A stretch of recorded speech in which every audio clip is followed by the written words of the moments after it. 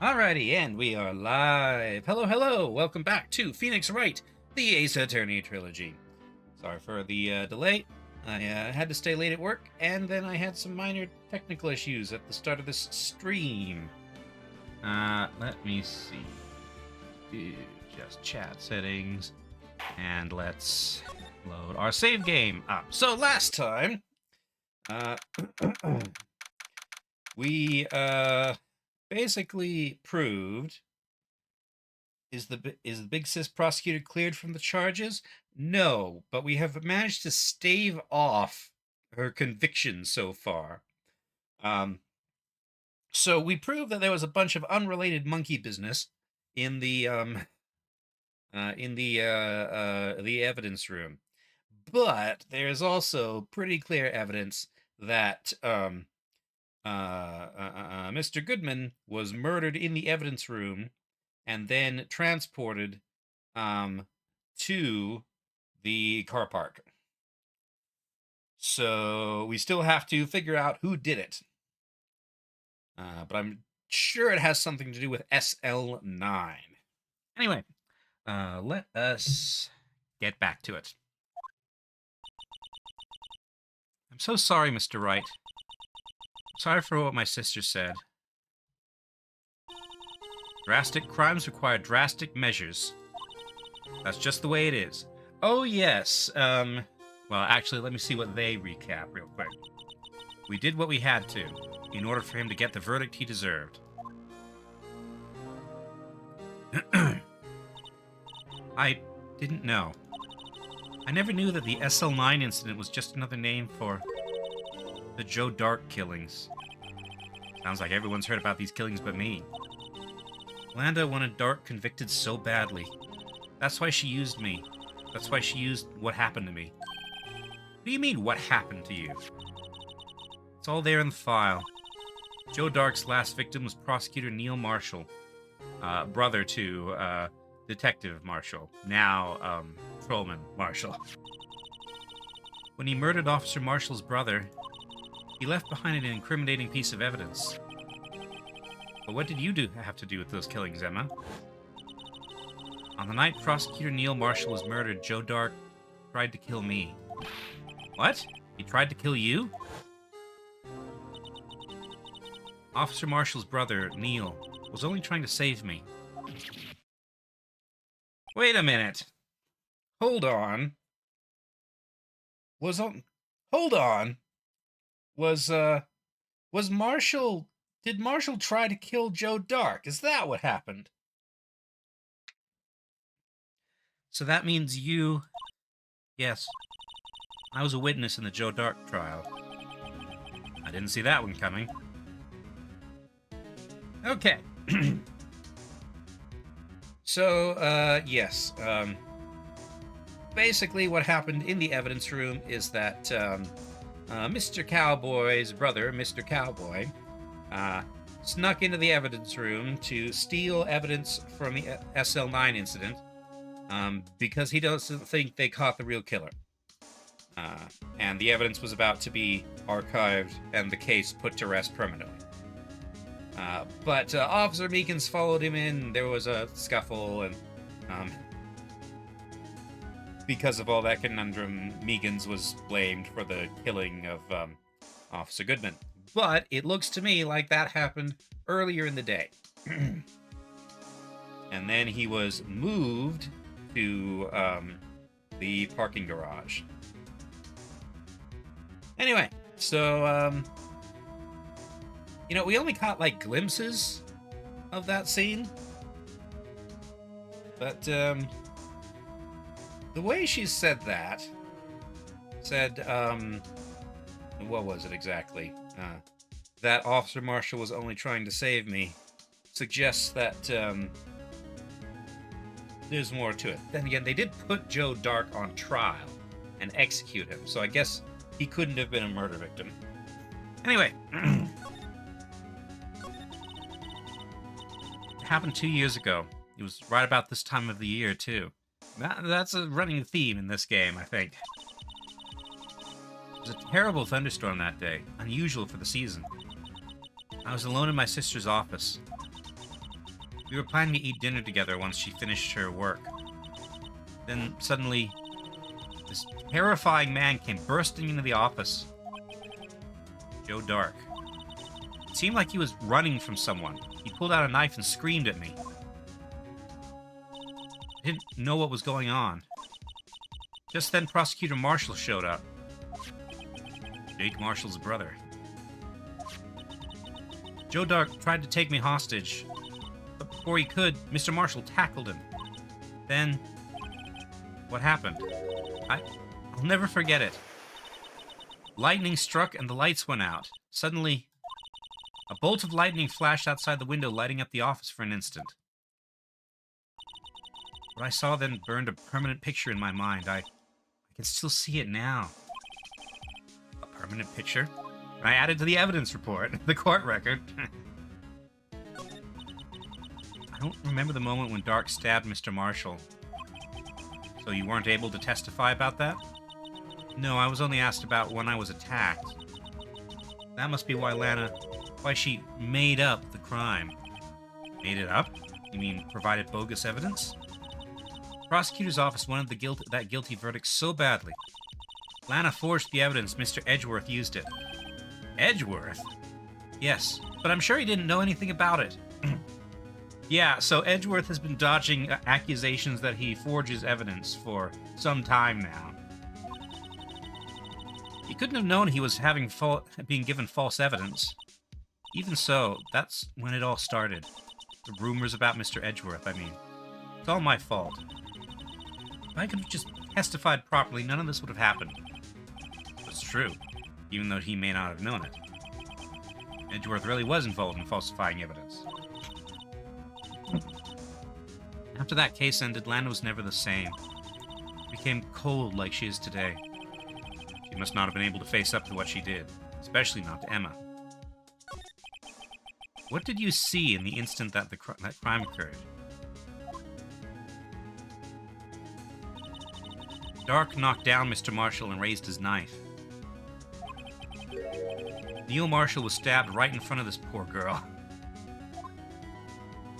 That knife looks familiar. I don't remember what happened after that. Apparently I passed out. When I came to, Lana was cradling me in her arms. Poor Emma. You've been through so much.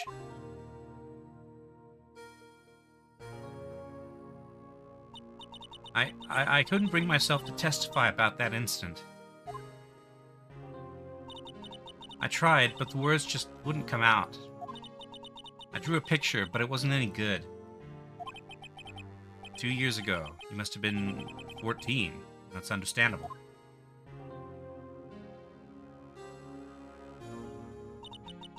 Once it was all over, I made up my mind.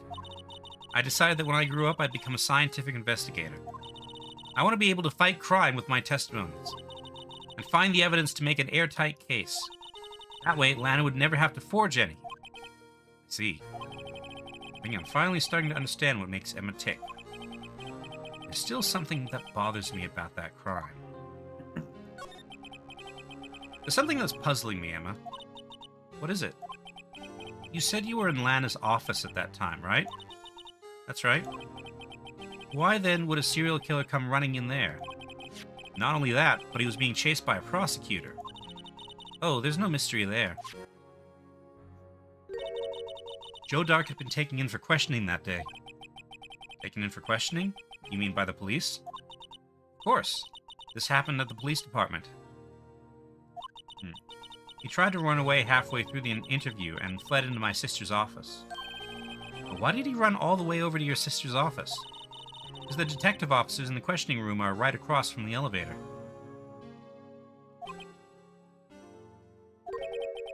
Across from the elevator? But Lana was the chief prosecutor, wasn't she? No, silly. Didn't I tell you? 2 years ago, Lana was a detective. Okay, She was the best in the entire force. What? That's new to me. After the Joe Dark case, she was transferred to the prosecutor's office and made chief prosecutor. Wow. Why don't the police work this closely with me? Lana used to be a detective? I better have another talk with her. Alright. Anything... That'll be the knife. No, that's the knife for this case.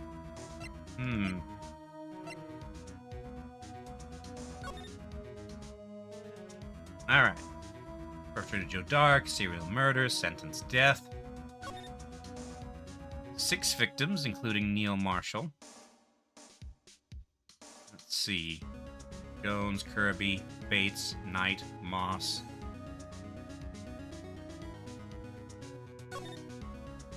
And prosecutor Miles Edgeworth, witnesses Lana Skye and Emma Skye. Executive investigators, Damon Gant and Lana Skye. So Gant was on the case as well. Head investigator was Bruce Goodman. Jake Marshall and Angel Starr were also involved. Okay, do you have anything to say about this? Seems everything is somehow related to this incident. What was it labeled again? The SL9 incident? Yes, the name of everyone connected to this trial is listed in here. All that's left is to figure out just what role everyone plays in this case. If we search hard enough, I think we'll find our answers. What exactly did or didn't Lana do? Not sure I want to know everything. Alright. So, to the detention center to talk to Lana.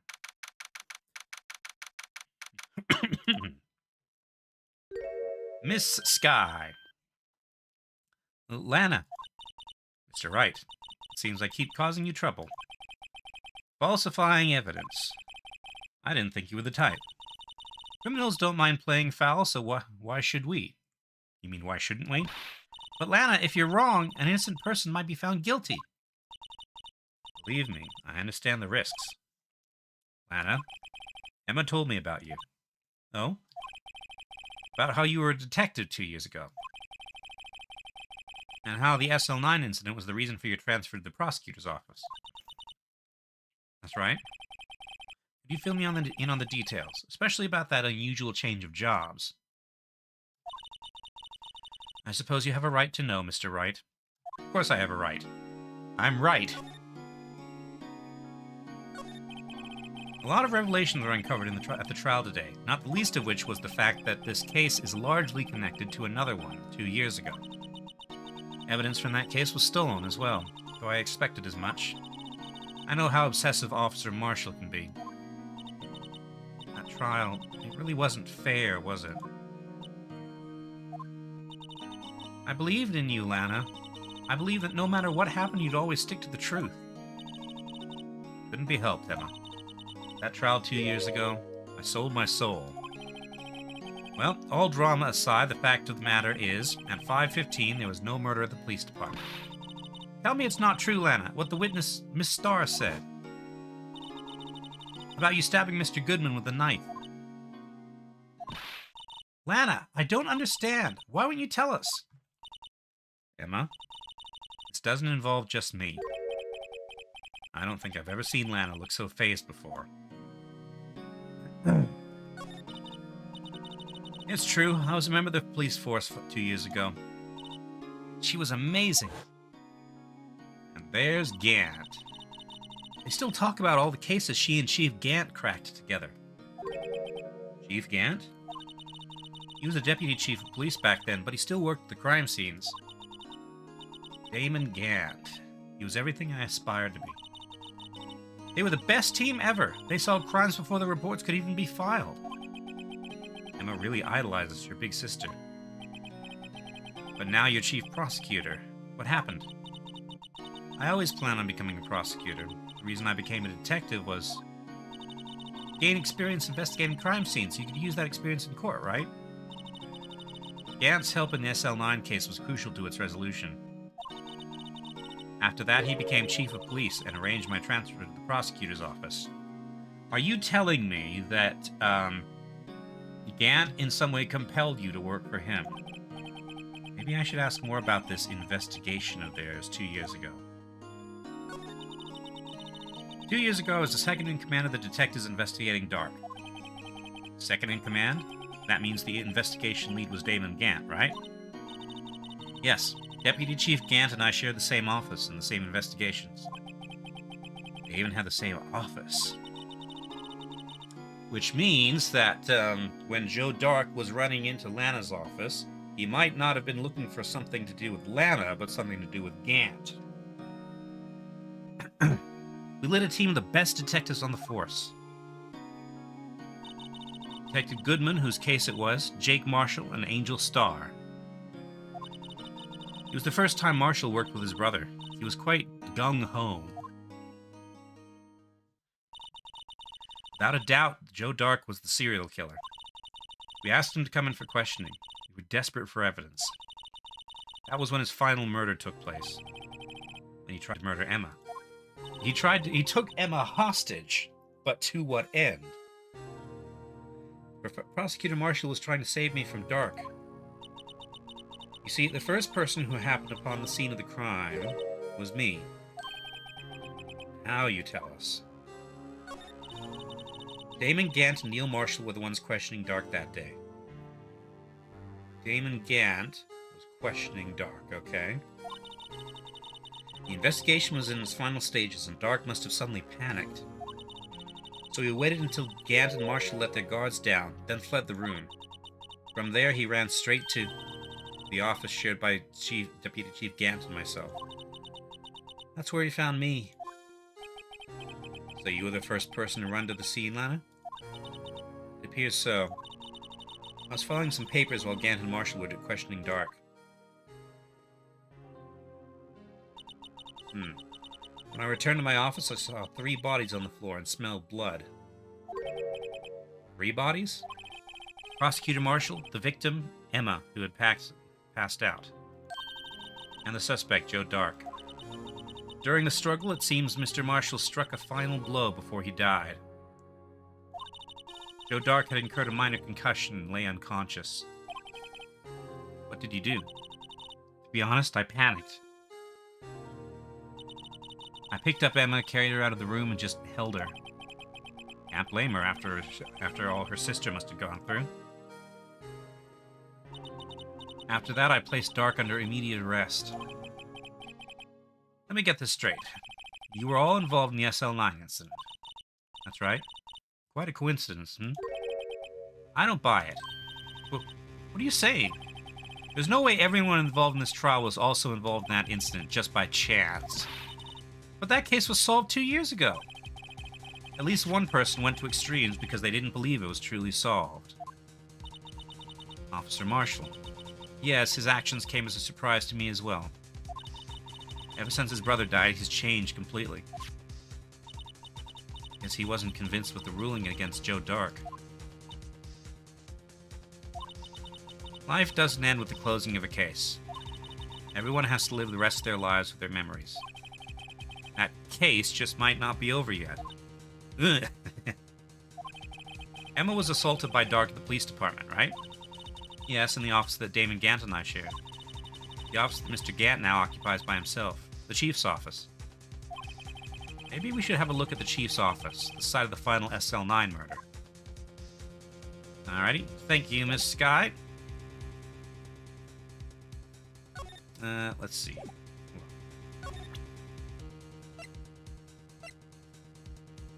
What do you have to say about this? Attorneys and prosecutors have no business showing evidence outside the court. It's taboo, especially when the interests of both parties are involved. Really means it. Lana. Alright. Okay, 2 criminal affairs. I don't see Detective Gumshoe anywhere. Things seem kind of quiet around here today. You're right. Chief of Detectives seems the same, though.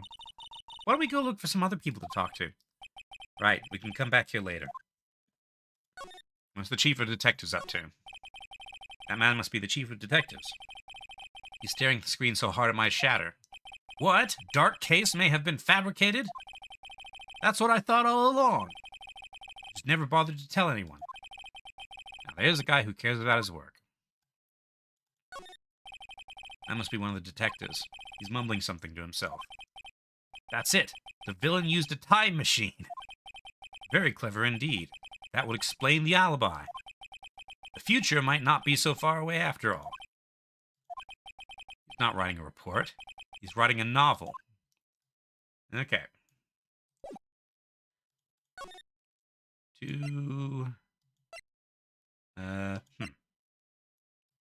Okay, the entrance, maybe? Yep. It's Jake Marshall. Howdy, Bambina. Oh, Mr. Marshall. I never thought things would turn out this way when I woke up this morning. Hi, Shifty. Hey, Sarah, Sarah. You never know where life will lead you, eh, Bambina? I should have known my luck had run out when old Billy dried up this morning. Oh, the cactus? Billy? Must be his pet cactus. Say, where are you headed? Just over to the prosecutor's office for a little interrogation. It's a voluntary appearance, but we all know I won't be coming back. Sorry, but you can't go in the evidence room today, partner. But, Mr. Marshall, why did you do it? Why did prospectors head west? If ever there was a case I needed to know the truth about, it was that one. Before you turn yourself in, Mr. Marshall, do you mind telling us exactly what happened? Looks like I won't be getting a steak lunch today. Something was fishy about that trial from the beginning. It wasn't just me either. All the detectives thought so. What do you mean fishy? Some of the facts reported were inconsistent with the evidence we found. For example, the murder weapon. Murder weapon? You mean that switchblade knife with the broken tip? That was Joe Dark's, all right. But in the initial autopsy report, a question was raised. Question? The blade of the knife was not a perfect match with the wound the victim sustained. What does that mean? It means there is a good chance that knife was not the murder weapon. However, in the report that was finally submitted, that possibility had been erased. Could the facts have been concealed with forged evidence? In that case, left behind scars on all of us. The scars that the SL9 incident left behind. I got the looks, but he got the brains. He was one of the best prosecutors around. I just made detective when it went down. It was our first case together. How old was he, your brother? He was 27 at the time. He was awarded the highest honor that very day. The highest honor? You mean the King of Prosecutors? Knew it. What are you looking at me like that for? That's an honor for a prosecutor. Okay, So, dollars to donuts that the fact that the shield is broken has something to do with all of this. Mr. Marshall must have really been close with his brother. The day the SL9 incident took place, that wasn't the same day as... That's right. It was the day of the evidence transferal. Well, what a coincidence. Interesting. It was drizzling that morning, and by nightfall there was thunder. I can't believe 2 years had gone by already. I tried to steal the evidence so the case wouldn't die. Apparently someone tried to stop you. Detective Goodman was murdered. The evidence locker was empty. There was something going on behind the scenes in that case. We all knew that later. Every detective involved in that investigation, save one, was taken care of. Miss Starr was fired, and I was demoted and boxed away in a tiny room. What about Detective Goodman? If they did something to him too, the commissioners would get suspicious. No, they were careful enough not to be too obvious. Hey? Who are you talking about? Don't get upset, Bambina. I mean Damon Gant, Lana Scott.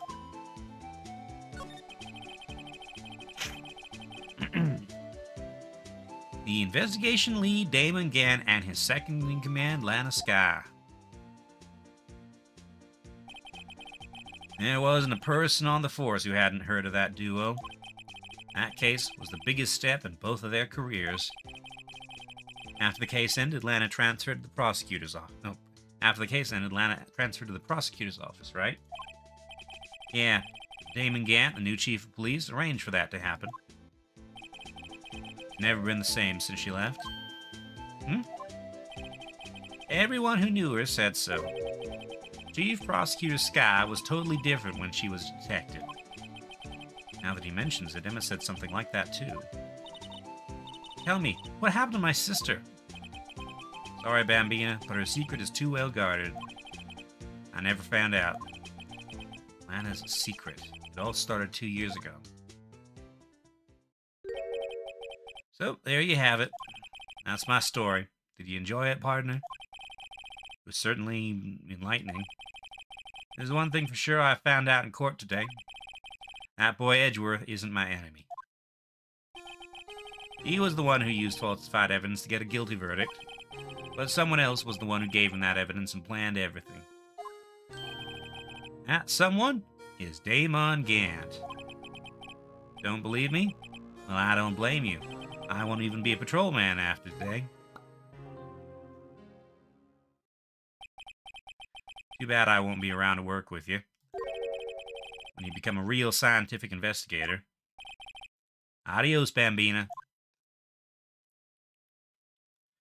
Alrighty.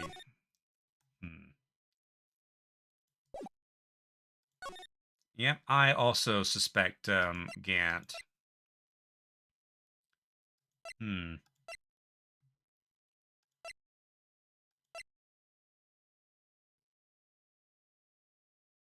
Try criminal affairs again.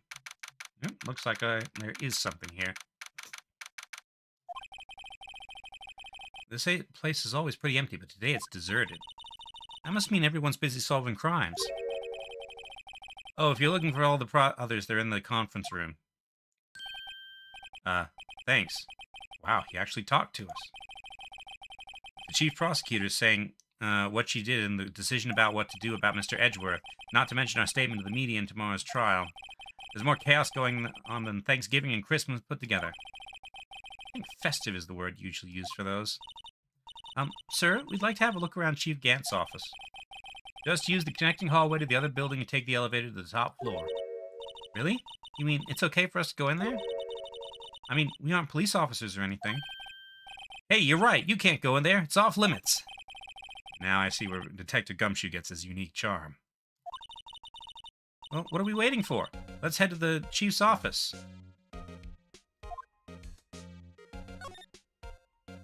Alright, chief's office. Oh, good grief.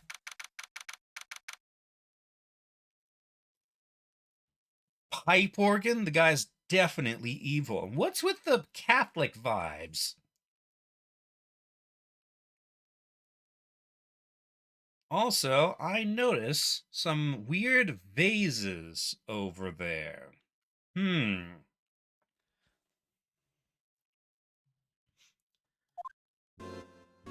fact, when I closed the dialogue box, the vase kind of popped.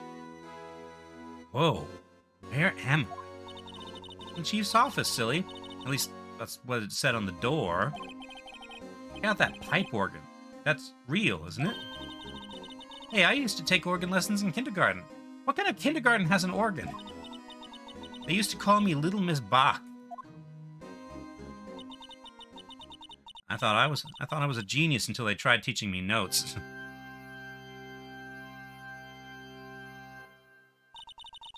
Never could remember where C was. Hello, Gant. Oh, it's you two. Chief Gant. Put that paper he was reading in his desk. So, righto! Have you been swimming lately? No, I haven't. I've been kind of busy lately. I can appreciate that. I've had my hands full, too, with Mr. Marshall's misconduct and Lana's provocative statement. Provocative statement? Oh, you mean about the forged evidence? 2 years have passed since the incident. My, how time flies. See that big picture on the wall over there? Look! It's the Vase!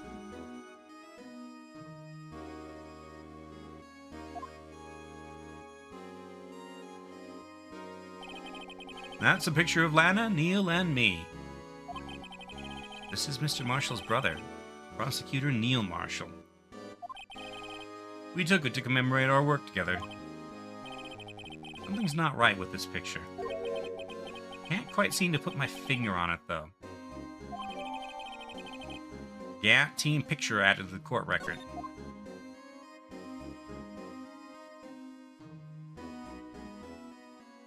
Your buttons are police badges. Anyway, I'd like to reminisce all day, but there are matters that need my attention. I'm going to lock up here, so let's go out together. Oh, but this office... It was a crime scene 2 years ago, wasn't it? That case has long since been over. There's no need to investigate it anymore. All the same, we'd still like to have a look around. Perhaps you didn't hear me. I said there's no need to investigate it anymore. Now, hurry up and get out. I have a meeting to attend. Okay. Does Edgeworth's trophy have a sword? Let's see. Looks like we weren't welcome. Edgeworth's trophy does not have a sword.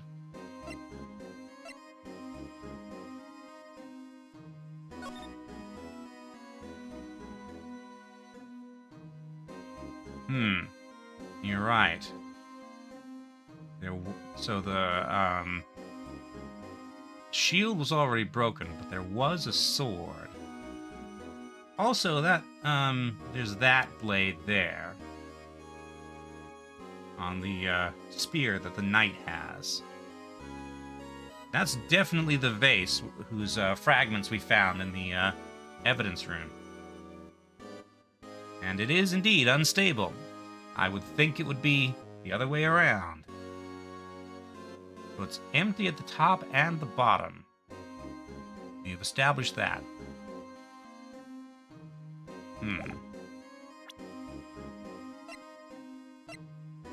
Yeah, but, no, Edgeworth's trophy does not have a sword, but you can see where the sword would have been. It's that slot there.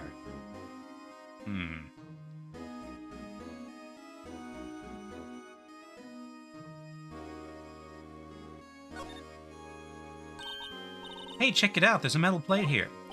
Looks like the names of all the previous recipients are engraved on it. Wow, one guy's listed a bunch of times. Von Karma. I guess he must have been a foreigner? Yeah, that's probably it. Well, wherever he's from, he must have been an amazing prosecutor. I'd like to meet this Mr. Von Karma sometime. She says that his name does have kind of a ring to it. Okay. Okay, in fact. What does the K stand for, do you think? Prosecutor? And yes, I know prosecutor spelled with a C. Alright.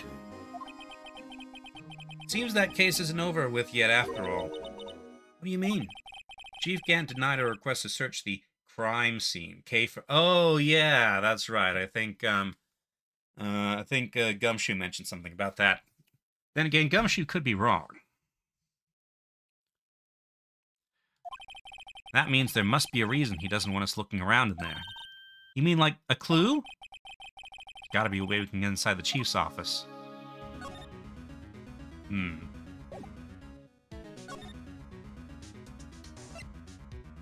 visit the Criminal Affairs Department.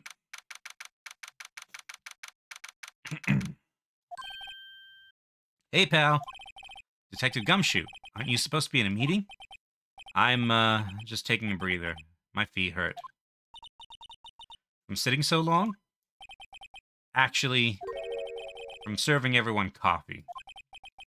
Sounds like Detective Gumshoe's still out of the loop. Say, have either of you seen Mr. Edgeworth? Edgeworth? No. Why do you ask? He's under fire from both the police department and the prosecutor's office. It's almost like the battle's between you two in court. That sounds serious. Is it because of what my sister said? That's basically what it all boils down to. That falsified evidence 2 years ago. Now Mr. Edgeworth has the whole world after his blood. Yikes. But why would Edgeworth be blamed? It's not like he knew the evidence was forged. Lana Sky's the guilty party here, isn't she? Regardless, a prosecutor is responsible for the evidence they present in court. Not only that, but as you know, there have been a lot of rumors going around about Mr. Edgeworth. His amazing talent as a prosecutor kept him safe from those who didn't like him. But now with this, are there really so many people who hate him? In our world, only those with talent rise to the top. Mr. Edgeworth not only has that, but he's young. There's no better recipe I know of for making enemies. Hey Dick, keep up the good work. Yes, sir. Let's go out for lunch again sometime. My treat. Yes, sir. You gotta take me back to the joint sometime, okay, Dick? Yes, sir. Seems you don't have any problem with it. Seems you don't have any problem with enemies. Yeah, well, I'm careful not to stick out. Anyway, I'm a bit worried about him. Under all this pressure, I'm afraid Mr. Edgeworth just might crack. Drink some water.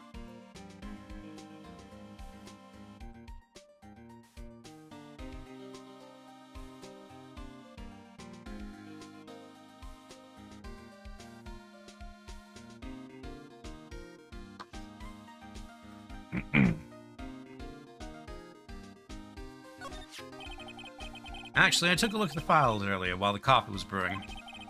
Seems genuinely concerned for Edgeworth. Well, did you find out anything? The only evidence Dark left behind was during his final attack. His final attack? You mean when he killed Prosecutor Marshall, who was trying to protect some girl? Me. Seems Detective Gumshoe never realized Emma was the girl. That's when he left the most incriminating evidence of all. Well, what was it? Oh, let's see. I think it had something to do with the murder weapon. Oh, I forget. Look, it's all written somewhere in here, okay? Powers of recollection never fail to impress. Maybe we should show him the murder weapon. It might jog his memory. Okay. So. Murder, death, sentence, death.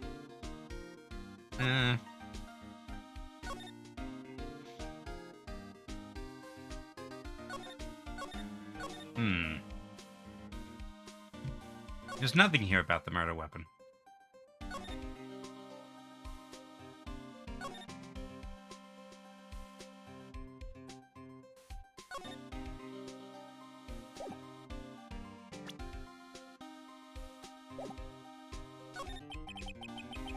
Joe Dark was 42 at the time of the crimes. He was just your run-of-the-mill businessman. A businessman?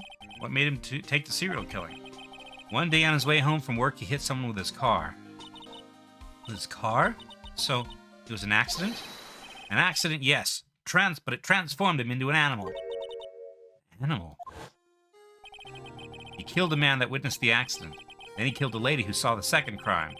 A kid walked by just then, so he killed him too.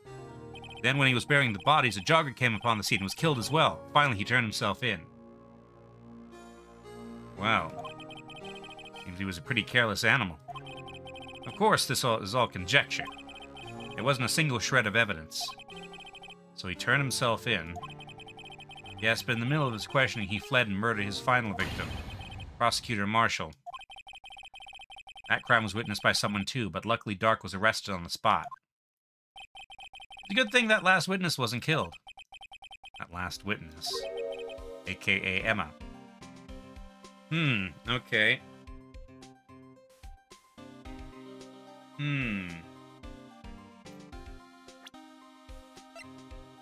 Okay, the murder weapon, huh? Present. So this is what they say the murder weapon is. About this. Hey, is that? There's a tag attached to it with the label SL9 incident on it. I believe this would be the broken murder weapon you were speaking of. What are you doing with that? Ever since that case was closed, that knife's been locked away in a locker. On the day Detective Goodman was murdered, this suddenly disappeared from the locker. It was found in Mr. Edgeworth's car muffler. That's it! Now I remember what that incriminating piece of evidence was. When you showed me that knife, it all came back to me. Well, what is it, Detective? Quick, before you forget again. Okay.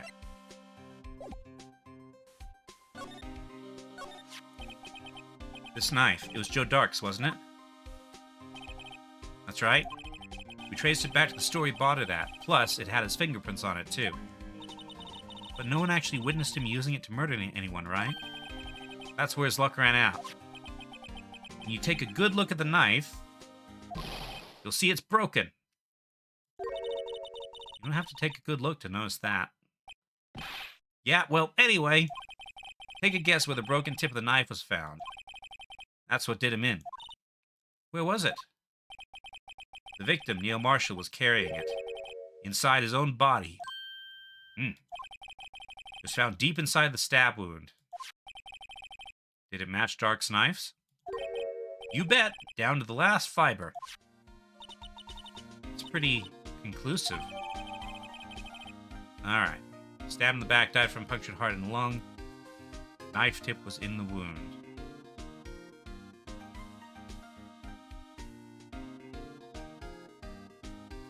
Punctured heart and lung, but stabbed from the back?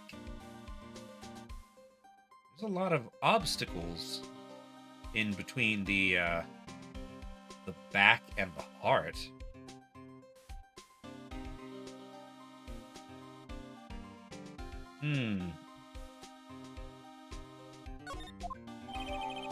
Switchblade knife updated in the court record. Well, there you have it in a nutshell. That's all I know. Can I ask you one more thing? What is it? If it's money you need, you should ask Chief Gant. It's not money, but it does concern the chief. His office is a crime scene, right? Where Prosecutor Neil Marshall was murdered. The chief's out now and his office is locked. But we'd like to have a look around if that's okay. Well, any detective's ID card can unlock the door. What? Really? But if I let a civilian in there, I'd be charged with breach of trust. Breach of trust? Simply put, I'd be canned. Oh. Sorry, pal. I don't plan on getting fired because of you.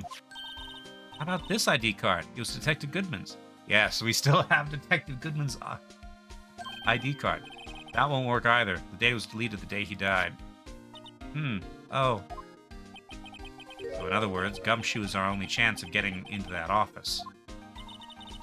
I wonder if there's something we could show him that would make him change his mind.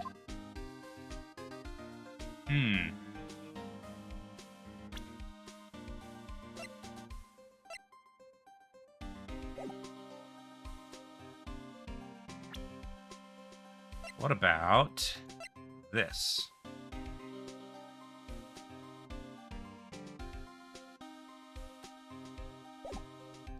Okay, hold on. Present.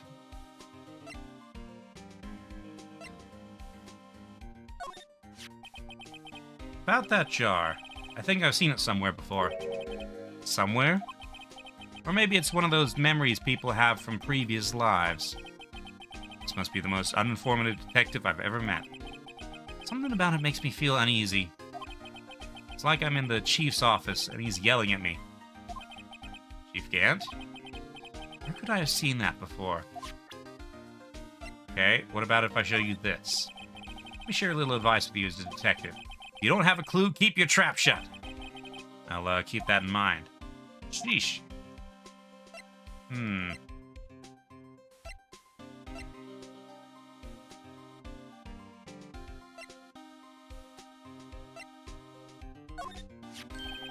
Hey, that's it!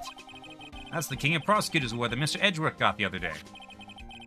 Were you at the award ceremony, Detective Gumshoe? Of course, pal. I got an award for diligence myself. Ah, congratulations. I was wondering, why is this the award a shield? And why is it broken? Oh, there's a reason. Tell you what it is later. Apparently he's forgotten.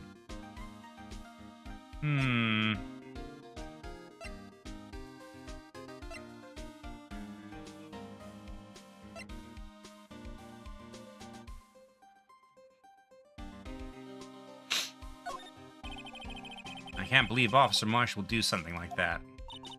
You know Officer Marshall? Of course I do. He was like a mentor to me. When I first started out, he even gave me a small cactus. Really? He said, Dick, she'll listen to all your troubles. Note to self, Detective Gumshoe talks to a cactus. Hard to believe he's just a patrolman now. Someone ought to trade places with him. What? Why are you looking at me like that? Let's see. Police department.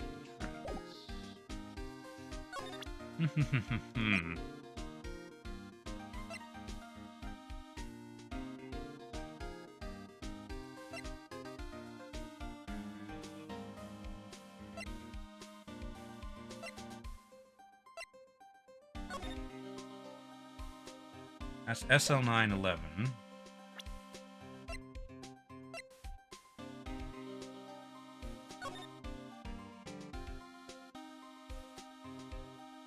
So Gant's gloves are black.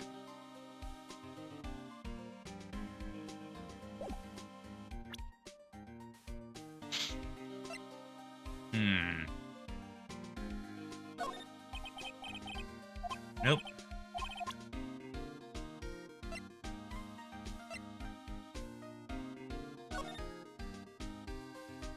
Okay.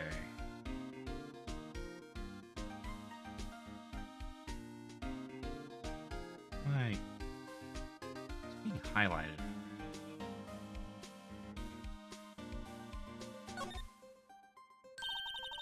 Small tag. SL92.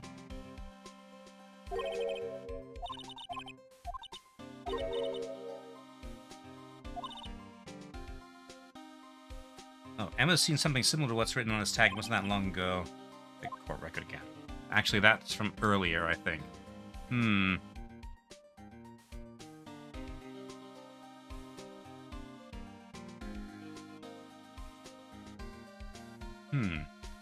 Kind of like oil stains there.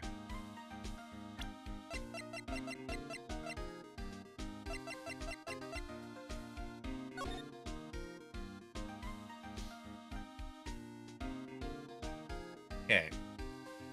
Name of deceased, Neil Marshall, age 27, male. February 19th. Time of death between 7 p.m. and 7:30 p.m. Cause of death, single stab wound. Missing heart and lung. Ugh. Died from blood loss in under 10 minutes. Weapon found in wound was missing a tip. Less than 10 minutes. That's a pretty long time period for an active struggle.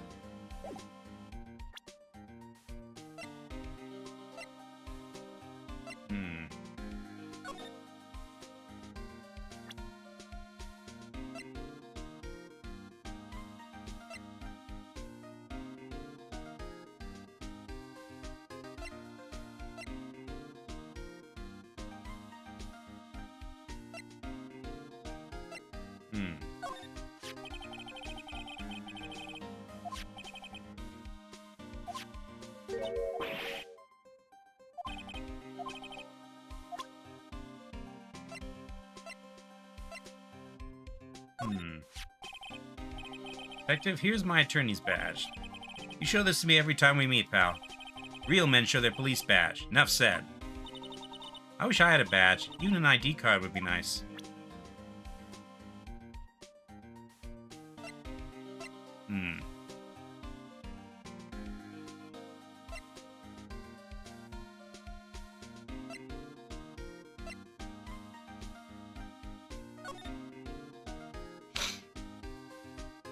7777, etc. That's probably Gant. That's the ID card record, isn't it?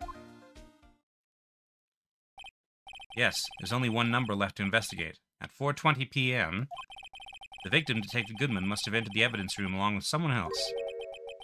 Someone with an executive officer number. 777777777. That's 17 too many, Detective. Executive officer. I might have a hunch. Anything else to... No.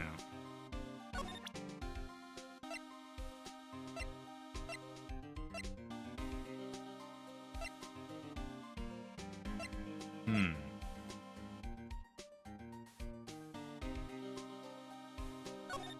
I don't suppose... No, none of this information... None of this has ID numbers. Hmm...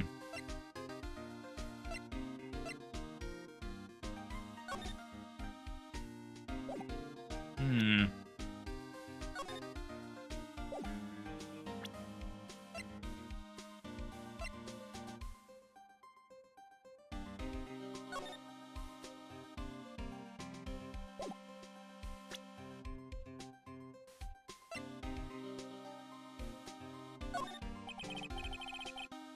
Nope, not that.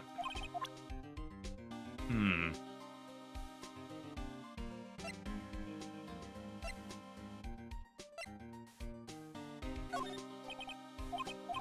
Not that either. Something I'm supposed to show him, but it is not clicking.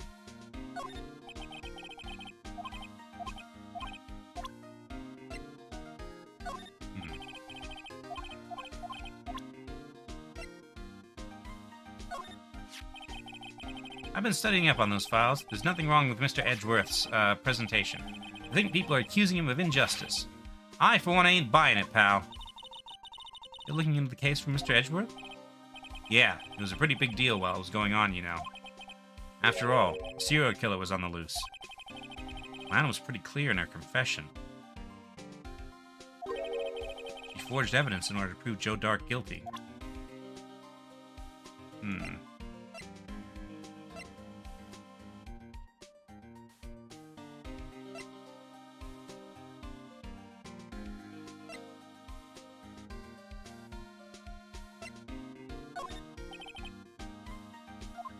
I already tried this.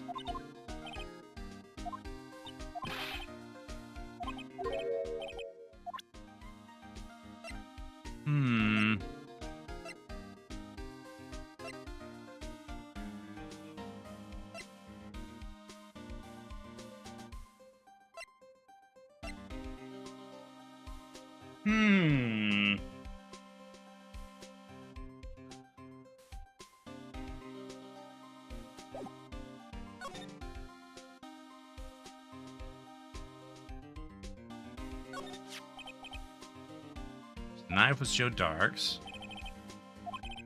Traced it to the store he bought it at, plus it had his fingerprints.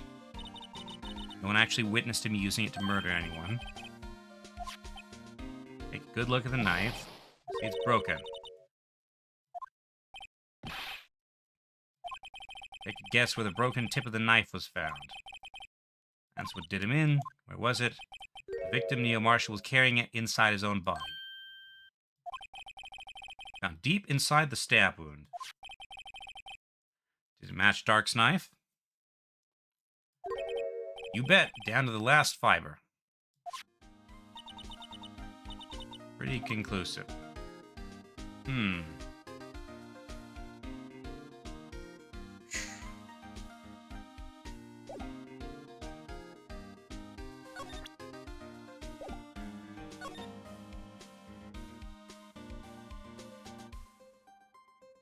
Let's see. 2, serial killing.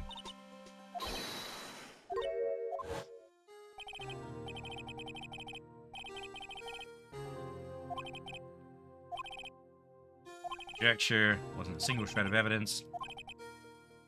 Questioning fled and murdered his final victim, Prosecutor Marshall.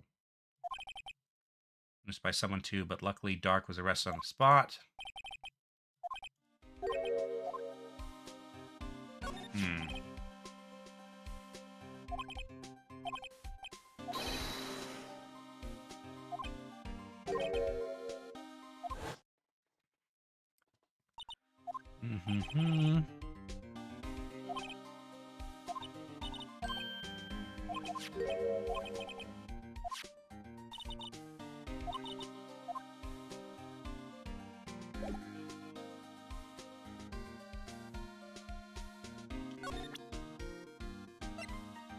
So let's go through this again.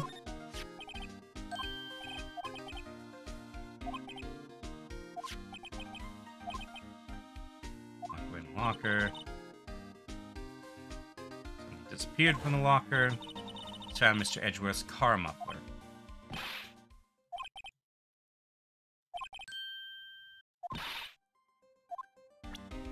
Okay, that just opens up that thing.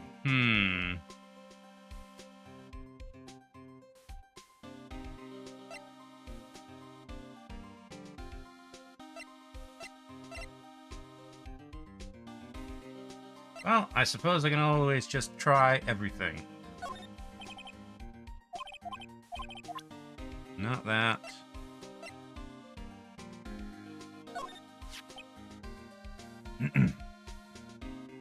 No locker can be opened without a fingerprint match. Besides, there's no reason for the murderer to touch his own locker. Hey, wasn't your locker the one with blood on it, Detective? Handprint of the real murderer's gloved hand. Without any fingerprints. If they come to arrest me, you'll defend me, won't you? If that happens, I think you'll do better pleading with Edgeworth.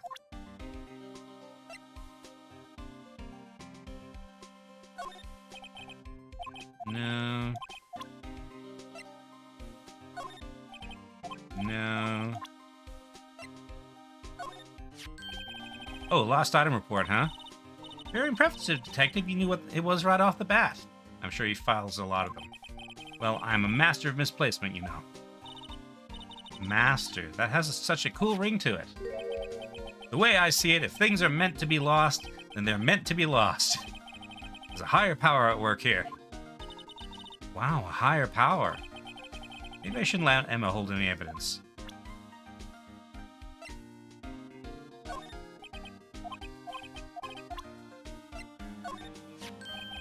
Hey, that powder's used for detecting fingerprints.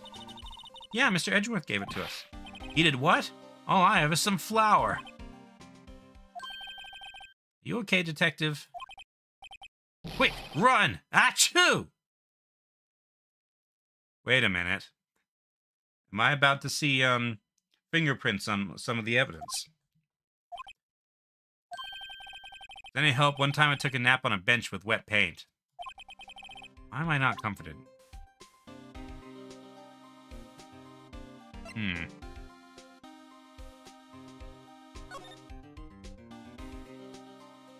Nope. Let me try this.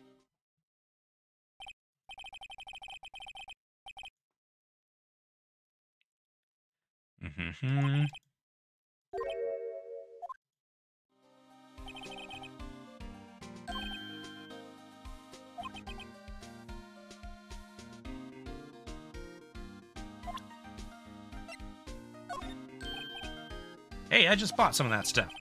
You know I can go around detecting blood traces too. Now I can go around detecting blood traces too.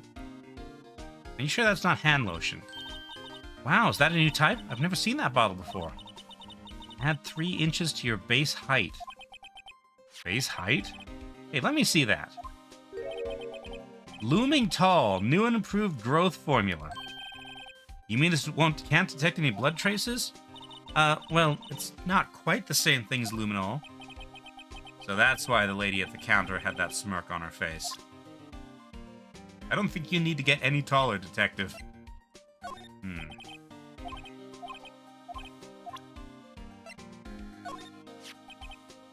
Photo that Miss Starr took. Anything you can tell us about it? Now, Miss Starr is quite the lady. Why, I remember it was winter. I was 16. She was the only one who ever got me to talk about what happened. 16? That's how old I am now. I wonder what happened. I wonder if Detective Gumshoe wore a trench coat in high school, too.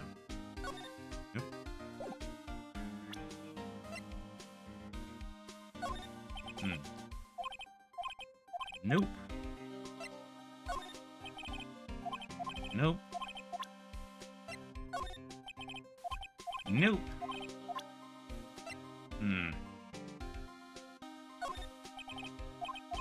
Nope.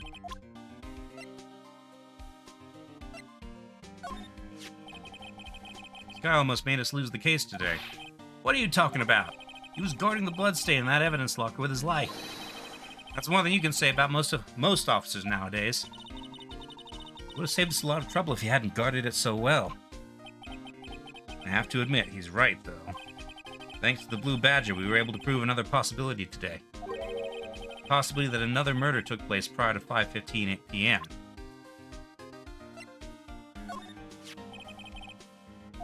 Yeah, already did this. That triggers the same dialogue. This ID card belongs to the victim, Detective Bruce Goodman. You can do just about anything these days with a card and a secret number. Scary. It's only scary because you keep dropping your card, Detective Gumshoe. I forget my secret number a lot, too. I'm scared of myself. But I'm me, after all. What could be wrong with that? I think I'll stay out of this conversation. Okay, so I've shown him everything in my inventory. Let's try moving it. Let's see. Actually, let's go and talk to Lana.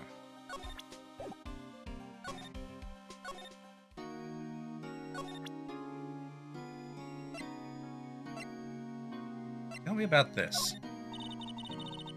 Okay, showing evidence outside courts, taboo. Fine. What about this? No. What about this? Nope.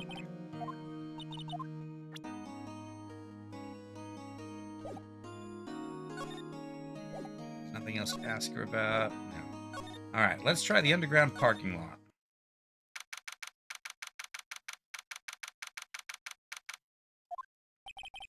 No one's here today, not even Miss Starr. Everyone's probably busy looking into exactly what happened down in the evidence room. That must be where the detectives are. But we proved in court today that on the day of the crime, no one was murdered in the evidence room at 5:15 p.m. Yeah, I thought we were finally making some headway in our case. Instead, it looks like we just ended up making Lana look even more guilty. Hang in there, Lana. We've got to find all the answers by tomorrow.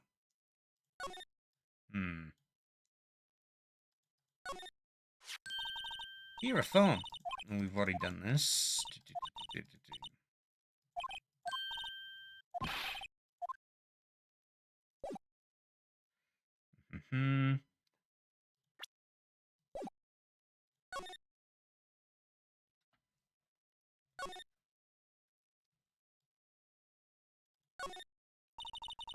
About as red as a sports car can get.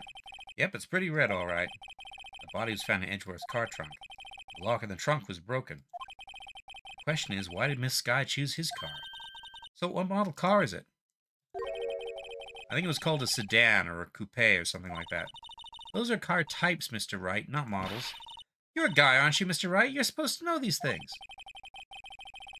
Maybe it is about time I got my driver's license. I don't want my driver's license.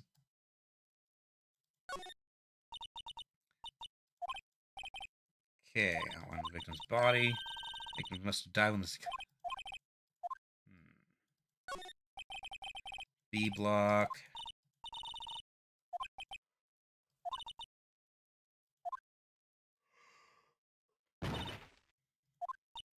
Did not climb over.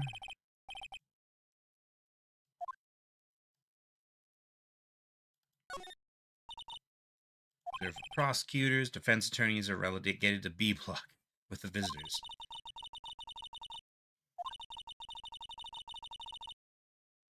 I'll go over to B block to buy my hamburgers from you, Mr. Wright. Not giving up my job that soon. This is the famous oil drum. Well, no time like the present. I'll try to kick it over myself. Hey, yeah! That's okay. Don't cry. Atlanta Sky must be one strong woman.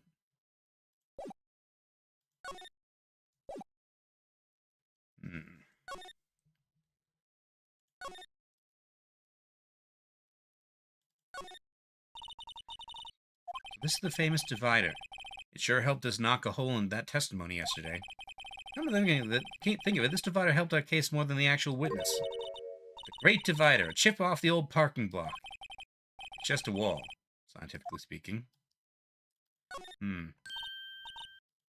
Door. Let's see.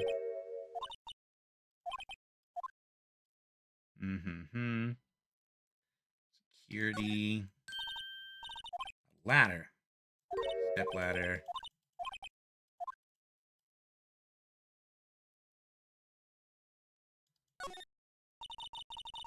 That's where Miss Star saw the incident from. You can probably see quite a lot from up there. That probably means she wasn't lying when she said she saw Miss Sky stab him. Where's the security guard, anyway? Well, this is just something I heard. But apparently he went out to buy coffee for Miss Star. That woman is a force to be reckoned with.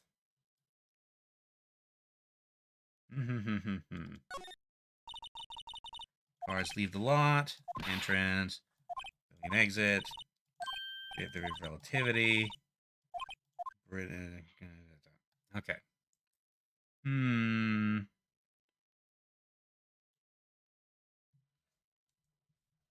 Let's see. I don't see anything else to investigate here.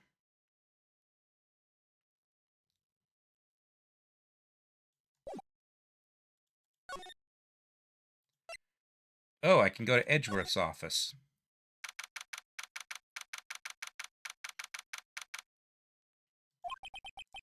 I wonder if Edgeworth is back yet.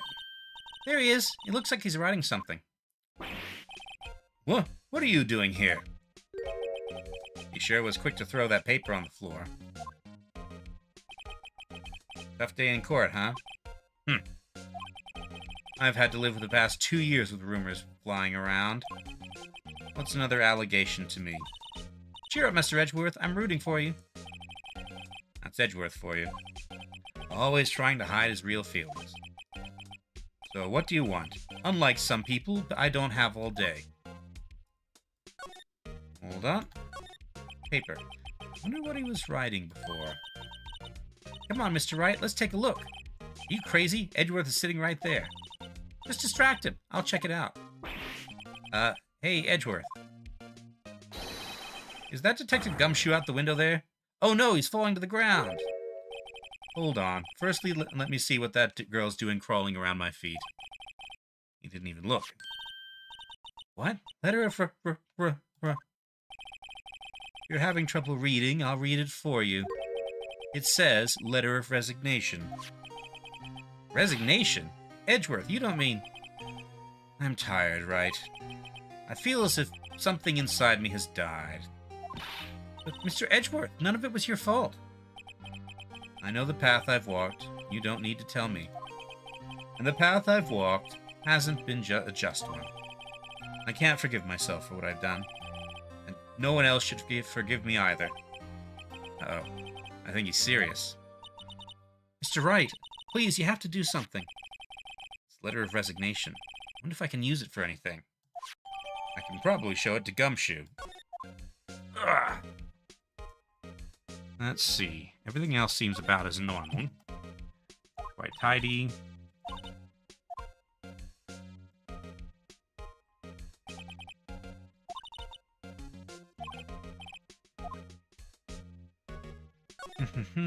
Oh yeah, that's from Wendy. Yeah, Wendy Oldbag.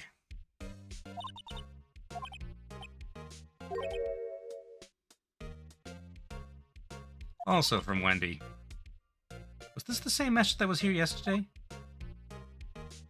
I'm not sure.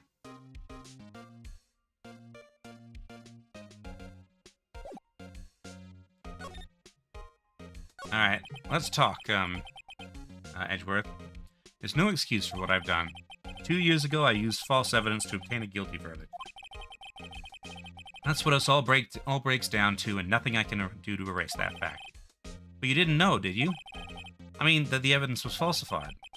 The police department and the prosecutor's office share a bond of trust. If that bond is broken, we stand to lose everything. The police department's error is my error. My responsibility as the prosecutor in charge. That fact remains the same, no matter what excuse I might have. Mr. Edgeworth, I take pride in my work. So tell me why. Why has it all come to this? Even Edgeworth can't keep this kind of emotion bottled up. Are you up for the trial tomorrow? First last year's trial and now this one. Seems all you do is worry about me. To be honest, you're getting on my nerves. But Mr. Edgeworth, you can't just walk out on the trial. Tomorrow is the last day. It's too late to change prosecutors. I bet that's what my superiors are banking on. Never thought that case would come back to haunt me like this. What do you mean? The list of evidence. It seems too short. Most lists run twice as long. It's only half as long as most lists? That is odd. After Neil Marshall was murdered, I became prosecutor for that case. I may not have been part of the investigation, but I knew what I had to do. Use the evidence I was given to prove the suspect guilty. That was really the only thing on my mind at the time. Say, we just saw a picture taken around that time. Picture? Something seems strange about it. Could you tell us again about what happened that day? The day Detective Goodman was murdered? You were participating in a ceremony over the station, right? I've never cared for ceremonies, but I had to attend that one. Because you were awarded this? Those receiving awards can't exactly skip out on the ceremony. I finished up at the office in the morning and drove over to the police department. Finished up at the office? Yes, just odds and ends. Clerical stuff. I didn't plan on returning to the office that day. That is, until I was asked to take something back. Take something back? This. Oh yeah, Chief Gant asked you to hold on to that, didn't he? Yes, it was a piece of evidence in a case that was closed half a year ago.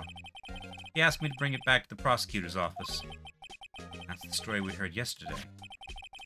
So you came back here to the prosecutor's office because the chief asked you to? That's right. So I'm guessing that Gant was trying to frame Edgeworth for something. Okay, tell me more about this screwdriver. Come now, Wright, you can't seriously expect me to just sit down and chat with you about the case over a cup of tea. But this isn't related to the case, remember? You said so yourself. So I did. Chief Gant gave this to you that day, didn't he? He asked you to bring it here from the police department. Chief is a very competent man. Sometimes he does things that don't make any sense. At least it's better than being incompetent and doing things that don't make sense. A certain detective comes to mind.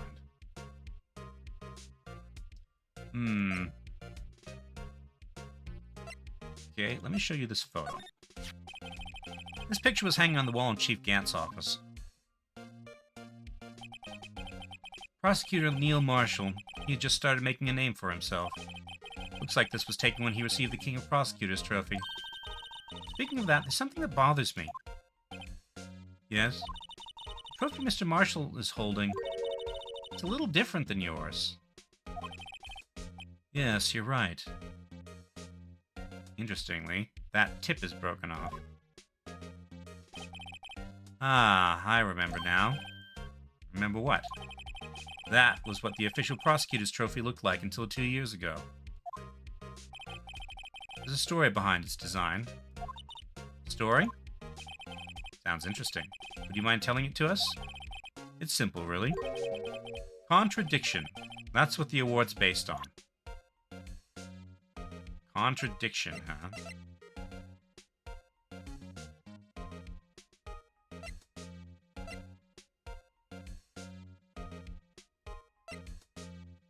Let's see.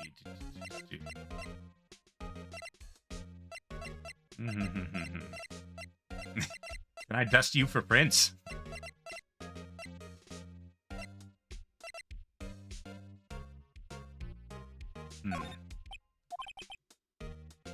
Right, please, I'm the prosecutor on the... Okay, we already did this.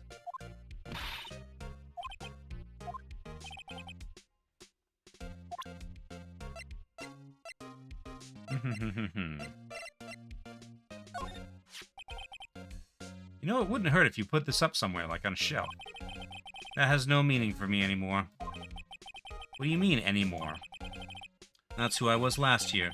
What good is it to dwell on the past? It's asking me? Arg, why can't he just accept it graciously? Actually, something's been troubling me about this shield. Look, do you notice anything different? Different? Yeah, don't you remember? On the other shield in the court record. So I'd better present the other shield. Okay. Will you tell me any more about how it's about contradiction?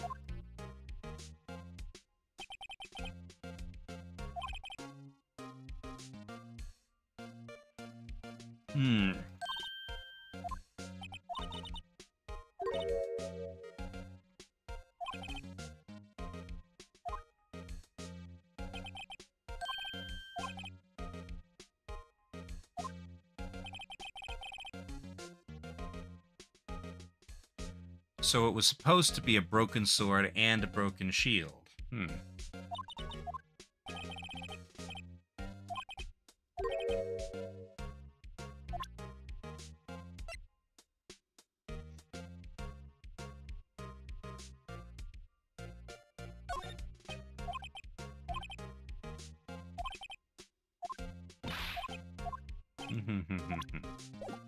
Okay. Being a prosecutor's trophy. Okay. This award originates from an ancient Chinese tale. In Chinese, the word contradiction is written with two characters. The first means halberd, and the second means shield. Have you heard this story? Me? Oh, sure, everyone knows that. Why don't you tell it, though, for Emma's sake? Very well.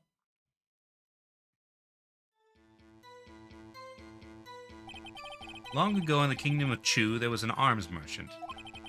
One day he presented the king with two items. The first was a halberd he claimed could slice through any shield or armor. The second was a shield he claimed could withstand any weapon. Wait a minute. Those claims contradict each other. Very perceptive. But then again, you've heard this story before, right? Anyway, as you mentioned, the very description of these items discredited them both. When the king pointed this out, the merchant was left speechless, and thus the Chinese word for contradiction was born. Oh, I see. So the chipped shield and the broken knife symbolize... Precisely so. They symbolize the merchant's items. The ancient tale ends with a merchant at a loss for words. But it's in our nature to pursue matters to their conclusion, even if it results in something as ugly as this. Wow, thanks, Mr. Edgeworth. I learned something new today. That's funny. If that's so, then why were you only given a shield? You'll have to ask Chief Gant. 2 years ago, he had the halberd part of the award abolished. Chief Gant. Okay.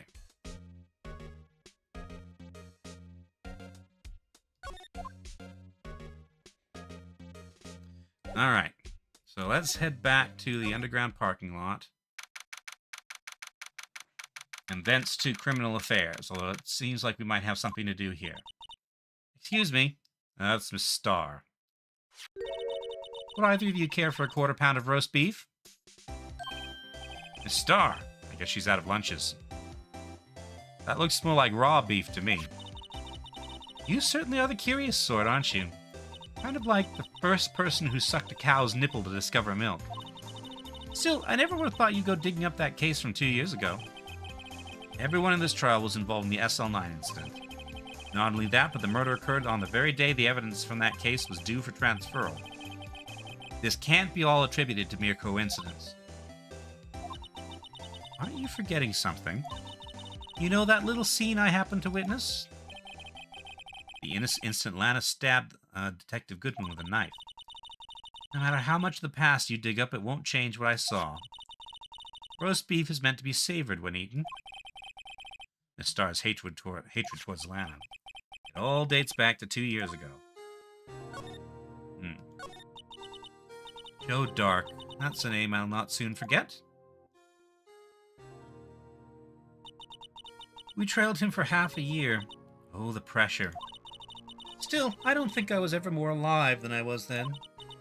Those days were steamier than a bowl of hot gravy. Poor old Jake Marshall, though. He must have been going through hell. You mean because of his brother's death? They were close, those two. After Neil died, something took over Jake. He became obsessed. Seeing Jake like that made her all the more desperate. Her? Lana Skye. Sister? Best of the best were put on that SL9 case. Of course, they were led by that legendary duo, Lana and Chief Gant.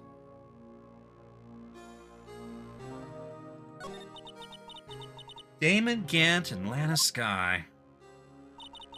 Gant led the investigation with Lana second in command. They were the best. They solved all kinds of cases together, didn't they? Damon Gant's magnetism in particular was almost unreal. His magnetism? By that I mean his ability to attract evidence. He produced the most incredible evidence in the cases he handled. Sounds like forgery. Incredible evidence? You mean not credible? Oh yes, there were rumors about him even back then. No one dared confront him, though. Because she's talking about forged evidence. Back then, everyone looked up to Lana. All the detectives wanted to be like her. Really? Oh yes, myself included. I was a fool, really. She hated anything crooked, and she always watched out for the other detectives. That's why she was so concerned for Jake. Mr. Marshall. When Jake's brother was murdered, she felt as if she had lost her own brother. If it wasn't for her, I don't think Jake would have ever recovered from his shock. That's what makes it all the more infuriating. Start. That's why I'll never be able to forgive her. Why did she have to turn so cold after that?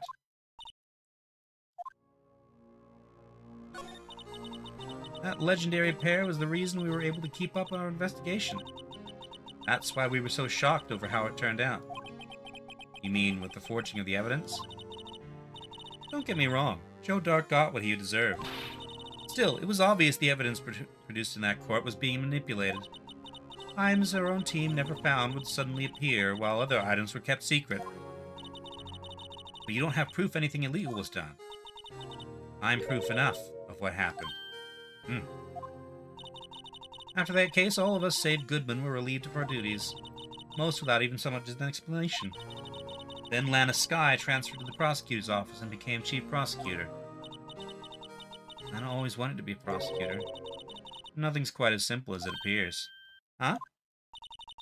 Lana Skye was merely being used as a pawn. That's my take on the matter. She was being used? Lana transferred to the prosecutor's office 2 years ago, didn't she? Yes, thanks to Chief Gant's powerful influence. Chief. That's right. Having solved the SL9 case, his position as chief was secured. There was only one thing left for him to control. And then no one could stand in his way. The prosecutor's office. What? You mean that's why Lana was transferred? If he could control the chief prosecutor, he could control the prosecutor's office. That must have been his goal all along. But how could he control Lana? I don't know, but one thing's for sure. Ever since that case ended, she's never been the same. It's only logical to conclude there must have been a reason for her change. At last, I'm finally getting close to the bottom of this ugly mess. Thank you, Miss Starr. You listen to me, rookie. It takes more than just ingredients to create fine cuisine. I hope you turn out to be a better chef than I've been. Okay. Now hold on, I got the evidence list, didn't I? No.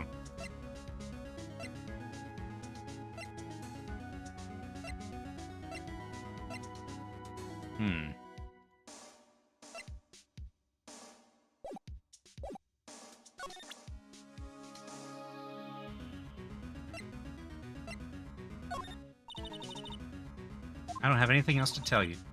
Miss Starr, the only thing I can give you now is a poppy seed rice set. Talk about cheap. Eat this and maybe you'll be able to tell black from white in court tomorrow.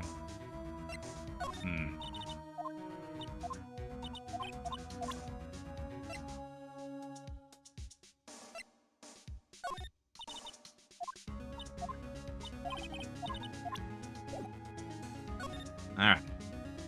Do the, let's see, police department entrance, and then to criminal affairs.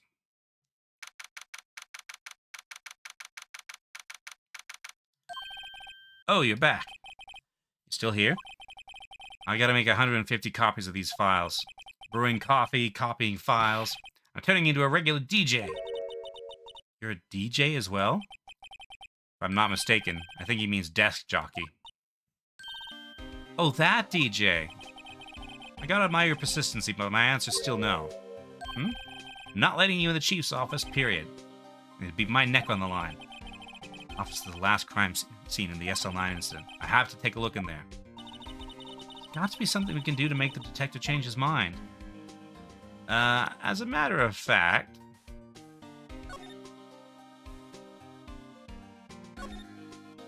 Signed, Mill. Due to recent events, I hereby announce my resignation as public prosecutor. Really wrote a resignation letter. Wow, even when resigning, Mr. Edgeworth is cool and concise. Still, it wasn't his fault. Someone has to be held responsible. That's how it is in the grown-up world. Yeah, but that responsibility means nothing if he just quits. Well, not everyone sees it that way. To really take responsibility, you should have to work the rest of your life for no pay. It's one tough grown-up world there. Alright. Nothing on the back. Alright. What's this crumpled up piece of paper? No way! Mr. Edgeworth can't be serious! Is he ever not serious? I can't believe they pushed him to this far. Edgeworth really feels responsible. When I first met him, I thought he was as cold as ice, too. But I know different now. He trusts us detectives to provide him with sound evidence. But we betrayed him. Detective. That's it. I've made up my mind. But... Here, take my ID card. We can't do that. If someone found out, they wouldn't let you off the hook with another lost item report. Look at me. It's no secret I'm already out of the loop. After all, I'm friends with Mr. Edgeworth. Depending on how this case turns out, I may already be as good as terminated. What? So at least let me do this, for Mr. Edgeworth's sake. Alright, detective. Thank you. Gumshoe's ID tucked swiftly into pocket. Alright. He looks just as clueless there. Detective Gumshoe isn't very photogenic, is he? Whatever you do, just don't say that to his face. Look, his eyes are half shut. Yeah, and his mouth is half open. Hey, each of his shirt buttons is off a notch. He's got the narrow end of his tie in front. I think this goes beyond being a photogenic issue.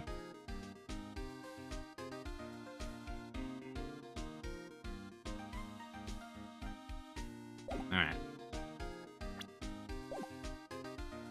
Okay, to the chief's office.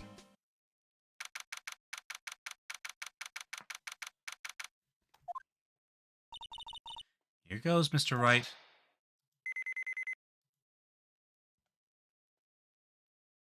Alright. Here we are again. You're in. If anyone finds us now, Detective Gumshoe's a goner. If that happens, I'm counting you to bail me out. Yee! Gah!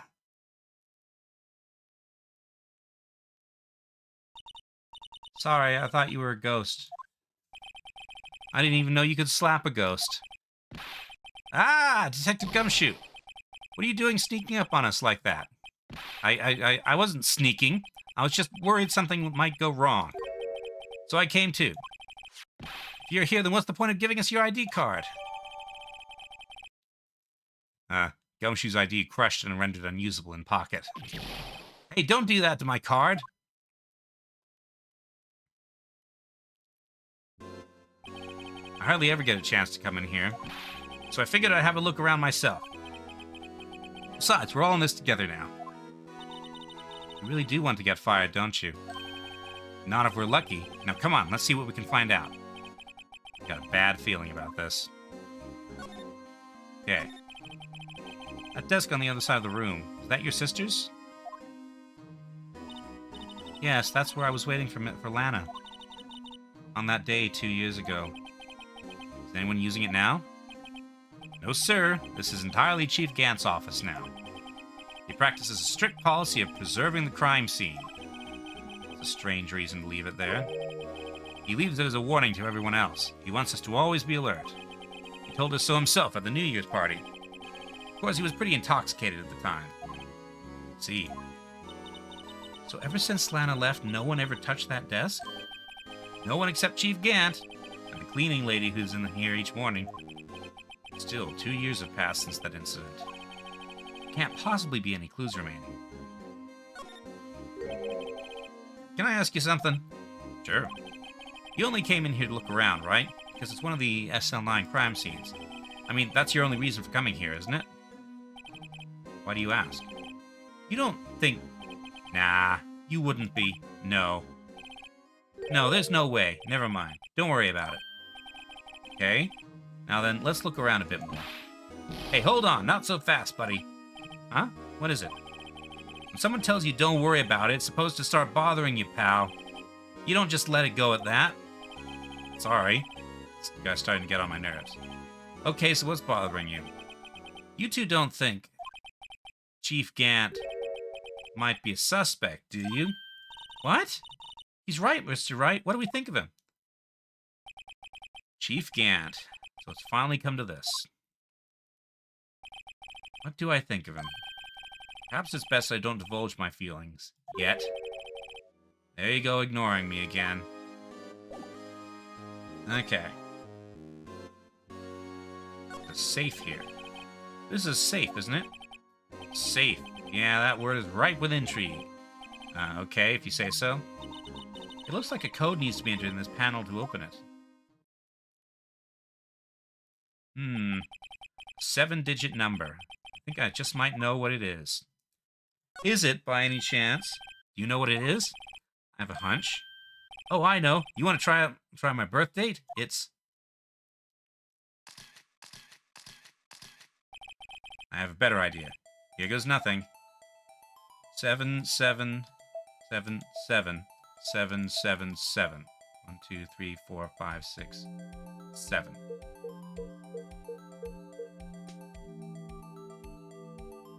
Code confirmed. Access granted. Great security. Bingo. What number did you enter? Whose birthday was that, pal? 777 777 7. 7 sevens. The final ID card on that record. What? The number of my mysterious executive officer who entered the room that day. You mean 777 777 777? That ID number? I think you're 1 7 shy this time. It can only mean one thing. That's Chief Gant's ID number.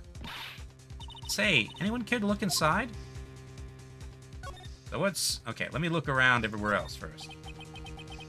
This is the real deal, isn't it? This armor and these weapons. Sure is, pal. The Chief doesn't care for imitations. First the pipe organ, now this armor. You know how many taxpayer dollars this must have gone into this room? What? You mean we're paying for this? That's it. I'm not paying 1 cent of my taxes. You don't have any taxes to pay. Shh, be careful about what you say. Who knows, the Chief might be hiding in this armor as we speak. I don't think he'd fit in there. Even if he did, he'd never be able to get back out. Cut it out. You guys don't know how scary that guy can be. Fancy phone. Oh, look at the size of Chief Gant's desk. Speaking of that, when we were here earlier... Oh, it's you two. Chief Gant. Put that paper he was reading in his desk. Wonder what he was reading. This looks like a list of evidence. List of evidence? In most cases, the list runs twice as long as this, though. Hey, look at the case name. Huh? It's the SL9 incident. Wonder what this is doing here. Hold on, detective. What did you just say? I said I wonder what... No, about the evidence lists. Normally they're twice as long. That's right. I guess there wasn't a lot of evidence. Rough-sized list of evidence. List of evidence. It seems too short. Most lists run twice as long. What will the other half of the list be doing here? Knew it! The Chief must be hiding something about that case. It would appear so. Okay. It was ripped in half. So I've got half, and Edgeworth has got half.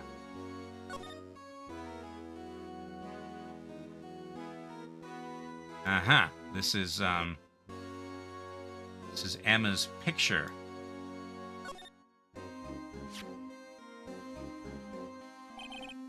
I wonder what this is. It looks like someone drew some kind of sketch here. What is it? Did you find something? Can't make it out. Better keep quiet about it for now. Huh? Oh, no, it's nothing. Why are your eyes moving about like that, Mr. Wright? Better not forget about that picture.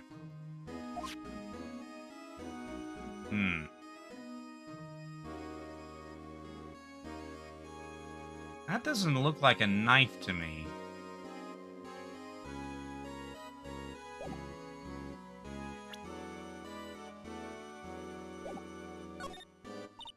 Wow, look at the size of the Chief Gigant's desk. Found this inside the drawer. A list of evidence from the SL9 incident. Mr. Edgeworth had the other half of that list. What would this list be doing here? Better look a little more into this list. Okay. So that's where the old vase was. The Chief's organ sure is a sight to behold. Occasionally we hear him playing it from the Criminal Affairs Department. That's on the 2nd floor, and this is the 15th floor of an entirely different building. When a detective screws up, the Chief calls them to his office. Makes them listen to the organ for hours. What's so bad about that? Music soothes the soul. After that, the detective can't hear anything for days except for the ringing in their ears. So it's an instrument of punishment, literally. But aren't the Chief's ears affected? He never listens to anyone anyway. That's beside the point. So the Chief doesn't have very good hearing, then. In fact, he might be deaf and reading lips. You can see pretty far from 15 stories up. If you were to drop out that suit of armor out of here. At first, the Chief wanted to use stained glass for his window. Really? Why didn't he? They say he changed his mind because he wouldn't be able to see the view. Oh. Stained glass or not, it's a huge window. Is there any money in there? How much does he have stashed away? Look, it's a... Aha! Shard from a broken cup. That looks like writing. Somehow looks familiar. Where have I seen this before? There's something else in here, too. A handprint. What's this? It looks like a piece of leather cloth. Oil marks or something. Very similar to the knife. This is a handprint, isn't it? Hey, I saw someone wearing a shirt like that once. You think a Chief made up the design? Wait, you know who would wear a leather clothing? The Marshals.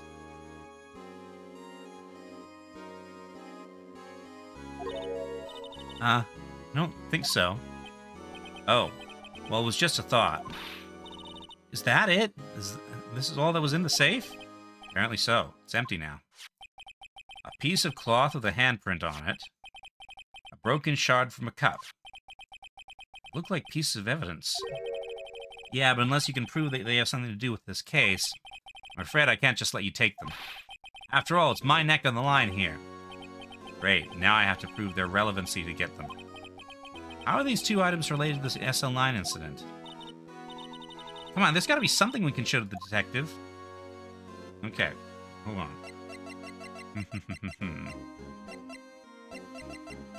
Where is photo? Here we go. Yeah. So, Prosecutor Marshall was wearing a leather vest. His hat's probably leather, too. Okay, we'll get to that in a minute.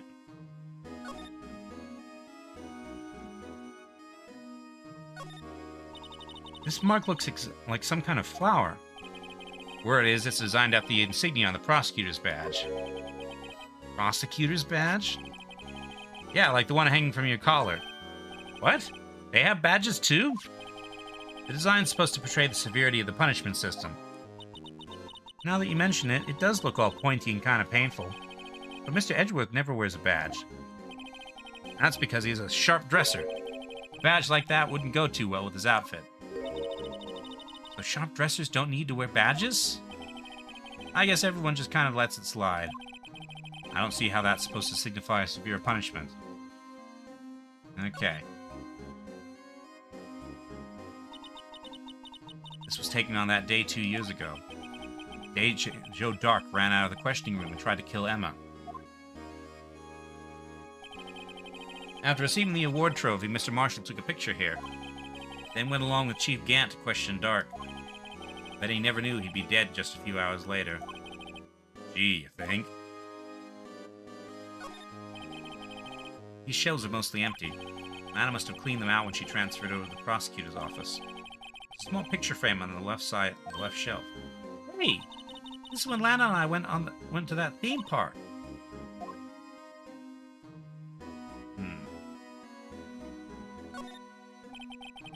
Look at that giant window.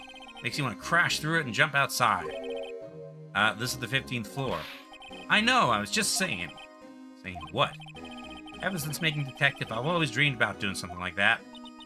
Note to self, Detective Gumshoe has a lot of dreams. So long as he doesn't go crashing through that window when he gets fired. Don't say that. This was Lana's desk. It sure is tidy. Lana's always been a meticulous cleaner. Not even any dust on it. Looks like someone's still keeping it clean. Did Lana ever come back here? No. Chief Gant must still keep it clean in memory of their partnership. They were the stuff of legends that are made of. Does he keep it in memory of her or in memory of the crime? Okay.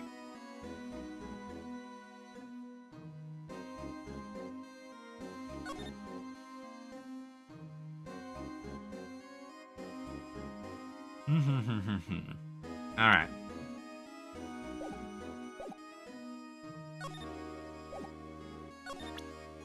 Let me show you something.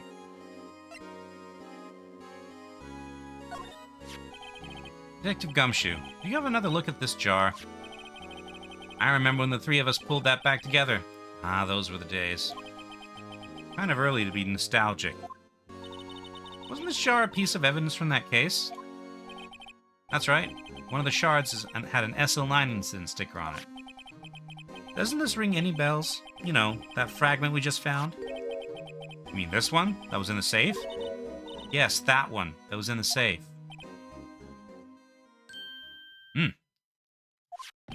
Now that you mention it, it's ringing a lot of bells. Let's see if it fits. Okay, assemble fragments. Here, let me see that shard. I'll take a crack at this. Go ahead, pal. Show us what a rookie can do. Mr. Wright, here's some glue. I can piece this together again. Prove Chief Gant was knowingly hiding evidence. Here goes. Alright.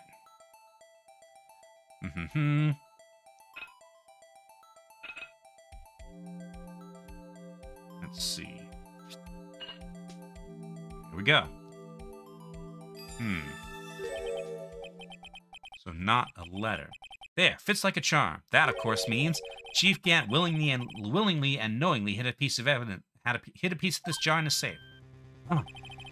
In other words, he concealed a piece of evidence from the SL9 incident. But, hey guys, get a load of this. What is it? This piece you just attached, it's different from the others.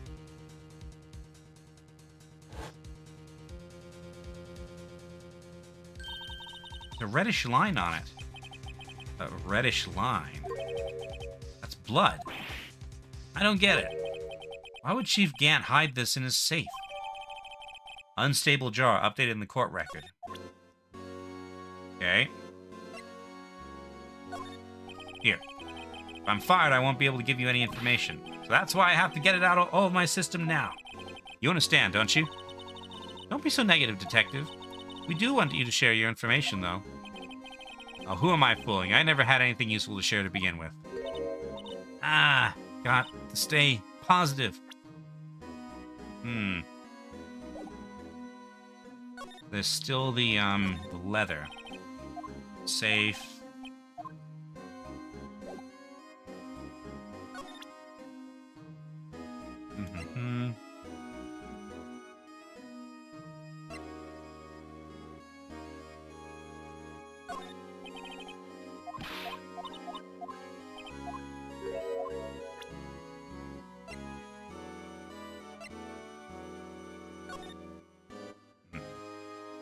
Can't actually read this note.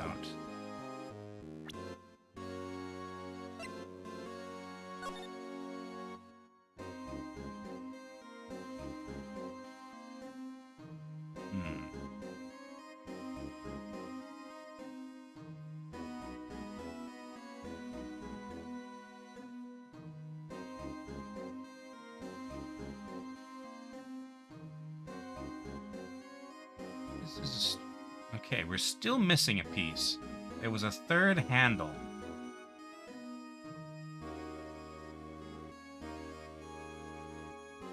I mean, theoretically, that could just be as it is now, but it's the same shape and size as the other handles.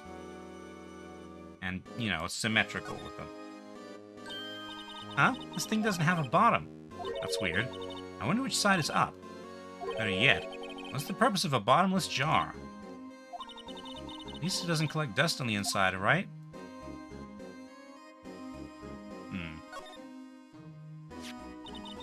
Hey, look here. It's hard to make out, but there's a dark red stain here. Looks like blood. This piece the chief has is different, though. Blood stains on the other piece are just spots. This one's a line. That is odd.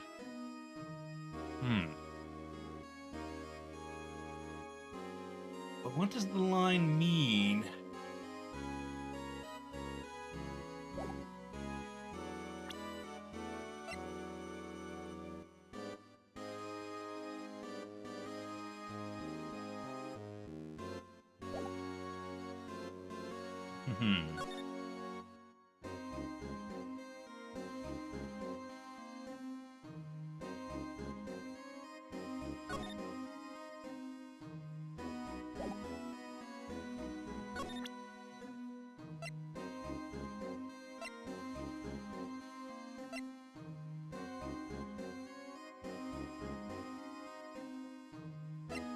Let's see.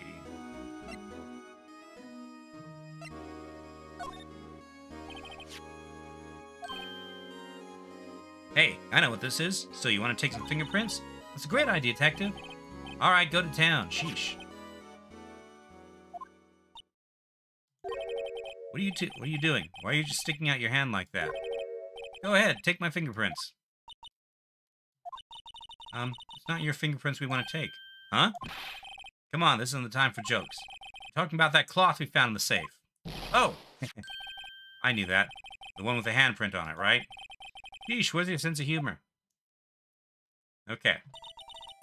Okay, Mr. Wright, let's check for prints. Sprinkle that powder on the cloth.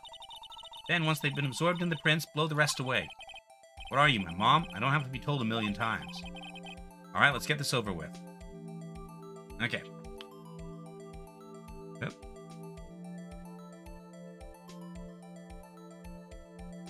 Okay, the thing broke a bit. Oh, it's just zoomed in on the print. I gave it my best shot. This kind of result won't be any good for matching prints, will it? But it doesn't look like we'll get a clear result from this print. Okay, let's try a different finger then. Okay, actually, hold on. Okay, fine.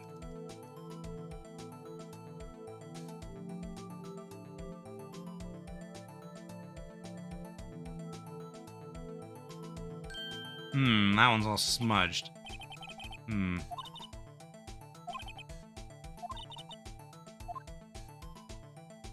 Okay, hold on. I think on the handprint, this one was clearest.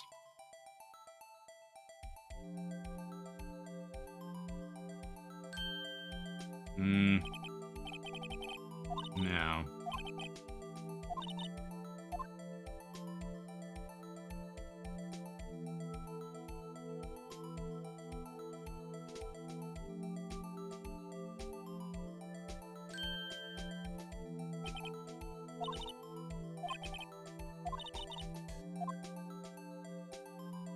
Alright. Oh, here we go.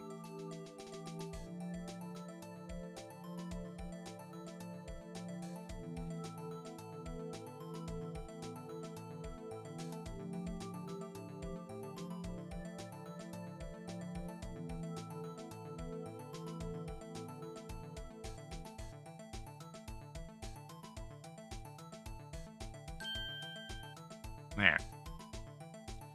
Now then.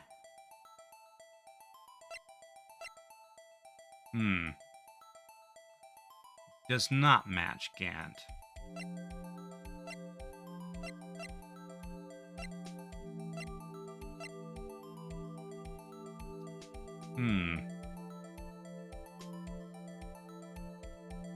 It's mirrored? No, I don't think so. There we go. Emma.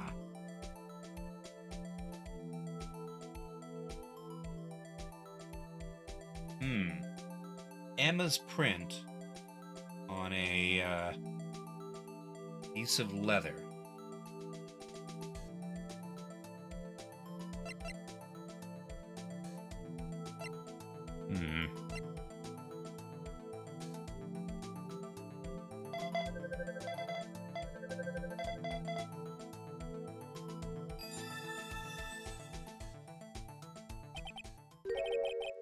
No. How can this be? What are Emma's fingerprints doing here? Hey, you found a match? Whose fingerprints were they? Huh? Oh, seems the prints are too old. They aren't clear enough to get a match. Oh, that's too bad. I thought they'd be Dark's prints. Psst. Hey, you. Over here. What's going on here? What are that kid's prints doing inside the chief's safe? Don't ask me. Let's just keep this information from Emma for now. Here, maybe you should hold on to this. Piece of cloth folded and added to the court record. Found in the Chief Gant's safe. Evidence for something, but what? Bears Emma Sky's prints. Well, was any help? Of course. Thanks to your ID card, we were able to get some hard evidence. Now that's not very kind, is it? In other words, if it wasn't for his ID card, he would have been useless. Isn't that right, you in the coat? He doesn't even know Gumshoe's name. Chief Gant! We didn't think you'd be back so soon. Fortunately, I'm a man who believes in signs. As I was walking to my meeting, I happened to look out a window and saw a stray dog run into a pole. Just then, I thought of a certain detective. You mean me, sir? Now then, I'm afraid I'm going to have to ask you all to leave. Yes, sir. Sorry. Oh, you in the coat. Me, sir? Drop off your ID on the way out. You won't be needing it anymore. But, sir... Now get out. Yes, sir. We'll be on our way too, then. Wait, you, the one without the spiky hair. Don't go yet. Me, sir? I'd like a word with you. But, sir, I'm not a licensed scientific investigator yet. You with the spiky hair, you're free to go. Mr. Wright! What do you mean I'm free? I'm not leaving her in there. Look, pal, if I've told you once, I've told you 1,000 times. The chief's office is off limits. But no, you just had to go sneaking in there like that, didn't you? Thought you said you didn't care anymore if you were fired. Yeah, but if I knew it'd be like this, I never would have said it. Now that I've seen the evidence Chief Gant was hiding in his office, I think I'm finally starting to get the picture. But why has she kept so eerily silent about it all this time? Anyway, you listen to me. I'm gonna try to smooth things over with the Chief again. Later, pal. After that, I heard from Emma. She said the police wanted to ask her some questions. So she'll be busy for the rest of the day. So, the handprint, that will be basically leverage over over Lana, because so it's her handprint. It's Emma's handprint on the vest, and I'm guessing that whatever impression that made, there's similar markings on the knife. So maybe there's some evidence that points to Emma stabbing Marshall. But what does that mean?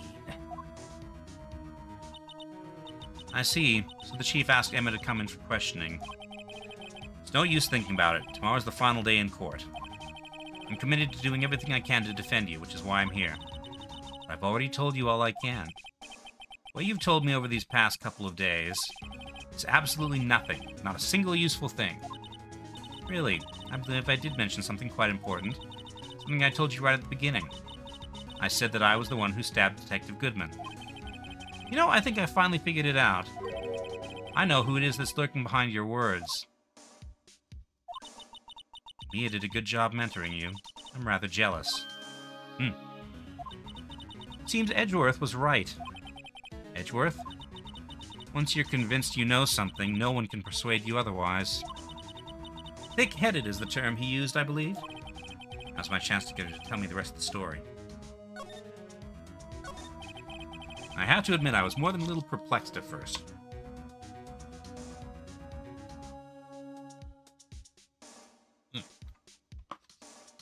Water. You insisted you did it, yet there was no incriminating evidence. That's when it hit me. Not that you're unwilling to tell the truth.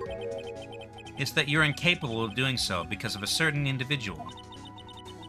What an intriguing notion. A certain individual, you say?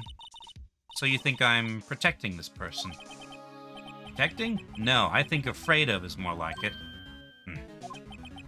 If I'm not mistaken, the person in question may have persuaded you to silence. For argument's sake, Mr. Wright, whom, may I ask, is this person you're speaking of? The one I am supposedly so frightened of? What is this person's name? Well, Damon Gant, of course.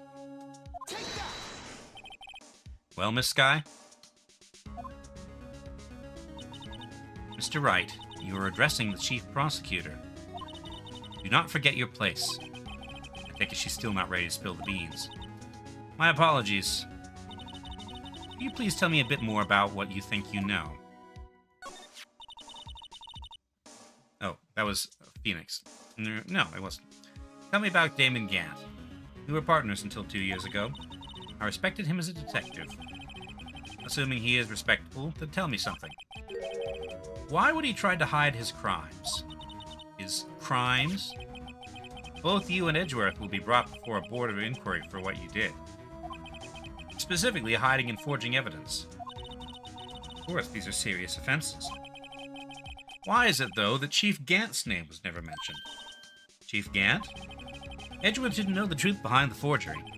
The only party who could have possibly tampered with the evidence was me. I had access because I was second in command of that investigation. Yes, you, but also one other, Damon Gant. If you intend to accuse Chief Gant, you'll need more than just words. Show me proof that Chief Gant falsified evidence in that case. That would be this vase. I just found this in a safe in the chief's office. This jar piece and this piece of cloth. You know what these are? They're pieces of evidence that from the SL9 incident. The person concealing the evidence was none other than Chief Gant himself. Now tell me, why are you taking all the blame for him? Touché, Mr. Wright. It is as you surmised. I cannot disobey the chief's orders, even if it means being found guilty for murder. Why not? Come now, Mr. Wright, you can't possibly expect me to be able to tell you that. 3 days ago, I had no choice but to cooperate. Murder of Detective Goodman. Or perhaps I should say follow orders. Yes, that's more accurate than cooperate. Although I can't tell you the details, I can say that I was giving an order that day. I need you to dispose of Bruce Goodman's body. You'll find it inside the trunk of Miles Edgeworth's car. Just as I suspected. Despite what everyone believes, you are not the one who murdered Detective Goodman. Correct. I was trying to take the body out of Edgeworth's car. The trunk's lock was broken. And I discovered that murder weapon while inspecting the body. Murder weapon? You mean Edgeworth's knife? No. When I found the body, this was the knife stuck in it. Knife from the SL9 incident. serial killer Joe Dark's knife. I couldn't just leave that knife in him. So I took it out and stabbed him with another knife. So, hold on. Goodman was stabbed with this knife. That would be Edgeworth's knife? That's right. Even though he was already dead, my hands were shaking at the thought of stabbing him. That's why I ended up cutting my hand. That is the reason for the bandage on your right hand? Yes. It seems that I got the blood on the victim's shoes as well. Then she saw me just as I plunged the knife in. Miss Starr, huh?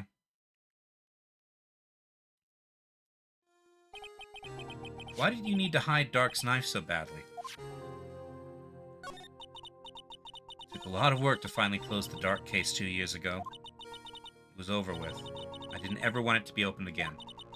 My intent was to prevent that, by whatever means possible. So, you hid Dark's knife. The weapon used to stab the detective was evidence in the Joe Dark case. If word got out, which it would, the reporters would have a field day with that. So you wrapped the knife in your scarf and hid it. In Edgeworth's exhaust pipe. Right.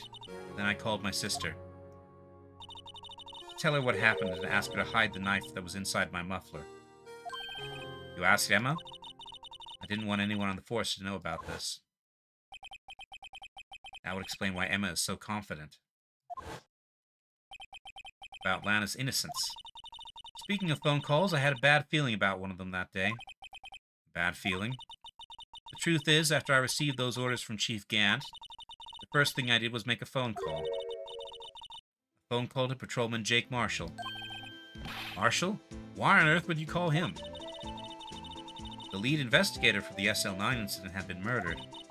I wanted that fact to be kept hidden, and I needed help. He was the only other person I could trust. Or at least I thought I could trust him at the time. However, it seems that after I spoke to him, he went off on an escapade of his own. Oh, you mean, not wanting the case to die, he decided to take things into his own hands. Disguised himself as Detective Goodman and tried to steal the evidence. He'd already stolen the ID card, but it seems he still hadn't made up his mind to break into the evidence room. After my phone call, any remaining doubts he had must have disappeared. So your phone call caused the incident in the evidence room?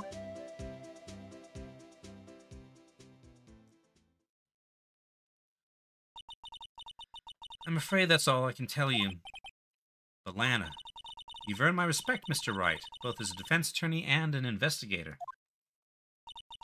Now please, don't pursue this any further in court tomorrow. Tomorrow's trial. The only way to drive off Lana's demons. Got to get to the bottom of everything. Detective Goodman's real murderer.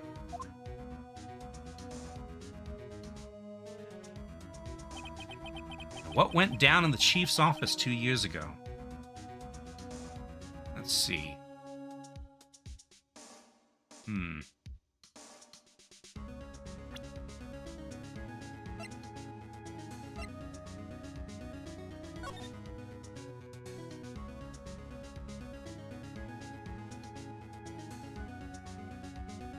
Let's see.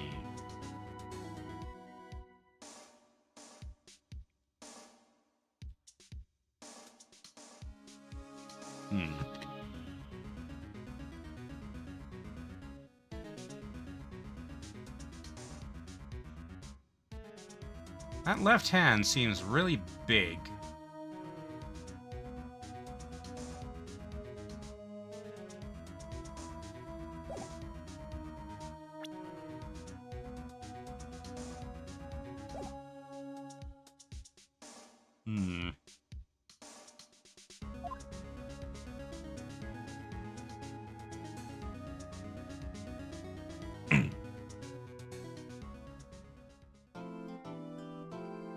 Alright, yes, save. Okay, time for court, I believe.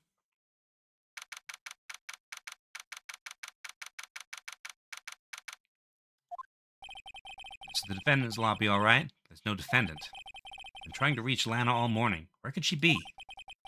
Where's Emma, for that matter? It almost seems as if something's been happening behind the scenes.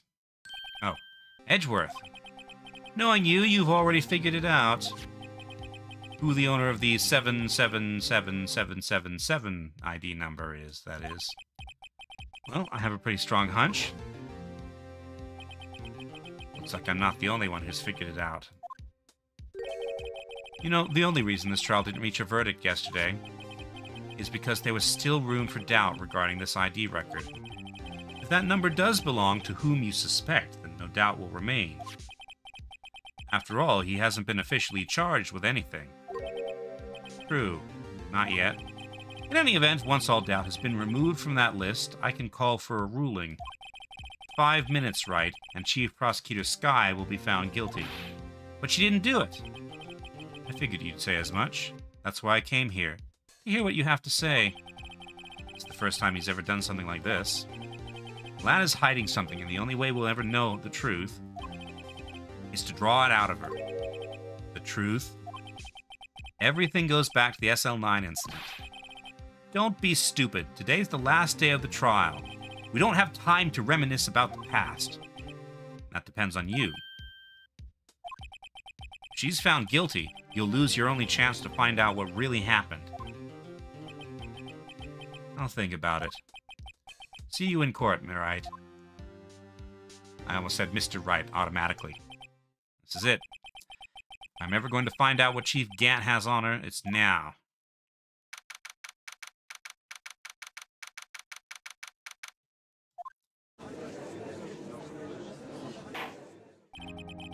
Court is now in session for the trial of Miss Lana Skye. The defense is ready, Your Honor. Prosecution is ready, Your Honor. Normally, this is when the prosecution puts forth its opening statement. But before that, the police chief has a proposal to make. Oh boy. Chief Gant.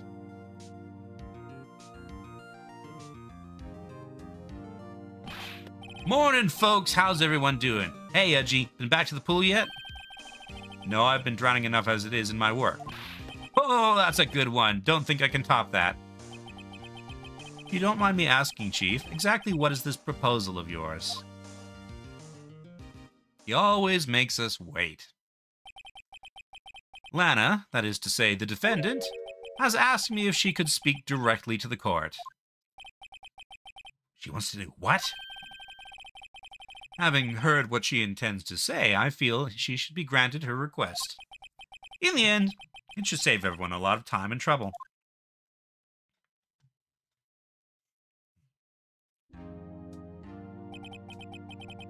What's this all about, defendant? I'd just like to make one simple request and I'll be finished. Well then, what's your request? Your Honor, I'd like you to put an immediate end to this trial. Huh? I confess to all charges against me. On February 21st of this year, I murdered Detective Bruce Goodman in the underground parking lot of the prosecutor's office. No, Lana! Objection! You can't! Your Honor, the defendant's claim does not change the defense's plea. In that case, Mr. Wright, I no longer require your services. But Lana! Your Honor, I hereby forfeit my right to an attorney. The prosecution may lack direct evidence against me, but it has sufficiently proven its case through testimony and circumstantial evidence. I would like you to render your verdict now, if you please. Well, the defendant certainly has the right to self-representation. The request is legally valid, though this is an unprecedented situation. Indeed, it appears there's no further need to continue this trial, even if Mr. Wright may feel otherwise. Can't be happening. It appears the time for the verdict has arrived. This court finds the defendant... Objection! Thank you, Miles. One moment, Your Honor. Mr. Edgeworth? The prosecution has not yet proven the defendant guilty beyond reasonable doubt. Any ruling at this stage would certainly be premature. Come now, Worthy. I understand this is a difficult time for you, but why don't you just be a good little boy and keep your mouth shut,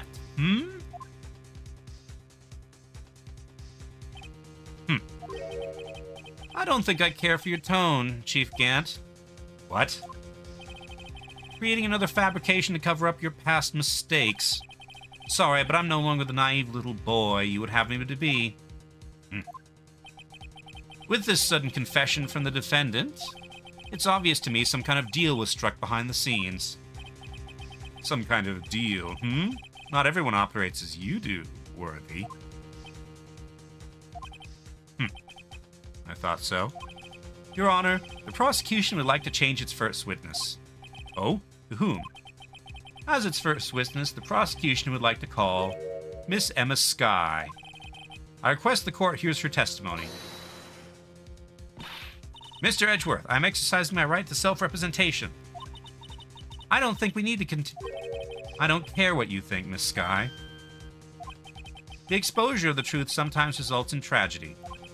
However, no matter how tragic the truth may be, it would be an even greater tragedy to avert one's eyes from it.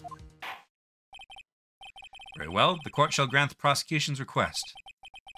That's okay with you, right, Chief Gant? Worthy, you'll live to regret this, mark my words. Miss Emma Skye, please take the stand. Looks like Edgeworth has decided to take the horse by the reins.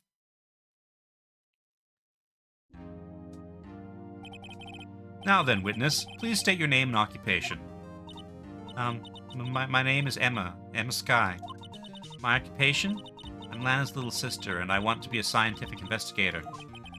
2 years ago, you encountered the serial killer Joe Dark of the Joe Dark killings. Is this correct? Yes.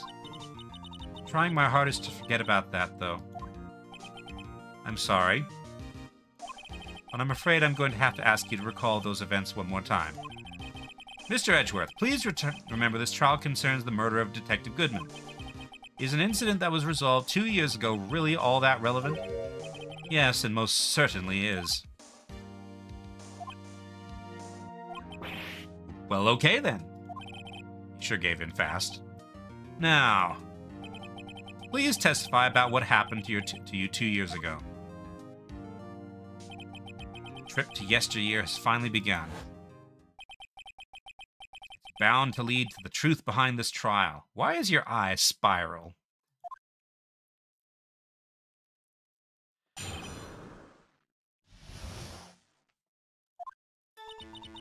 I was waiting in my sister's office that day.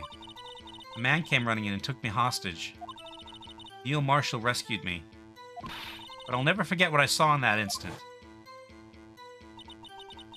The man raised up his knife and stabbed Mr. Marshall in the chest. It's a good thing you weren't harmed. I passed out. I don't remember much. That's understandable. However, please tell me, Mr. Edgeworth, what does this testimony have to do with Detective Goodman's murder? That will soon become apparent, Your Honor. You've got to admire him for his courage, considering he has no evidence. Very well. The defense may begin its cross-examination. Oh, I'm back on the defense. Defense counsel, huh? Waiting in my sister's office that day. Okay, tell me more, Emma. 2 years ago, the defendant was a detective at the police department, correct? Yes.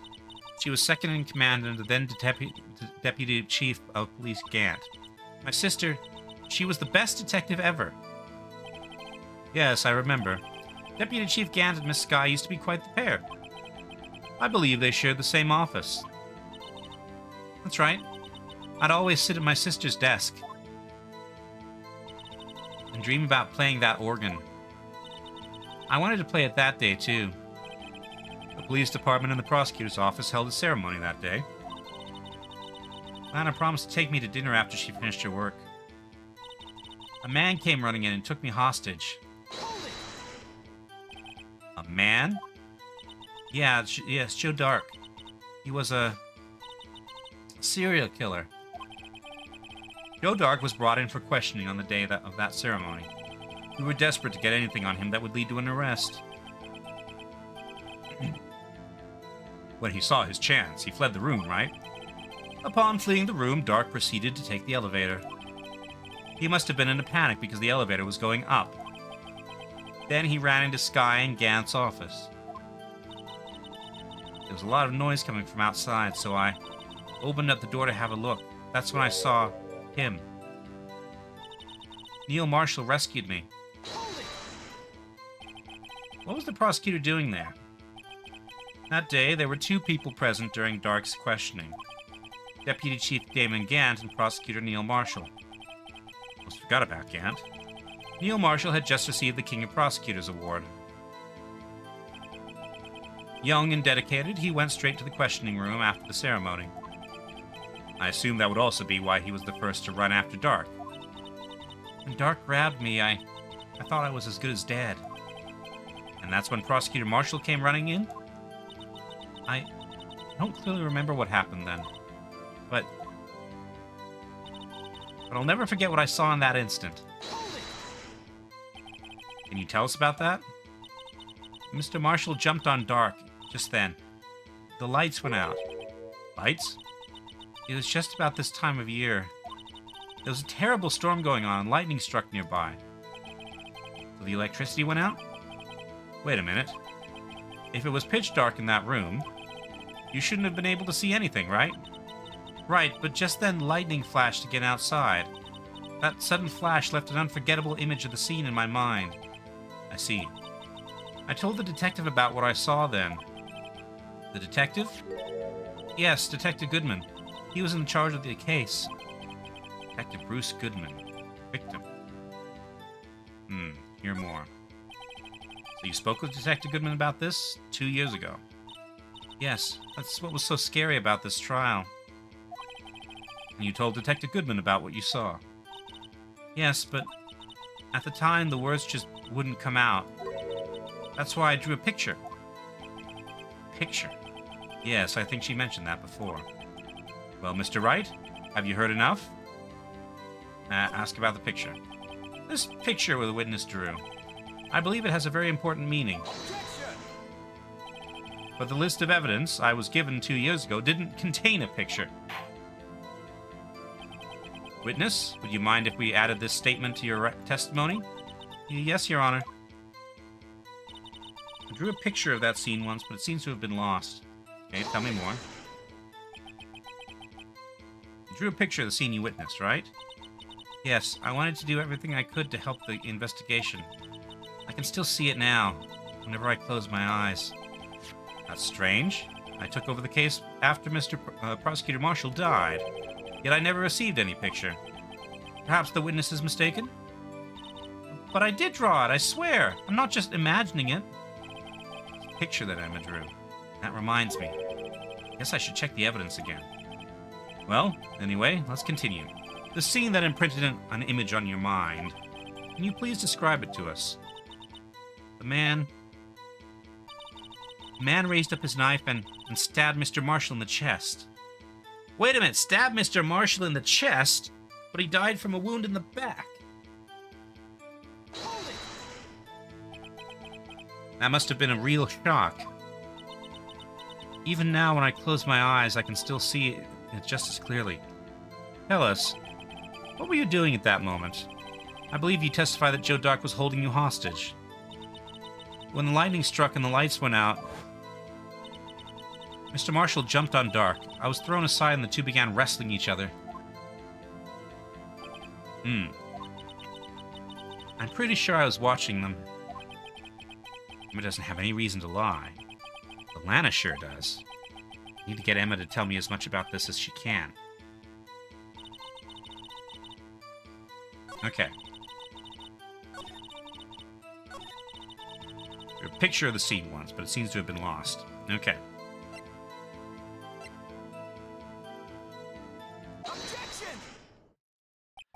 Mr. Edgeworth, this little girl put all her heart into drawing that picture, and yet you would insist on denying its existence?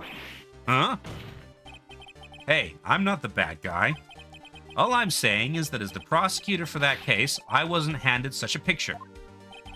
That may well be, but that doesn't mean it doesn't exist. Behold, this is the evidence list for the SL9 incident.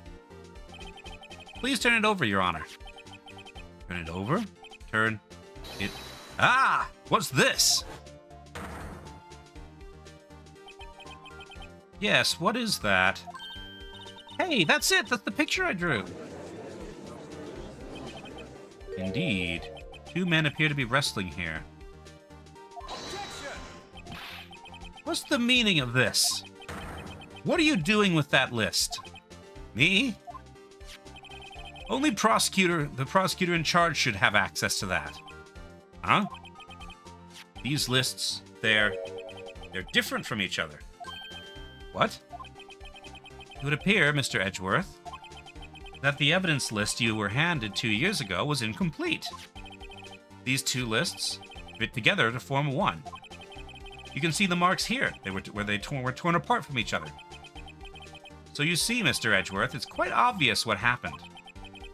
2 years ago, only half of the evidence in that case ever reached you. What? What? Order! Order! But Miss Skye, why did you draw your picture on the back of such an important list? Because that's what Detective Goodman handed me in the questioning room, Your Honor. Wait a minute. If this list was torn in half, then that means... Your Honor? Are you all right, Mr. Wright? Your eyes are bulging from your head. If the evidence list was torn in half, then there might be more of the drawing on the back of Mr. Edgeworth's list. Yes, that's quite conceivable. Mr. Edgeworth? Possible. Let's see. Is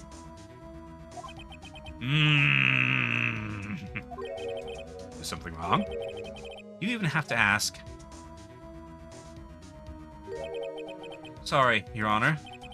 There is indeed something drawn on the back of my list. It's that thing. What? No, wait a minute. That's the vase. That's that thing. That thing that was dancing in the evidence room. That's not that thing. That's, let's see.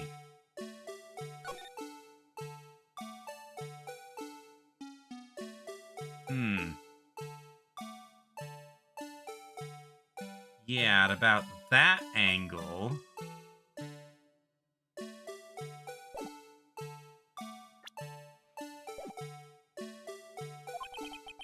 Clearly, this act of vandalism is the work of a certain chief of detectives.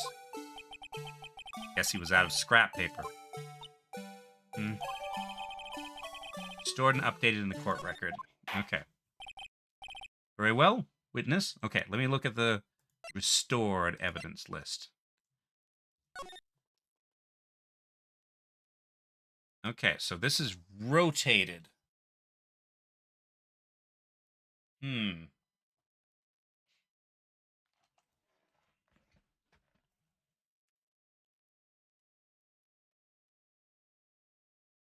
So I can see an arch there, like the arch of the window.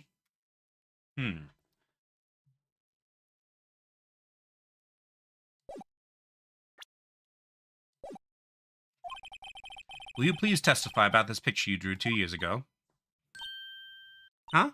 Oh, yes, sir, Your Honor. What's wrong with Emma?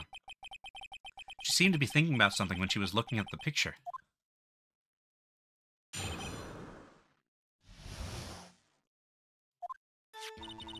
This is the picture I drew 2 years ago. The flash of lightning was so bright all I could see were shadows. After that I must have fainted. This picture shows exactly what I saw in that instant.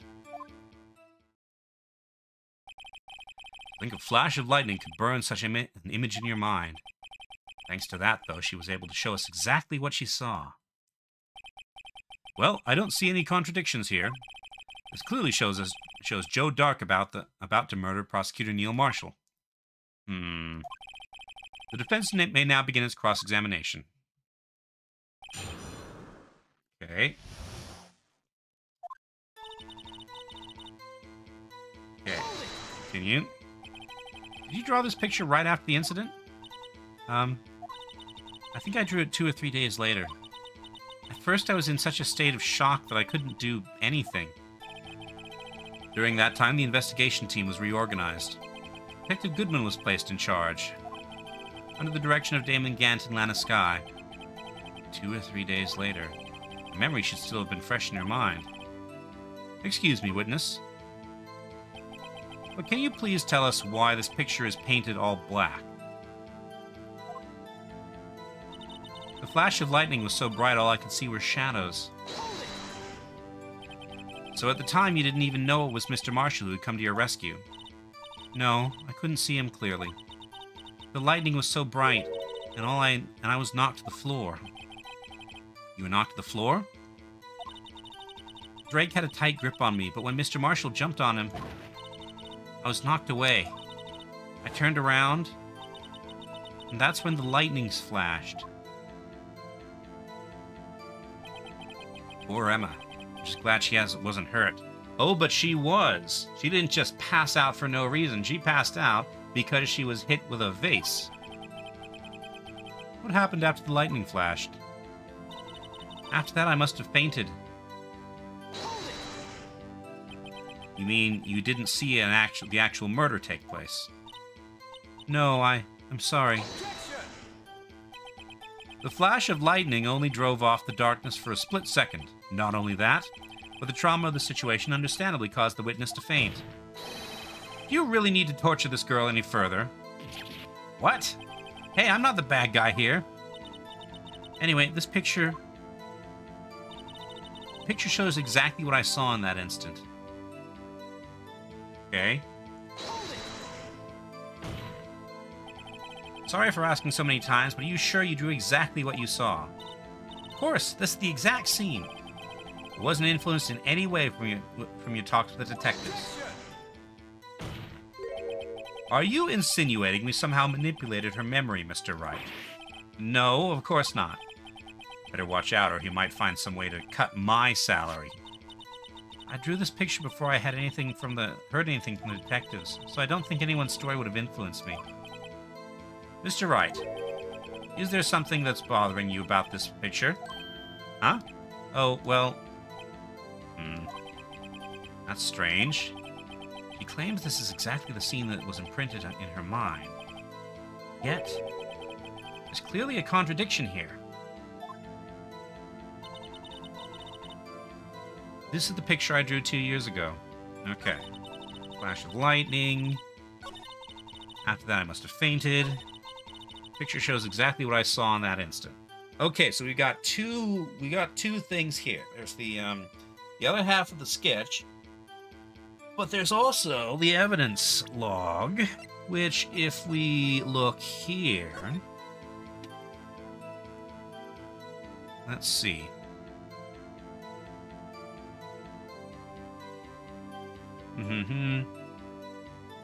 Single stab wound, piercing the heart and lung, died from blood loss in under 10 minutes. Weapon found in the wound was missing tip. Let's see. But I swear somebody said that he was stabbed in the back. That's what we saw in the picture.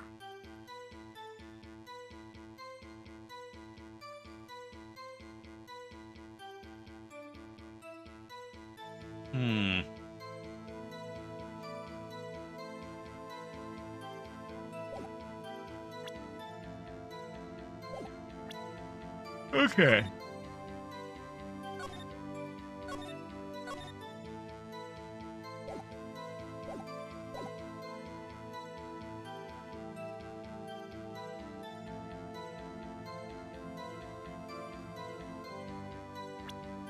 I mean, we could present the entire evidence list.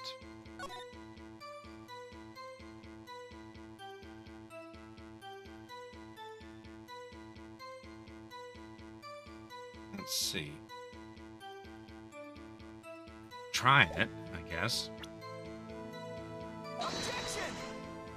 No, the music didn't change.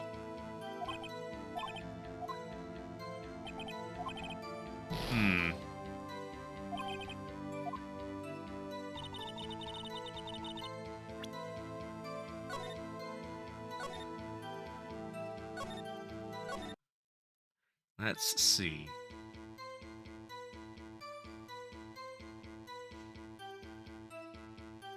Wait a minute. That is...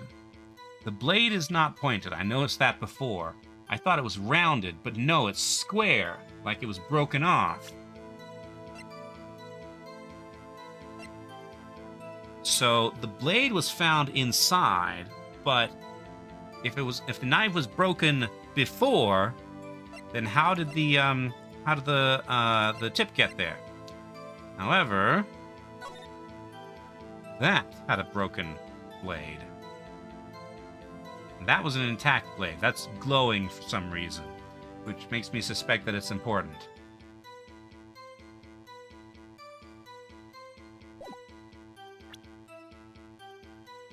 Mm-hmm.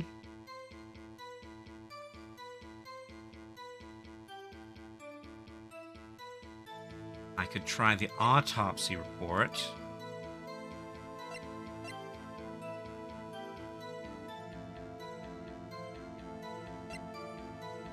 Sure, I'm save scumming anyway.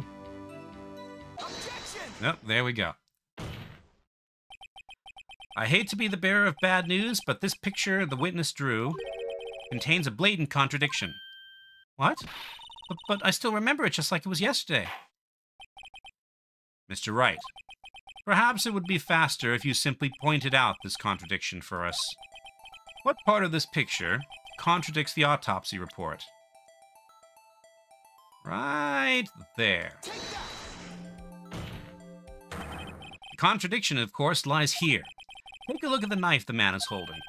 If you look closely, you can see its tip is broken. Even I don't have to look closely to see that, Mr. Wright. But, Mr. Wright, look at the evidence. See the murder weapon? Its tip is broken, too. If I recall, the tip of the knife was found broken off of the victim's body. It was the conclusive piece of evidence that proved Joe Dark was the murderer. I'm afraid it's not so simple, Emma.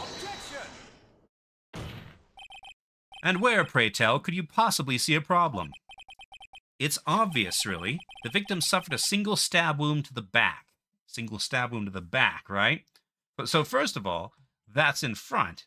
And second, the tip's already broken off. If the victim was only stabbed once, then the murder weapon should not yet be broken. Ah! What's the meaning of this? Perhaps the knife was broken beforehand.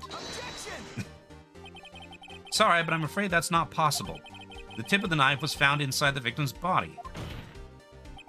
If it was broken beforehand, it couldn't possibly wind up there. That's right.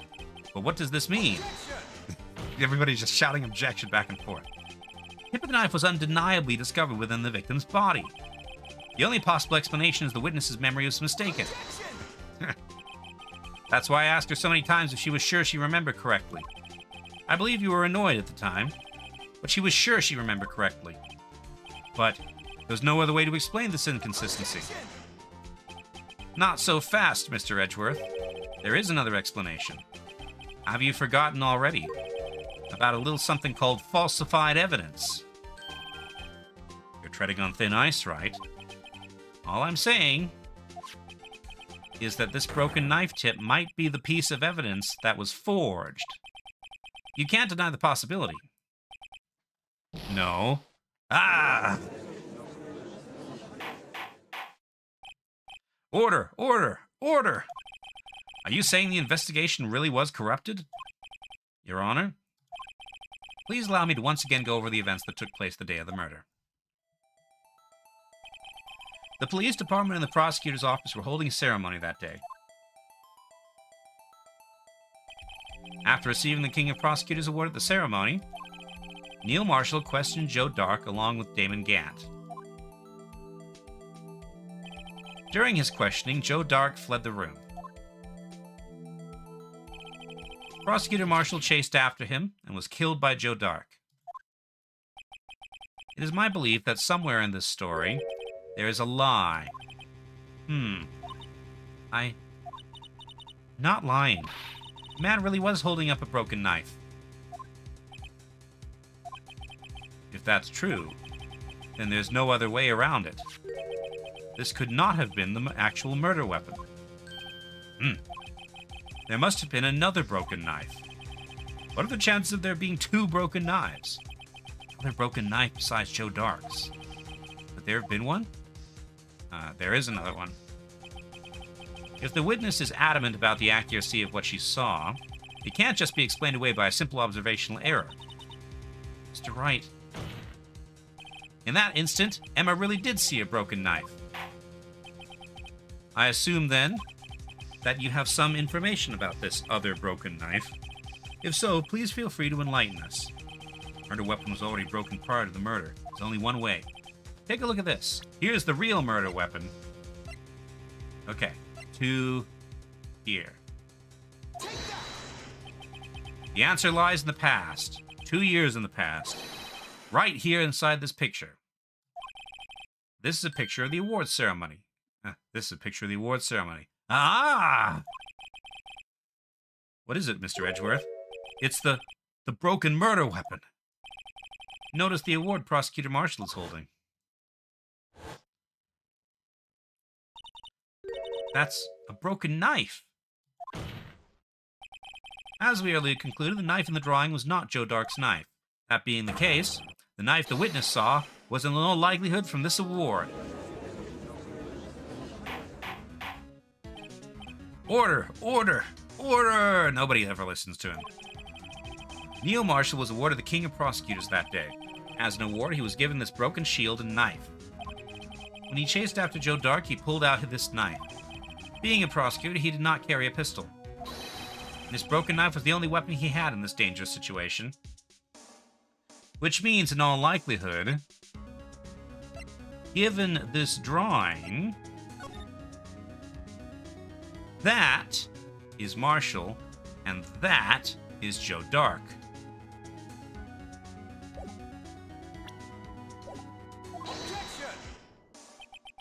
But that can't be. Oh, and why not, Mr. Edgeworth? Because if the King of Prosecutors Award knife was the murderer weapon, then the murderer and the victim would be reversed. What do you mean? I mean, this man raising the knife would have been Prosecutor Neil Marshall. Oh. Oh! But the prosecutor was the one who actually died. That's true. What's going on here? It seems Mr. Wright has been a bit too eager to jump to conclusions. Wait, I remember now. I remember everything. Witness? Mr. Edgeworth. What is it? Could you show me your evidence list again, please? Evidence list? The one with that picture scribbled on the back?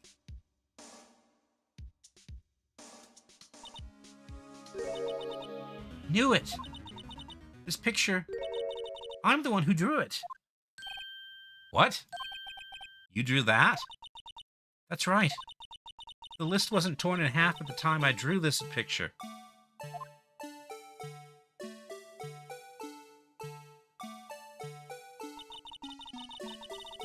All this time I've been trying so hard to forget. Oh, I know what angle this is at.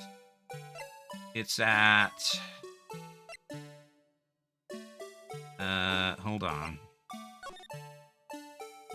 It's at this angle.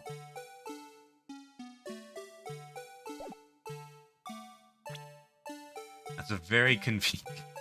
Wow, they had to really design a model to contrive... They really contrived that model to make that work. I must have locked this part away deep inside me. Perhaps it would be best if we added this to the witness's testimony. Would you please tell us what you've recalled, Miss Skye? Yes, Your Honor. First the knife mix-up and now the blue badger? This should be interesting. Emma's recollection. When I saw that man raise his knife, I panicked and I rushed towards both of them. I think I knocked away the man with the knife. Just then there was another flash of lightning, and that's when I saw the blue badger. He wasn't in the room, but I'm sure I saw his shadow. This is certainly most unusual.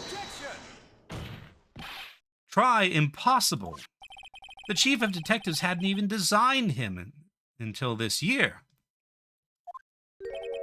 That would mean he didn't even exist 2 years ago. Yes, well, the defense may now begin its cross-examination. Stop! Please, don't pursue this any further. Lana, what's the meaning of this? Please remain seated in the defendant's chair. Well, you can't do this. I've already confessed the crime. Why can't you just leave it at that? Chief Prosecutor Sky. We've already come to this far. It's too late to turn back. Silence! The defense will now begin its cross-examination. Bailiff, please detain the defendant. Seems we're finally getting to the core of this matter. Emma's recollection. When I saw that man raise his knife... When you say that man, I assume you refer to Joe Dark? Yes, at least I think it was him. You think? All I could really see were shadows. The power outage that immediately preceded the incident is also documented in the prosecutor's office reports. So then you... I panicked and rushed towards both of them. Why would you do something so dangerous? What else could I have done? He was about to stab Mr. Marshall. He seems convinced that Dark was the one holding the knife. But as we just theorized, Mr. Marshall was the one holding the knife. Well, I didn't know that at the time. When that Dark guy knocked me down, all I could think was, I've got to help that other person. I think I knocked away the man with the knife. What do you mean, you think? It all happened so fast, and I was in shock. So, I learned recently that fight or flight responses actually do suppress memories. Like, basically all parts of your brain that are not related to survival shut down, including memory-forming sections. I don't remember everything clearly. What I did, it's all kind of a blur. Miss Sky was almost killed before she was about to witness a murder about to take place. With so much happening in that matter of seconds, a little disorientation is only natural. I saw the man about to stab the other person, who I thought was Mr. Marshall. I knew I had to stop the man with the knife. What you did was very brave, young girl. So then what happened next? Just then there was another flash of lightning, and that's when I saw the blue badger. He wasn't in the room. Okay, back. Press. Are you sure about this? Of course. See? I even drew a picture of him here. But he was the chief of detectives who thought up this hideous beast. And that was just this year. The blue badger didn't exist 2 years ago. This is all quite verifiable. I know it sounds strange. I was surprised too when I saw him at the police department. I had this nagging feeling that I'd seen him before. Somewhere. Now I finally remember. Oh, brother. Just when you thought that thing had caused enough commotion. Tell us, where in the room did you see him dancing? He wasn't in the room, but I'm sure I saw his shadow. His shadow? You mean you didn't actually see his face with its winning smile and all? That's right, but I still remember it. He had 3 creepy horns. Objection! This is pointless. That thing couldn't have possibly existed 2 years ago. The witness must be mistaken. Objection! That may well be. But what's important is what caused her to think she saw what she did. Oh? And I suppose you have an explanation. If so, then by all means, please show us what this shadow really was. What was it Emma saw when that lightning flashed? Who is this blue badger really? The blue badger hadn't even been dreamt up when Emma drew this picture. Yet she's certain she saw a shadow. Ladies and gentlemen, it is the defense's belief that on that fateful day 2 years ago, there indeed was something that looked similar to the blue badger. Something that is now sitting in this very room. Mr. Wright! This room? Very well, Mr. Wright. What is it that the witness saw in that instant? Please show us this mysterious blue badger look-alike. This.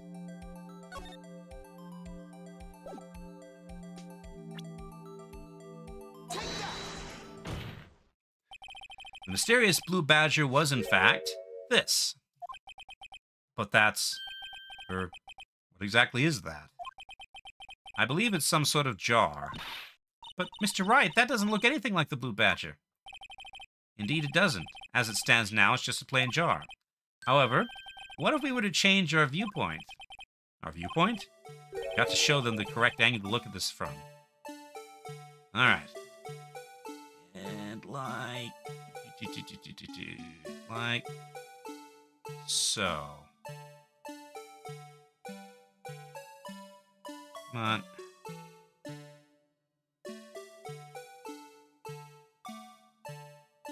Actually, it would be from the other side. Ugh.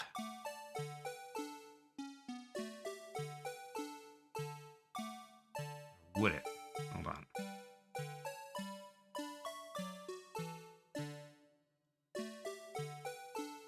There we go.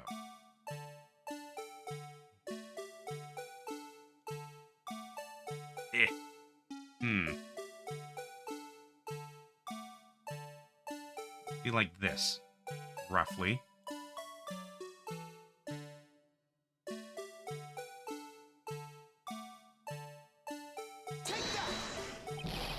This isn't right. I've got to make it look more like the badger. Allow me to remind the defense that its case hinges on the witness's drawing. If Mr. Wright cannot match the shape the witness drew, we cannot accept his claim. Got to find just the right angle. Maybe I should rotate it vertically or a bit more horizontally. Come on, Mr. Wright, you can do it. Got to show them the correct angle to look at this from. Okay.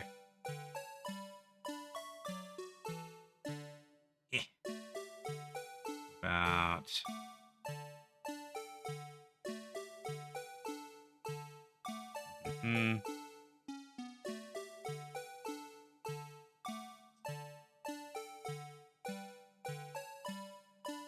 Wait, the things are going down, huh? So, the horns are going down. No, that doesn't work. Yeah. I hope this is not, like, terribly precise, because this is hard to... Okay.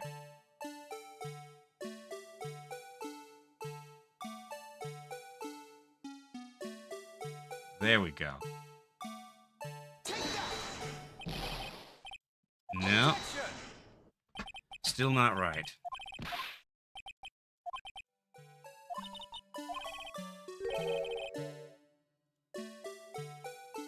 Okay, so it was...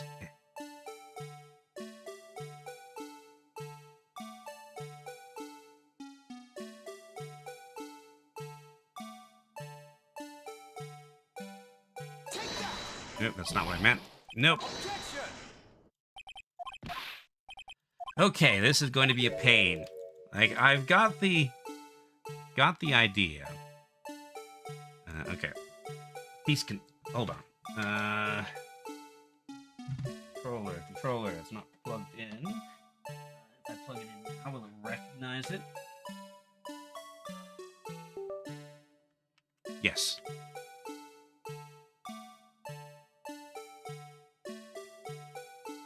Okay.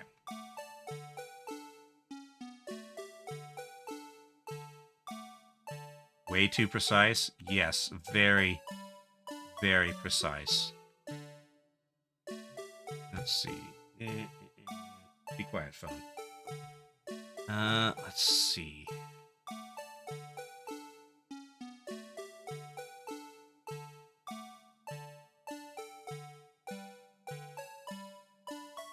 It might have also just been like this. No.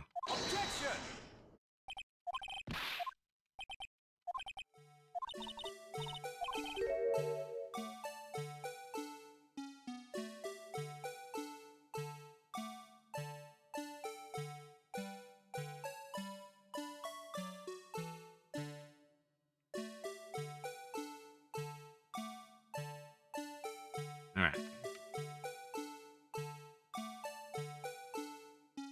So.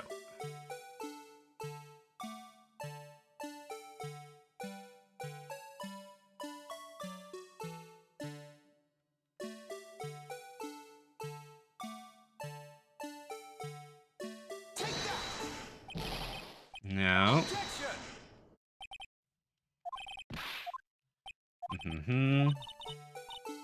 Okay.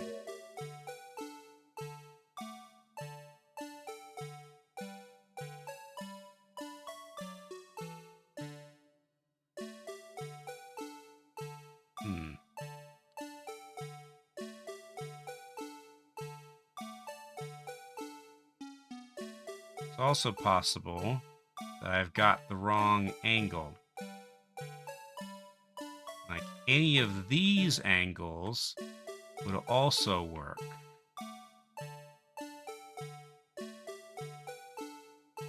If that third handle was broken. But this is the one with the blood stains.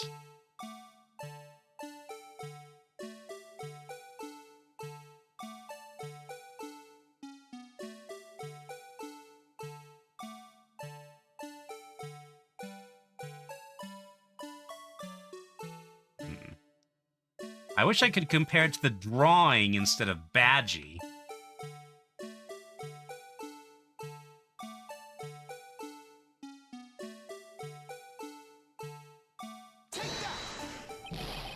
Okay, hold on. Let me look up a walkthrough and see if I'm doing this wrong. Okay. Let's see. Let's see. This was which? I think this is Rise from the Ashes. Can I move it? Can I move it to like overlay it?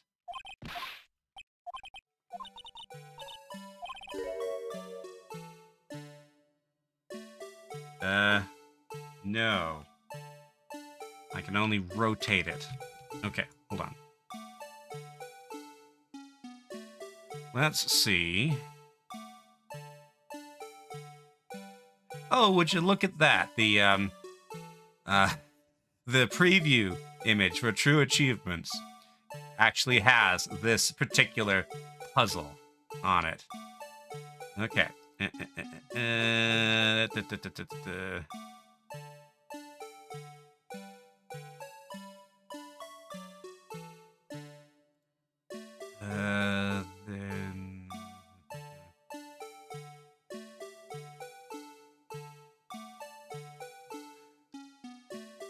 Okay, so that one's not helpful.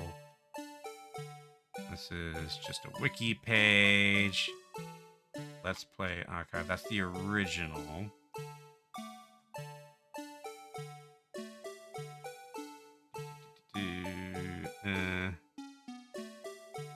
No.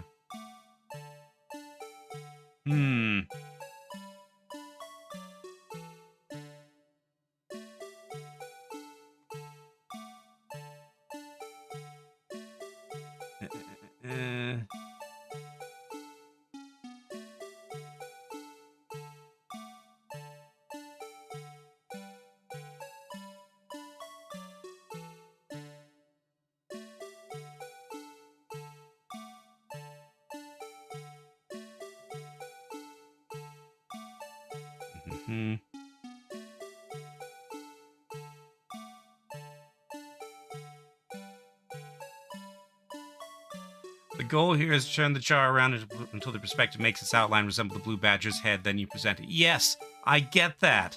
But what exactly... What's the... Okay, let me just keep trying, I guess.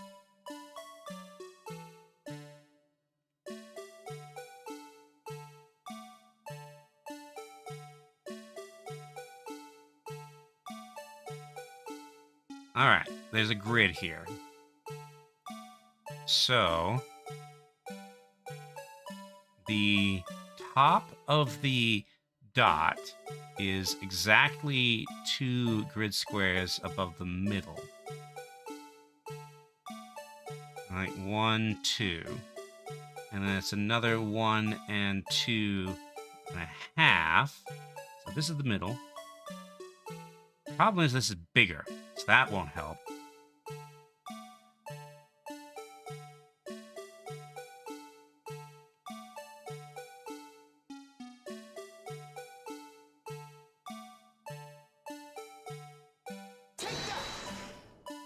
There we go.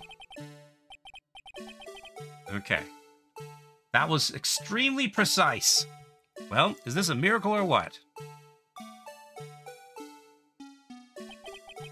No one can possibly deny this jar's resemblance to the Blue Badger.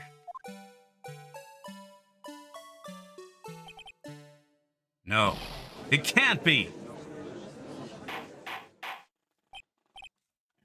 Order! Order! The defense has proven its claim. The mysterious Blue Badger witnessed on the day of the crime was actually this.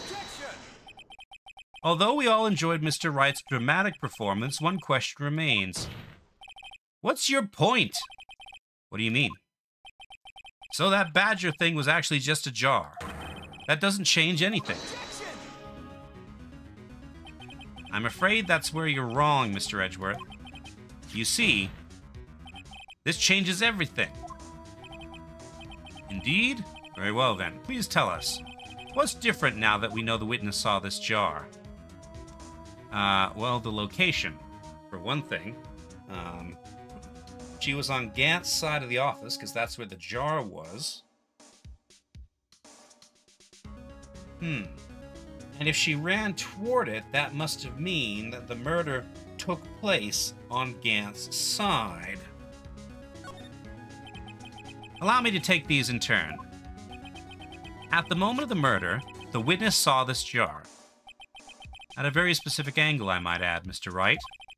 Yes, well, knowing this, where could she have seen this jar? Where? The location of the jar is shown in a picture taken on the day of the crime. On a shelf in the office of Damon Gant.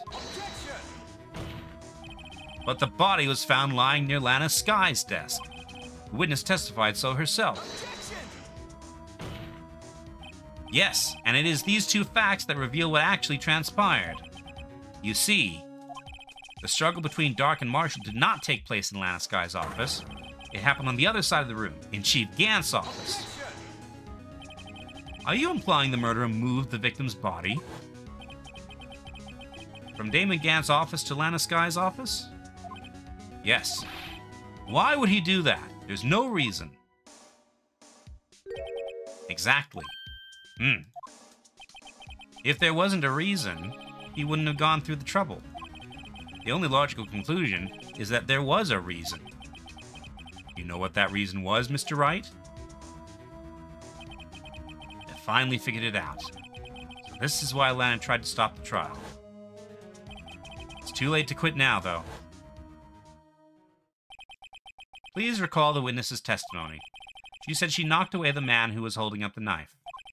In the next instant, the jar was hit and flew through the air. Now tell me, what could have sent the jar flying? That would have to have been the impact the man made when he was knocked into the wall. Ladies and gentlemen, if I may draw your attention to this picture once more. If the man was knocked in the direction of the shelf the jar was sitting on, what would he have hit?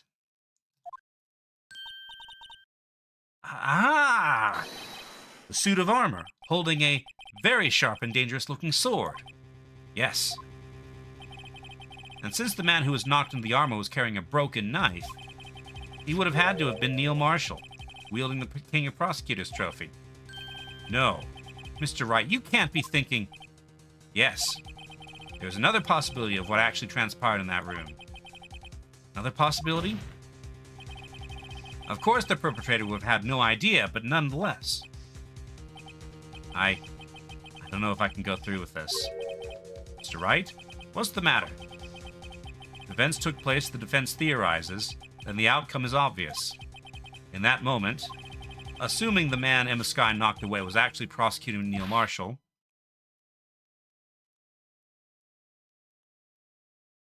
That's a sturdy suit of armor.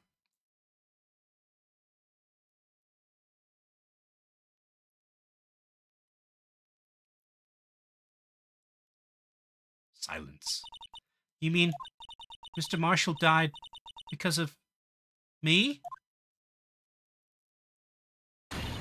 No! Thud.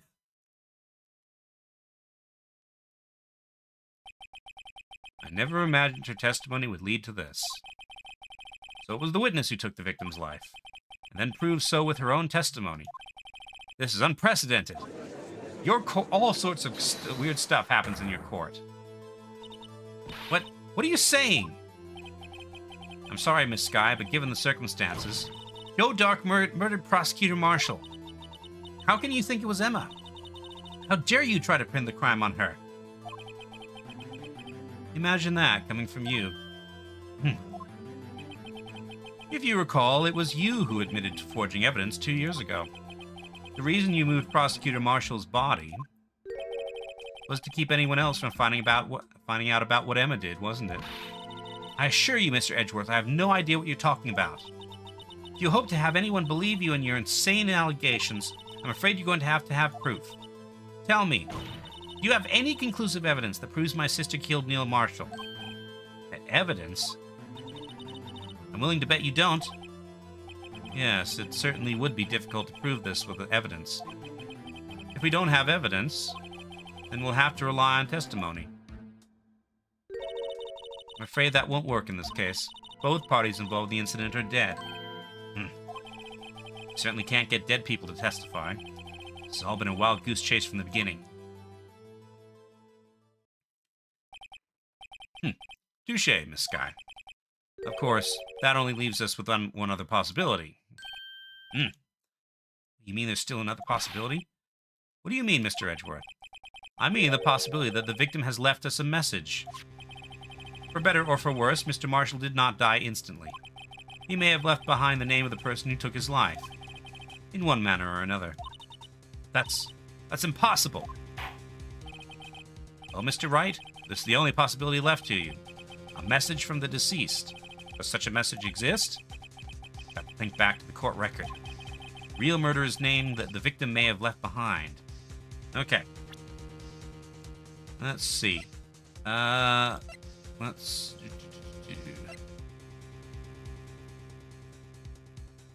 So I saw a glimpse on the walkthrough that said, look at this.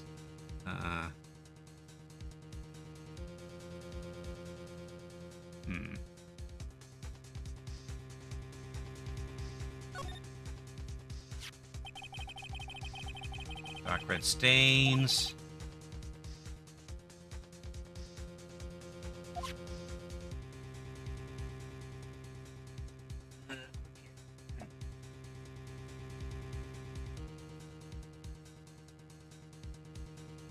Wow, this isn't... Okay.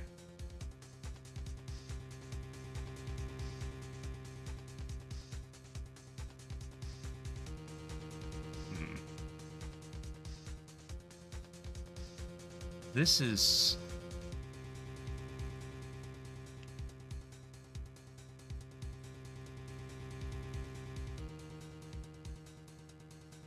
So... M A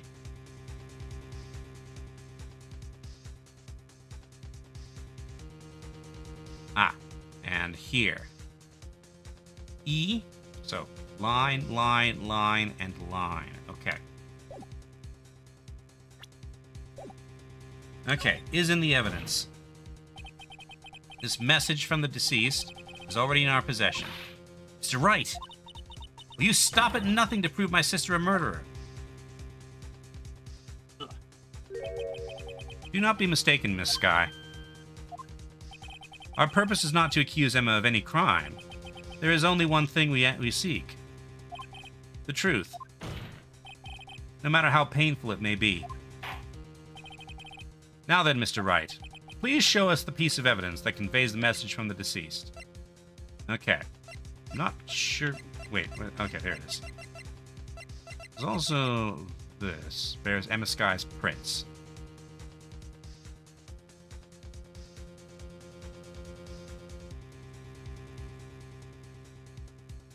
Can I turn this around? Yes, I can.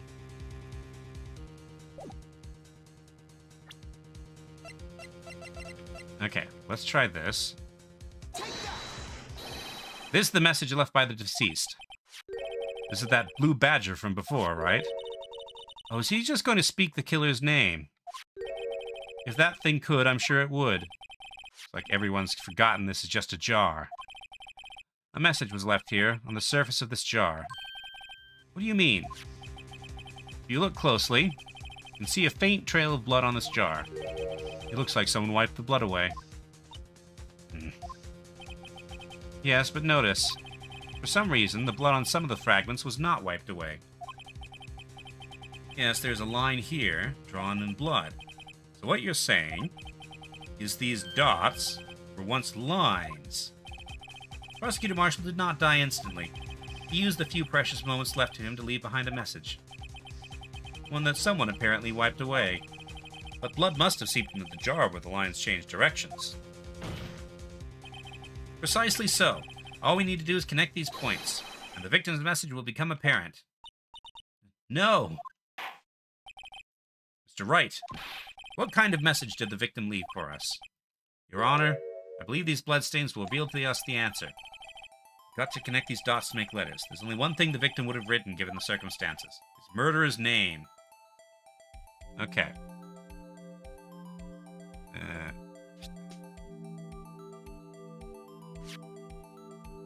Come on. Click. Click.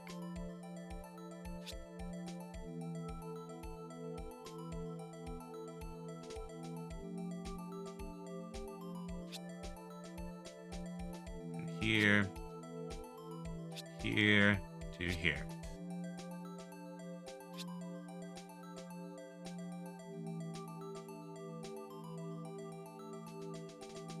All right.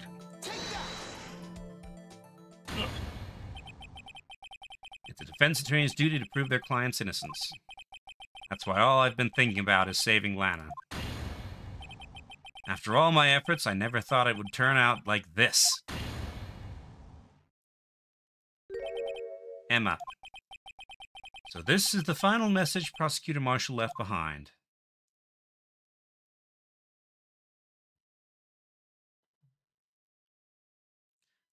The question is it actually something Emma left? Or the prosecutor left? Of all people.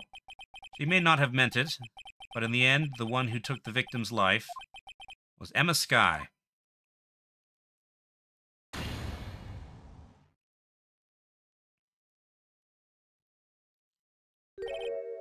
See, Worthy? Can't say I didn't warn you. Chief Gant, do you understand the implications of what you've done? What? What are you talking about? 2 years ago, Joe Dark was sentenced to death. He was convicted because of his final murder. I believe you were the prosecutor in the case, were you not? Yes, Worthy. Because of you, an innocent man was sentenced to death. Not only that, but you used forged evidence to ensure his conviction. But Joe Dark really was a serial murderer. That's undeniable. I'm afraid that's not important. Didn't you know? We aren't defenders of justice. What? We're merely keepers of the law. Sentencing a man to death is no light matter, even if there wasn't any cover-up or evidence forgery. Ultimately, the responsibility falls on the prosecutor in charge. This is a weird legal system. Despite what anyone may say, this fact cannot be denied. What's going on at the prosecutor's office? They might have sent an innocent man to his death. How can he just stand there like it wasn't his fault? Order, order, order, order! The gavel's pounding fell on deaf ears. Unable to settle the crowd, the judge declared a recess. Where this trial is headed, no one knows. To be continued. Okay, saving content. How much more of this case is there? Hold on, let me look at that walkthrough again. Okay.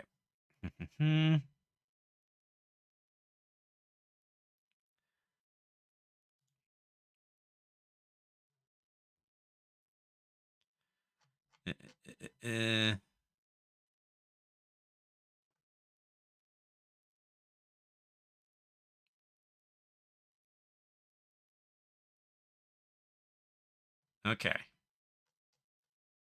Doesn't look like too much, so I think I can still wrap this up tonight. But first, let me take a bio break. I will be right back.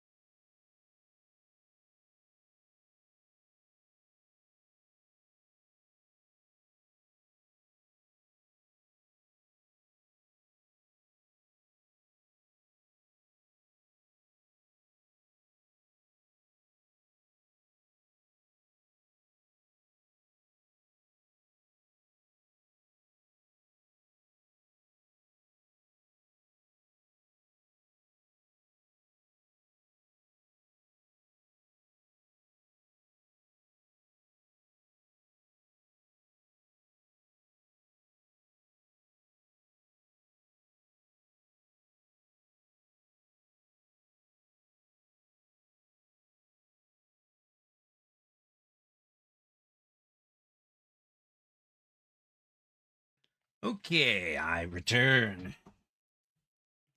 Okay, let's save.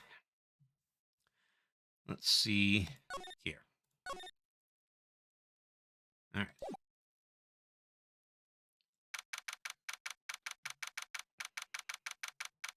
Okay, district court defendant, not lobby number 2.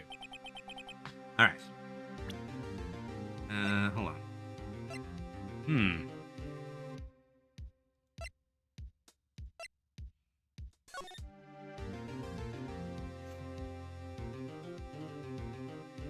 So,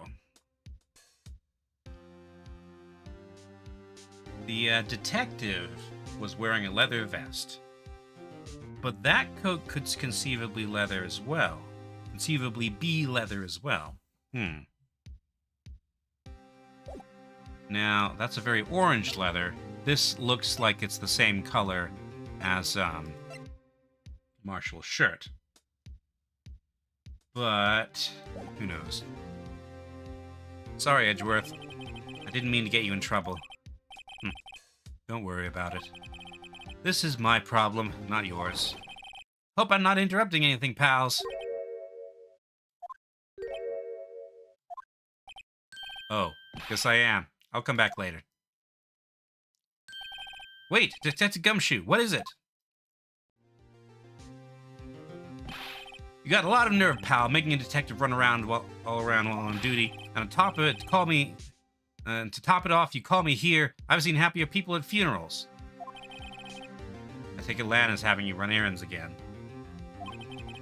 Let me tell you, this is the last time, pal. Here, she asked me to give you this if there was a break in today's trial. Evidence law. For dummies, by the look of it. Evidence law? Edgeworth was talking about this just the other day. You must know the 2 rules of evidence law. Rule number 1, no evidence shall be shown without the approval of the police department. Is that right, Mr. Wright? It seems so. At least study some evidence law, really. The chief prosecutor also wanted me to give you a message. A message? She said, if you're planning to take him on, you're going to need this book. Him. Guess I'll need to give her this book a thorough read. Okay. Evidence law. Secretly slipped into pocket. Okay. Let's take a look.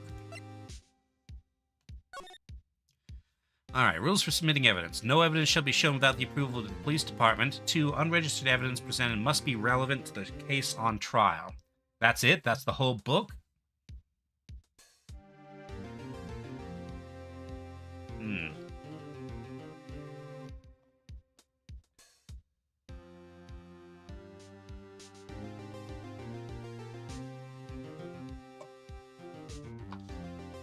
Okay. So it seems very likely that Gant's about to pull something on me. Now, he is the police department, basically.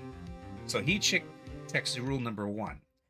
But we do need to remember that this is the trial of Miss Lana Skye, not Emma Skye. So if he tries to pull something that convicts Emma of something, that is irrelevant to the case on trial. We've already established that, well, what have we established? This is all very confusing. Okay.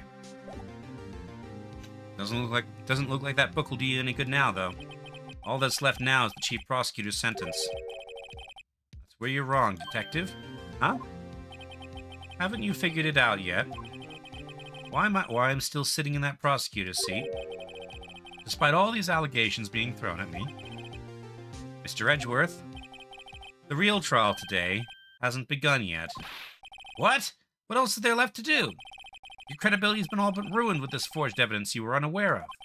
Emma Skye found out she's unwittingly caused a man's death. Now you're telling me you want to do more? You gotta be kidding me, pal. You're missing the point, detective. Lana didn't murder Detective Goodman. He merely stuck a knife into his dead body. That means the real killer is still out there. What?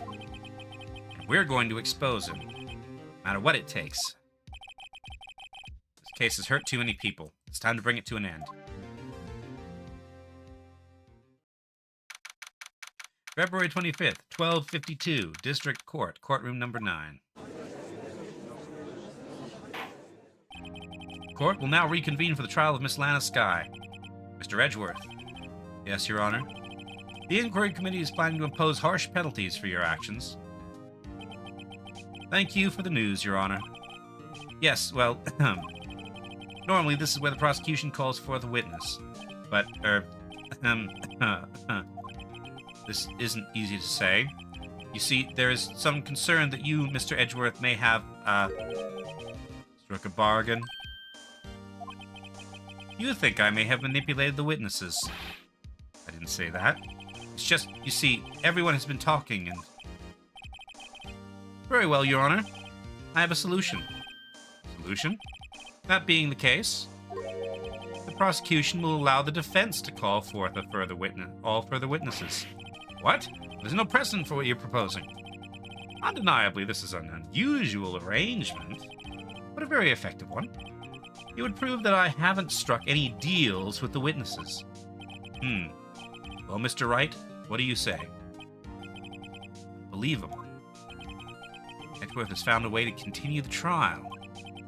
Very well. The defense accepts the prosecution's proposal. Hello, MC2M. Then it's settled. The defense may now call forth the next witness? Mr. Wright. You do realize this is your last chance. You call the wrong witness. This trial is as good as over. The defense calls. Time's finally come to bring out the real murderer. All right, Damon Gant. I could call out Goodman, even though he's dead.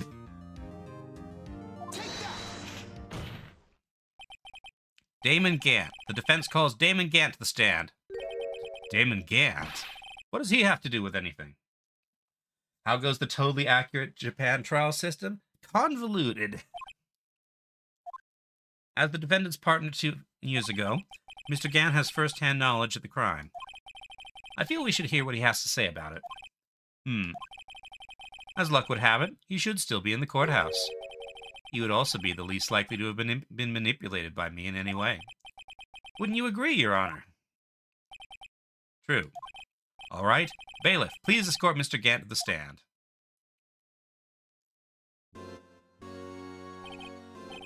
Witness, please state your name and occupation. What is this, some kind of practical joke? I was just on my way to lunch. Your name and occupation, sir. Worthy, are you sure you want to do this? Your name and occupation.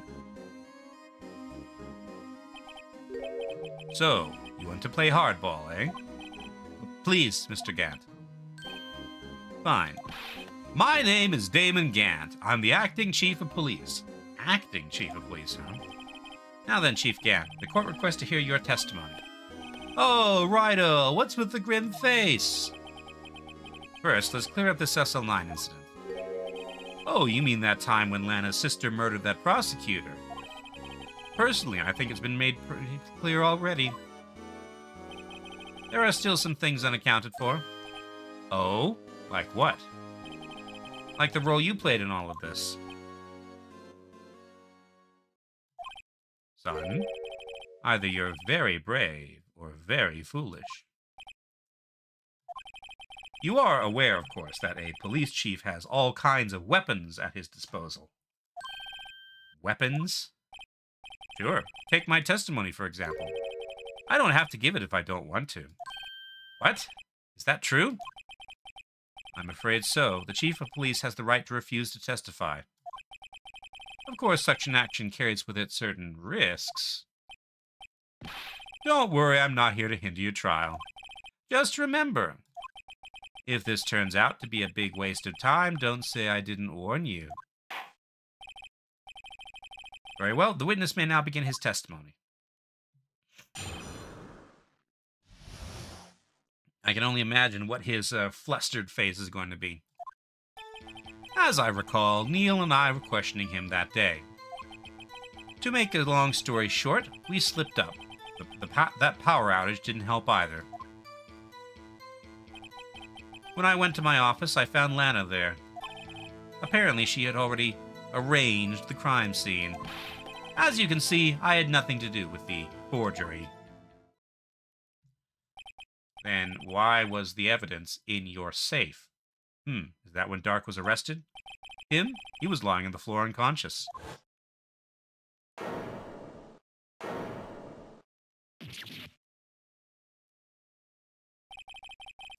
When Emma sent Neil flying, it seems Dark bumped his head. I see. Everything seems pretty clear-cut. The police chief has the right to refuse to testify. I'd better hit him hard and fast. All right, tell me more. As I recall, Neil and I were questioning him that day. As I recall, a ceremony was held at the police department that day. Yes, that's right. I guess you could say I'm a workaholic. After winning his award, Neil was all fired up too. That's probably what spooked Dark and made him run away like that. Was the defendant, Lana Skye, also present in the room? I don't quite remember. At the very least, she wasn't there when Dark ran for it. To make a long story short, we slipped up. That power outage didn't help either. So the two of you ran immediately after him, right? That's right, but Dark made it to the elevator first. So Neil and I split up. He went upstairs, and I went downstairs. I guess you could say he got lucky. What's this about a power outage? Oh, that! The elevator stopped all of a sudden, and I got the shock of my life. Well, probably not as shocked as Neil was when that knife went into his heart, though. That's not funny. So you were supposedly stuck in an elevator. When I went to my office, I found Lana there. Could you tell us what you saw? It was a shocking sight. Neil and that serial killer were lying in a heap on the floor, all tangled together. Okay, hold on. So, how did, well, I guess the idea is that the scene was arranged. Okay. Dark was also lying collapsed on the floor? Yes, apparently he hit his head and was knocked out. Next to them were those two poor girls, Lana and Emma. Lana was cradling Emma in her arms.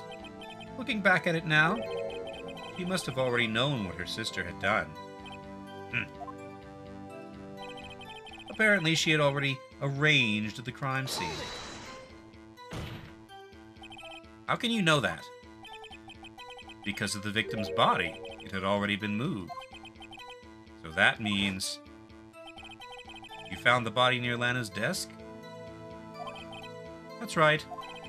I think you said earlier it was my suit of armor that really stabbed the prosecutor? Yes. Anyway, as you can see, I had nothing to do with the forgery.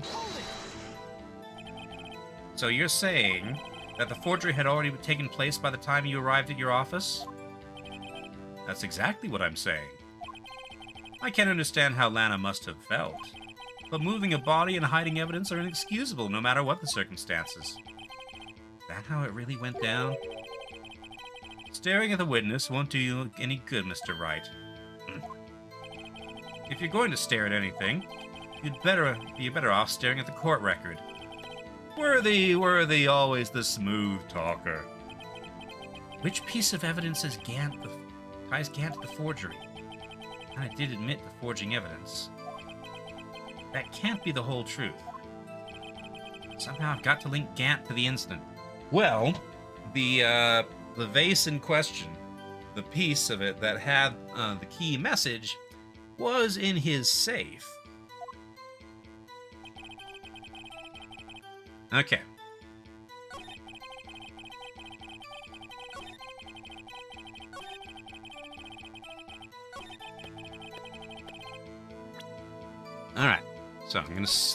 Time to do some save scumming. Alright. So, present. Let's try this. Objection! There we go, the music stopped. You claim you had nothing to do with the forgery. But I'm afraid that is a claim you cannot back up. Explain yourself. Several pieces of evidence were found in your office. Take this jar, for example. That's that blue badger you showed us earlier. A piece of this jar was discovered in your safe.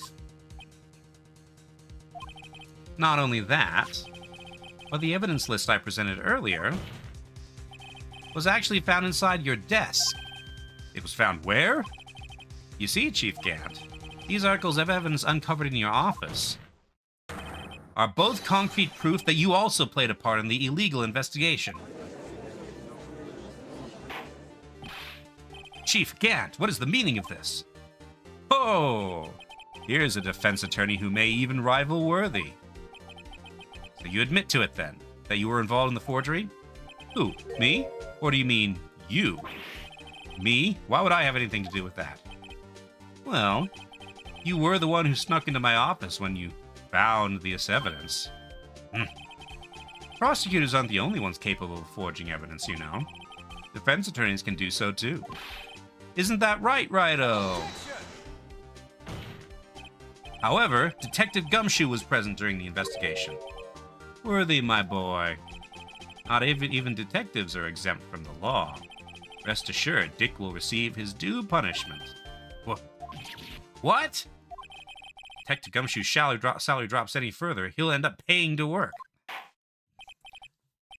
Yes, well, in light of the detective's presence, please give us your testimony regarding these pieces of evidence found in your office, and their relation to the forgery that took place in the crime scene. My. Kids these days no longer know how to put two and two together.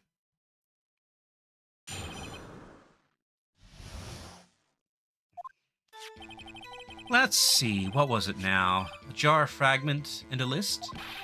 For all I know, you could have planted them in my office. Anyway, you can't prove when those pieces of evidence were discovered. If they were found after Dark was convicted, they're worthless. If they were found after Dark was convicted, they're worthless. Okay. There's no reason I participated in a forgery. Rearranging the crime scenes wouldn't help me in any way. Mr. Wright? Yes, Your Honor? When investigating the crime scene, you should have been more careful to observe protocol. You do understand that I am chief of police, right? There will be consequences. Ooh. Indeed, I believe I will press charges, so you won't make the same mistake again. My apologies, Chief, but would you mind waiting until tomorrow for that? Today is, well, you know. All right, Udgy. In return, though. I know. That place, right? Huh? Are these guys telepathic? All right, evidence and forgery. Planted them in my office, okay. I'd appreciate it if you'd stop making these ridiculous allegations. Yes, you do have a point. You wouldn't have the guts to do something like that. What? I'll have you know, back in the day I once broke into a cattle ranch and tipped... Mr. Wright, what are you saying? Anyway, you can't prove you didn't carry in the evidence, can you? If you have proof to the contrary, you're going to need it later. Later? What are you talking about? What else? I'm talking about when Righto's prints are found. Yes, if they're found inside my safe, they would prove his investigation was illegal. Never faced anyone as slimy as this guy. Anyway, if you can't prove when those pieces of evidence were discovered... What do you mean by that? This is all purely hypothetical, of course. But suppose I did place those items in my safe. Such an act wouldn't necessarily constitute forgery. If concealing evidence found at a crime scene isn't forgery... I'm not through speaking yet, Righto. It all depends on when the evidence was discovered. If they were found after Dark was convicted, then they're worthless. Are you saying this fragment wasn't discovered in the initial investigation? It would appear not. After all, it wasn't listed in the evidence list. For all we know, it could have suddenly materialized the day after Drake was sentenced. Oh, and wouldn't that be convenient? Right?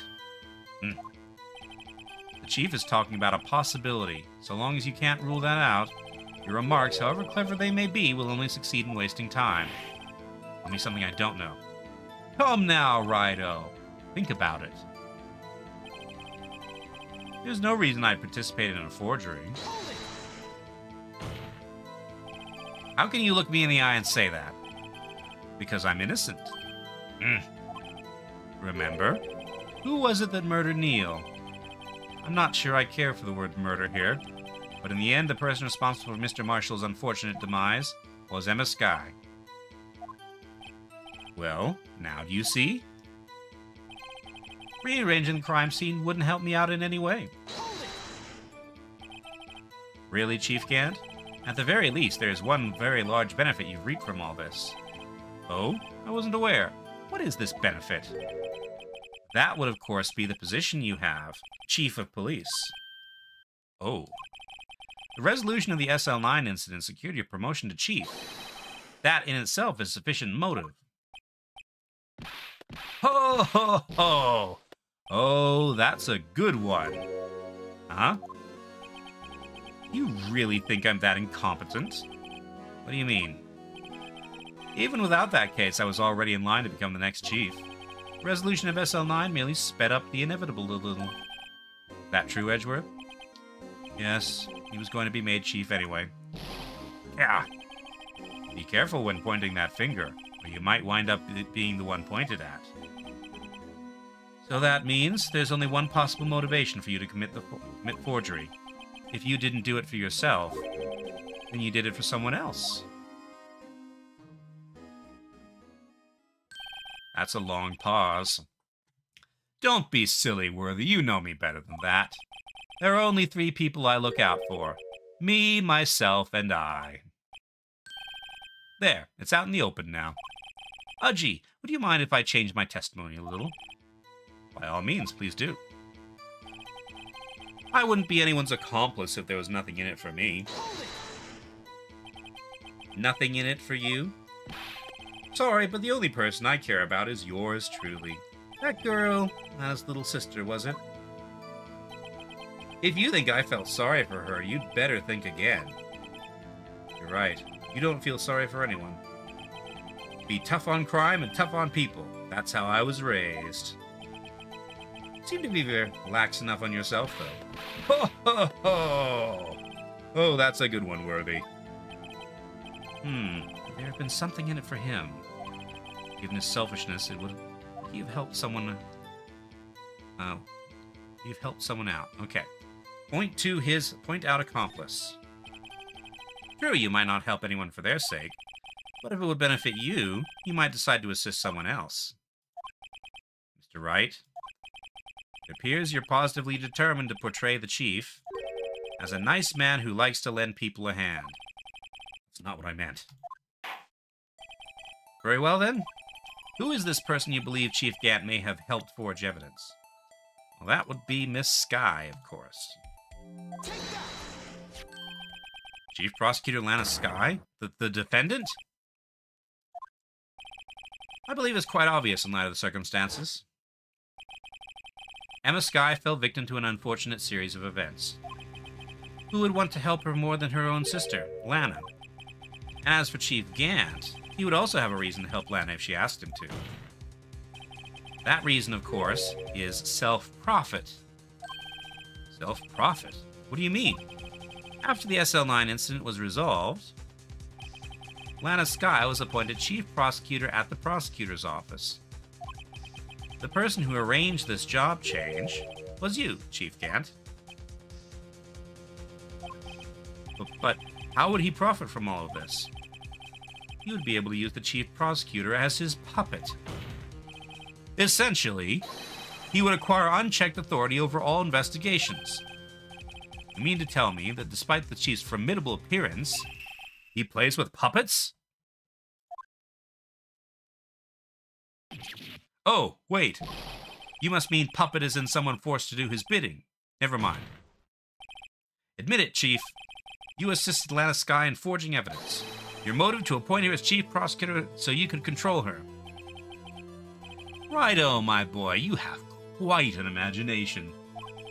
Let me ask you something. What? Do you have any proof of this? That I controlled Lana? For example, is Lana testifying that I've done such a thing? Lana is keeping quiet to protect Emma. There's no way she'd testify against Gant. I'm afraid without any proof, this all amounts to nothing more than mere conjecture. Unless that is also what happened in the incident. That this incident? Which one would that be? Of course I'm talking about the murder of Detective Bruce Goodman. The chief prosecutor has been acting strange throughout this entire trial. Almost as if someone has been controlling her.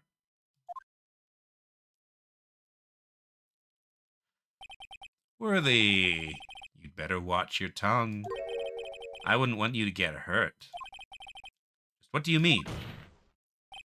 What he means, Your Honor, is that Chief Gant is involved in the murder of Detective Goodman. Not only that, but the Chief is now making Lana take the rap to cover up his involvement. What?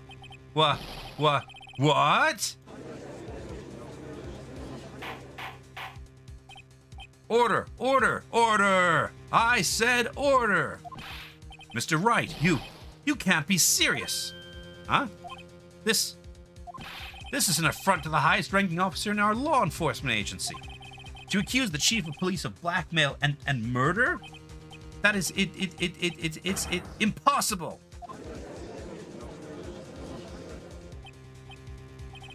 Your Honor, I was merely reiterating what Mr. Edgeworth said in an easier-to-understand language. It's too late, Mr. Wright. There's no turning back for us now. Looks like he's the one who decided to go through with this. Can you prove this, Mr. Wright? That the chief, a high-ranking officer of the law, is involved in this murder? Good question. Regardless of his rank or title, Chief Gant is just a man. The question is he a criminal? I believe the evidence will tell. I see. All right, then. Let's see what Mr. Wright's got, and it better be good. Show us the evidence that ties Chief Gant to the murder of Detective Goodman. Okay, I can't say it now. Let's go for the ID card record. 777777. All right, let's try it. This is the ID card list. Yes, the one that shows who entered the evidence room on the day of the crime. There was one ID on the list we couldn't determine the owner of yesterday. 777777. Sorry, but there's no way you can prove that's my card number. It's your number. What? How do you know that? The safe in Chief Gant's office requires a code to open. A 7-digit code. 7 digits. You don't mean... I'm afraid so, Your Honor. The code was 777777. The same as the remaining ID card number on that list. Chief Gant, you entered the evidence room on the day of the crime. Twitch. Order 66, says MC2M. Order! Chief Gant, what do you have to say? Nothing. The defense's search of my office was in violation of regulations. And I will demand Mr. Wright be punished to the maximum extent of the law. But right now, this court demands an explanation from you about the use of this ID card. Chief Gant, so you admit it? You entered the evidence room? On the day of the crime? What about it? I'm chief of police. Whether it's in the evidence room or the bathroom, what's the difference? More like order 777777. Yeah. I can go anywhere I want. Tell me, when you entered the room, were you alone? I always go to the bathroom alone, as I do with the evidence room. Detective Goodman wouldn't have happened to be with you that day, would he? Of course not. Why would he be? I hadn't seen him in days. You hadn't seen him in days? Chief Gant, I'm afraid you just undone yourself. On that day, you had to have met with Detective Goodman. What do you mean? This trial's purpose is to determine Lana Sky's guilt. No, it isn't, Your Honor. This trial's purpose is to determine the truth. If Chief Gant met the victim on the day of the crime, then we need to determine one thing. What transpired during that meeting? In that case, Mr. Wright, I'm going to have to ask you for evidence. Show us proof that the victim went to meet Chief Gant on the day of the crime. Okay.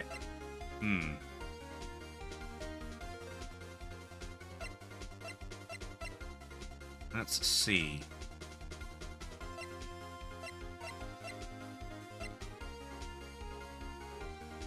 Well, it was the locker, because the locker was open, and only Goodman could have done that.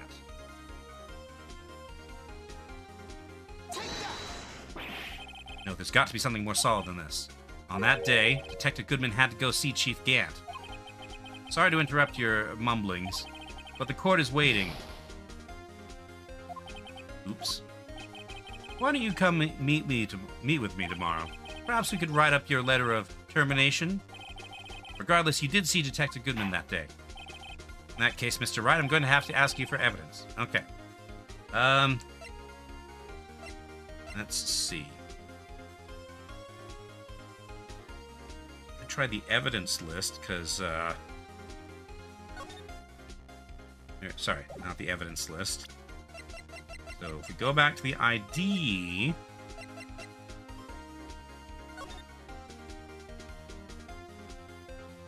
but okay. So aside from 514, and we know that that was Officer Marshall, there's no record of him entering on that day. So he had to have gone in with someone else.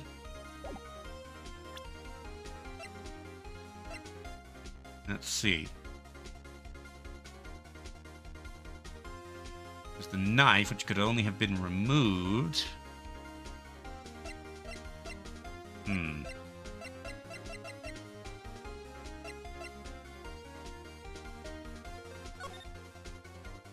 Let's see.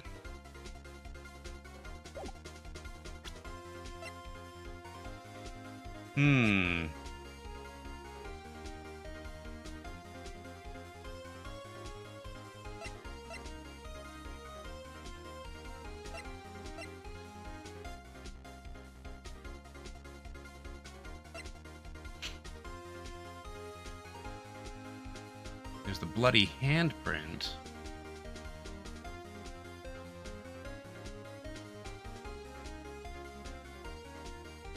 No, that was Marshall.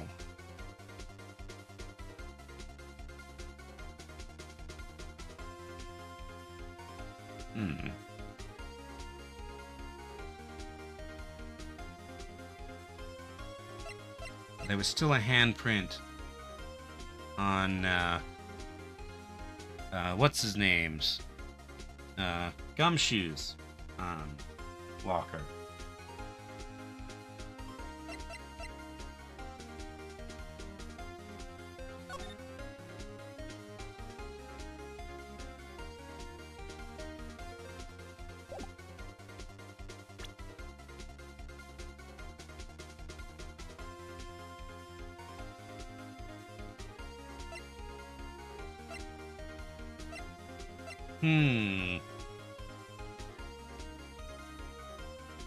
Proof the victim went to meet the chief of police the day of the crime. Well, it's that the locker was open.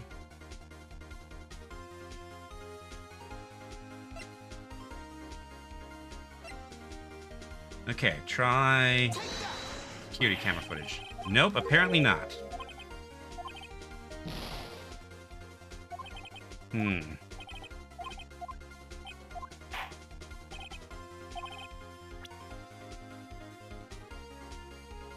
Let's see.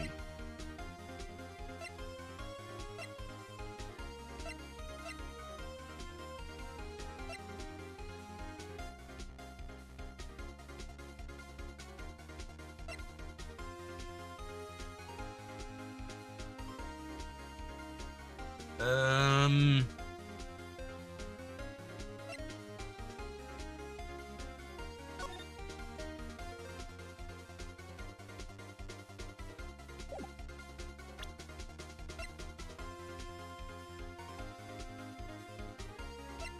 Hmm.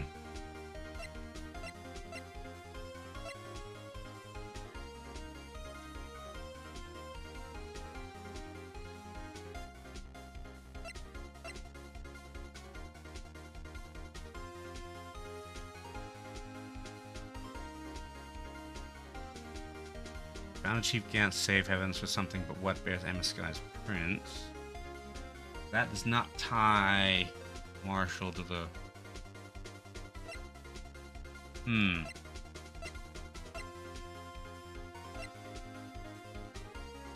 Okay. I'm gonna cheat a little.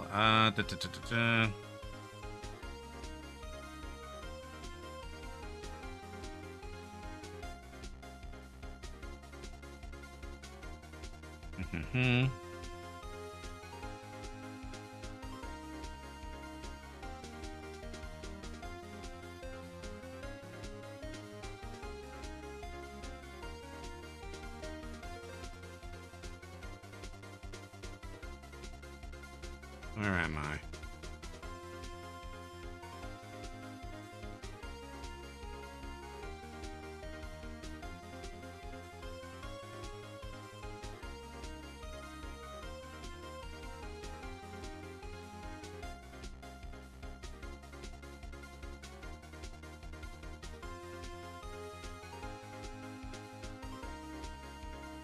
Okay, the trial says present Goodman's lost item report? Huh. I mean, I guess I can see the angle. The ID list seems the least convoluted. I'm pretty sure I tried that already. Problem is we need to establish that, that Goodman went to the evidence room, even though he's not on the log. But we do know that his locker was open. I would think that the video evidence would do the same thing, but okay, let's try this.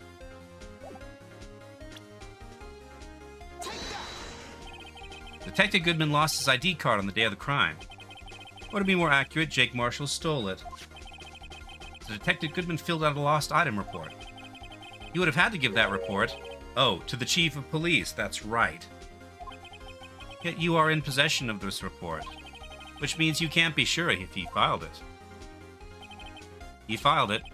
How do I know, you ask? Because he needed to enter the evidence room that day. Needed to? Yes, to transfer the evidence out. Oh. Detective Goodman took the form to you, Chief Gant. Then, you accompanied the detective to the evidence room. I accompanied him. There's no other way the murderer and Detective Goodman could have entered the room. Hold on, let me guess what you're going to say next. I, the chief of police, murdered poor Goodman. Exactly. But wait, the chief didn't necessarily need to accompany him to the evidence room. He could have just lent him his ID card. Yes, now that you mention it, I believe I might have done something of the sort. Sorry, but that's not possible. According to the record, your card was only used once. Yet you showed us your ID card earlier. If you had really lent it to Detective Goodman, it would have been found on his body. No, what? Struck by lightning? Chief Gant, you didn't. The murder was most likely a spur-of-the-moment crime. For no one in their right mind would choose the police department as a place to commit murder. After the murder, you contacted Lana at the prosecutor's office. Why? To dispose of Detective Goodman's body, of course. You're forgetting, Mr. Wright, that the victim's body was discovered in the prosecutor's office parking lot. How did he manage to move it there? I was at the police department the entire day, you know. And everyone's aware that Lana stayed at the prosecutor's office after the ceremony. Everyone except me, it seems. Still, you're the chief of police. You have an entire police force at your disposal. Oh, so you think I just ordered an officer to do it? Hey, you, take this here dead body over to the prosecutor's office. I don't think so. Chief Gant, you left all the evidence we need. Prove how you moved the body to the prosecutor's office. All this time I thought it was just a useless clue taking up space. How could the chief have moved the body? Mr. Wright, show us this evidence. To move the victim's body, Chief Gant used this. That would have been Edgeworth's car.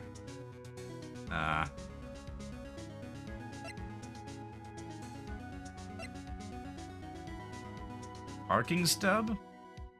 Maybe? I have 3 wrong guesses I can make.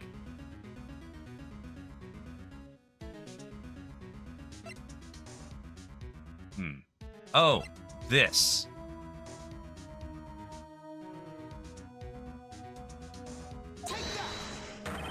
This is how he moved Detective Goodman's body. What's that? A screwdriver? Well, what does that have to do with this case? Mr. Edgeworth, think back to the day of the crime. What is this screwdriver doing here? It is here because... Ah! I was asked to go, by Chief Gant, no less. He told me he wanted me to keep it here in the prosecutor's office. In any case, on the day of the stabbings, I brought this back here.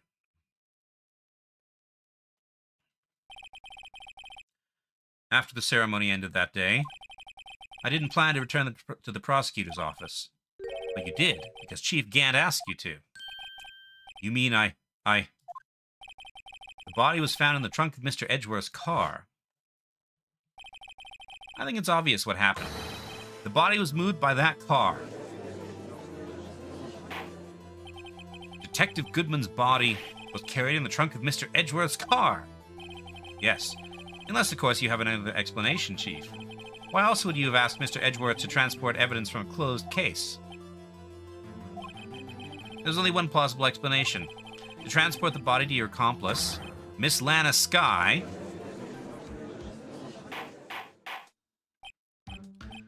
Yes. Order. What's going on here? Is there no room for rebuttal to the defense's outrageous accusations? Think back to the photograph Miss Starr took at the prosecutor's office. This was not a photo of the body being stuffed in the trunk to be taken away. It was exactly the opposite. It is a photo of the body being taken from the trunk. Chief Gant, please say something. I believe your time's up. My time's up? Sorry, Righto, but I'm having lunch with the District Attorney General after this. We have to get going if we're to make it in time for the early bird special. But the cross-examination isn't finished yet. Remember what I told you earlier? A police chief has all kinds of weapons at his disposal. Weapons? Like the right to refuse to testify. I'm invoking that right now. What? That is not a right to be casually invoked. There are certain risks to be considered. So you're going to just run away after all of this? Run away? Don't make me laugh, Worthy. I stabbed old Goodman, that's what you're saying, right? But if you had any conclusive evidence, you would have presented it by now. Well, You think I had Lana dispose of the body? If so, then show your proof and get it over with. I'll say it again, Mr. Wright. Damon Gant, the current chief of police. This court will not tolerate any accusations against him without proof. Well, Mr. Wright, Your Honor, you have any concrete proof? Proof that Chief Gant murdered Detective Goodman and made Miss Skye dispose of his body. Do I have any concrete proof?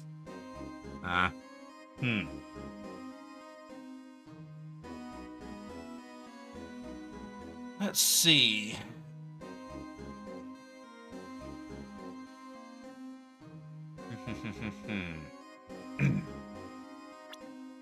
All right. Save.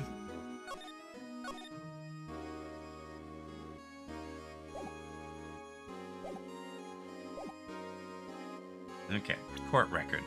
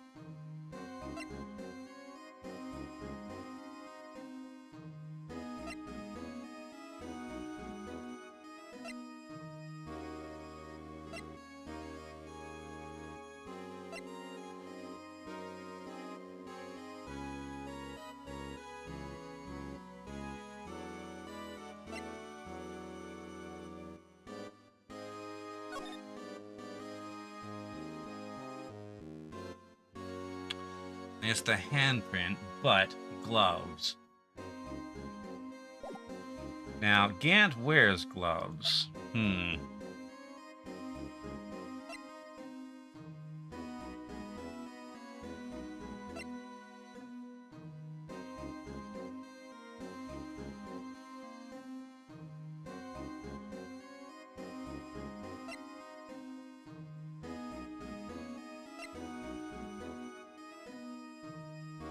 Let's see.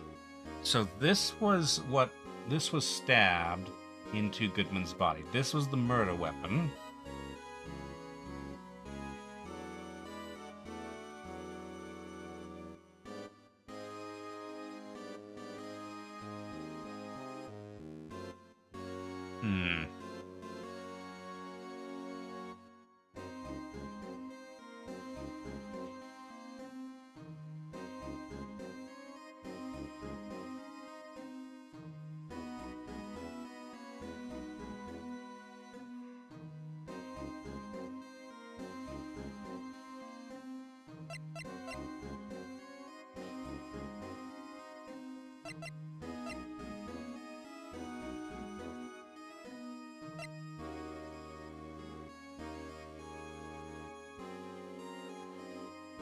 None of that seems convincing.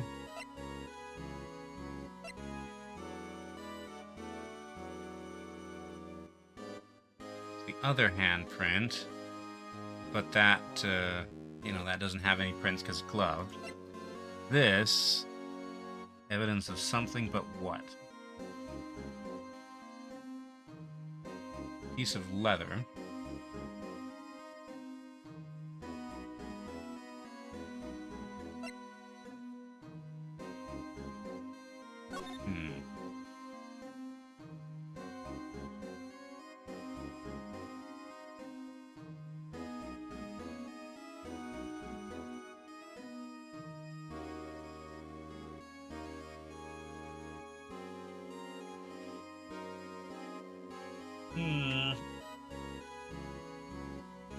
Ugh.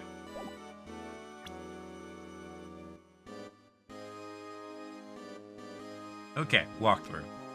Says I have no proof yet. Okay. No use showing evidence I'm not even sure of myself. No, Your Honor. At present, I have no conclusive evidence. See, Edgy? In that case, this court is forced to penalize you for your allegations against the chief. What? Here's a tip. Never gamble what you can't afford to lose, Righto. It seems that Lady Luck was on my side again today. Okay, Edgy, I'll leave the rest to you.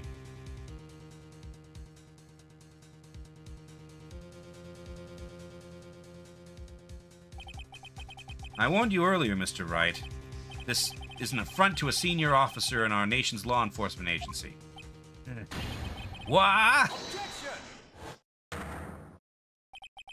Lady Luck, Maybe we should have a word with her. Mr. Edgeworth, what do you mean?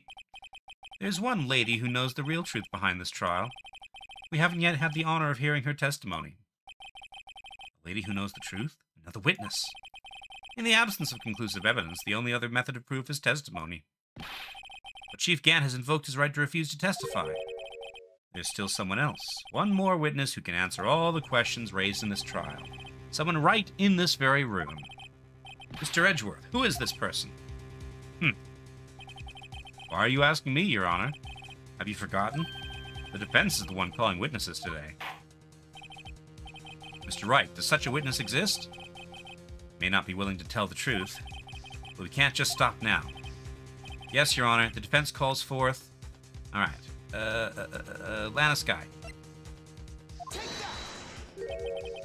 The defendant, Miss Lana Sky, she was in the underground parking lot at 5:15 p.m. on February 21st.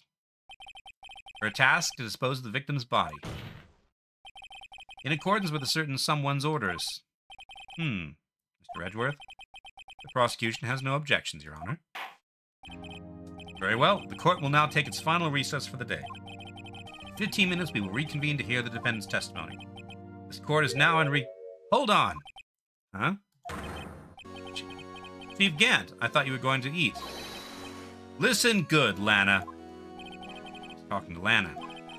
I don't think you need me to tell you this, but if you accept Mr. Wright's claims, there will be terrible consequences. That's gotta be witness tampering. That's right. Your sister will be found guilty for Neil Marshall's murder. This isn't good. Of course, you'd never support such an outrageous claims anyway, right? Just something to think about. All right, then. I've got a lunch date to meet. That's witness tampering, Judge. Okay, if there aren't any further objections, this court is now in recess.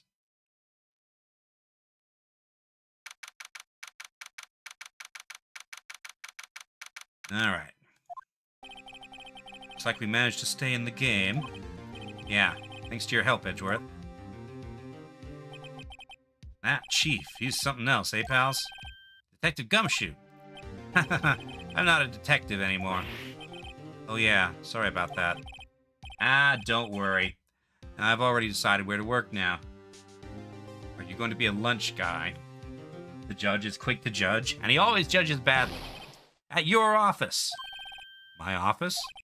Sure. I'll take the place of that top-knotted girl you used to work with. What do you mean? Maya?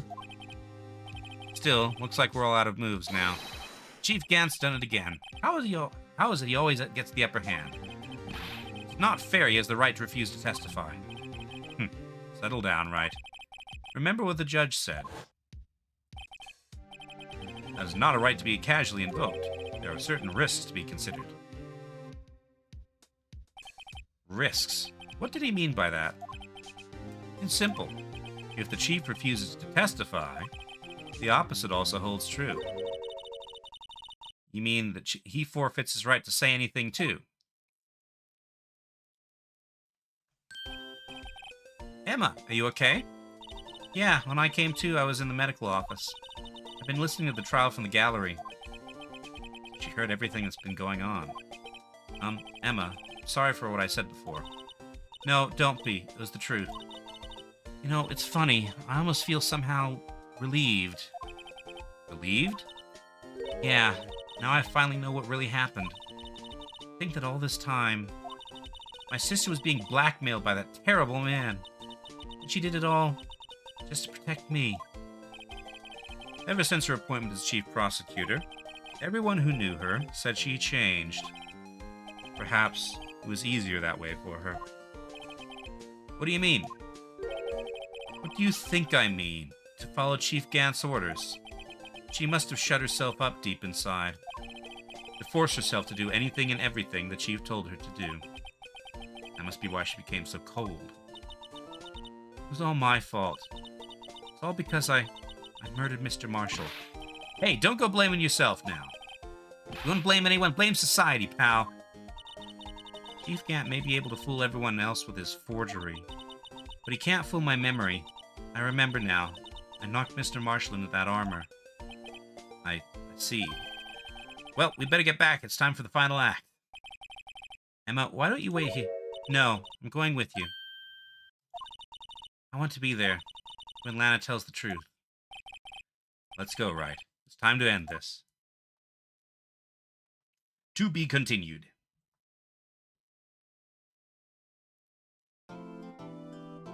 Alright. Save progress, yes.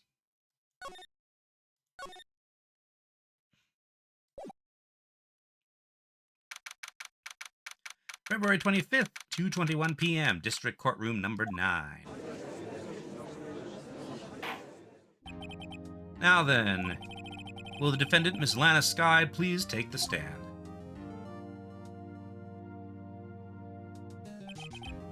Miss Lana Skye, you are the chief prosecutor. I'm sure you're aware of what is required of you. But, Mr. Edgeworth, you already know everything. You know all that I've done these past 2 years. Please provide the court with your testimony, Miss Skye. And remember, you are under oath if you want to hear the truth. Of course, the truth. Lana, no matter what happens, I'll always be your sister. Now then, your testimony, if you will.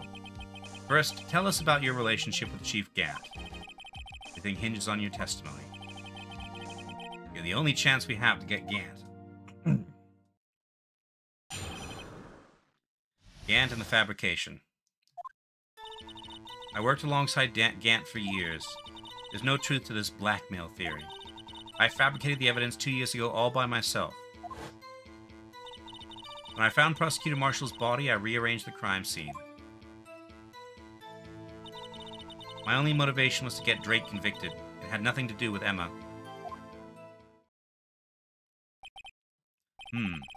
You sure about this testimony? Your Honor, I'm confessing to a capital offense. Of course I'm sure. But Lana... If this is true, then that means Chief Gant has nothing to do with this. That's what I've been telling you from the beginning. Please, Mr. Wright, you've got to help her. She's sacrificing herself because of me. Or she's telling the truth. She's not. I know my own sister. Whenever she speaks stiffly like that, she's hiding something inside. Deep down, she's really screaming in agony. Yeah, this is no time to start second-guessing myself. The defense may now begin its cross-examination. Alright. I worked alongside Gant for years. Okay, tell me more. How many years exactly? Ever since I made senior detective. Let's see, I was 24 then, so that would be 5 years. Detective Gant and Detective Skye were legendary partners. I personally saw them testify in numerous cases. Must have been good coming from the same school as Mia. Damon Gant was a respectable detective. That's why there's no truth to this blackmail theory. But think about it, Miss Skye. You didn't murder Detective Goodman. You told me as much yesterday in jail. You still don't get it, do you, Mr. Wright? Any testimony you cannot present in court is as useless as idle gossip. I stabbed Detective Goodman with a knife. And I fabricated the evidence 2 years ago all by myself. Did you do so to help your sister? Joe Drake was a serial killer. My sister almost became his last victim that day. I didn't want that incident to ruin her life. But what she did was justifiable self-defense. She wouldn't have been charged with anything. That's not the point. She was traumatized that day, all because of that creep. That's why I couldn't forgive him. Lana, so that's why you fabricated the evidence 2 years ago? When I found Prosecutor Marshall's body, I rearranged the crime scene. You say you did this all by yourself? Yes. Would you mind telling us what you found when you arrived at the crime scene? Seems I was the first person to discover the scene. The broken prosecutor's award knife was stuck in the victim's body. Okay, the broken prosecutor's award knife was stuck in the victim's body. But we know that's not how he died. What?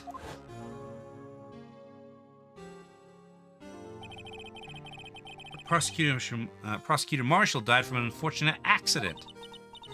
That's only a situation you dreamed was possible. The reality is, it wasn't my sister who took the prosecutor's life. Fantasize all you want, Mr. Wright, but I'll never change this statement. You mean Prosecutor Marshall wound up being killed by Dark? Something like that? If that is so, what happened to the other murder weapon? Dark was carrying a switchblade knife. Oh, that was lying on the floor a little distance away. It was probably knocked away in the struggle. That's not how it went down. She's trying to cover up her lies with more lies. All just to protect me. So when you found the scene like this, what did you do? After all, this is what everything boils down to. Yes. I broke off the tip of Dark's knife, planted it inside the wound, then moved the body.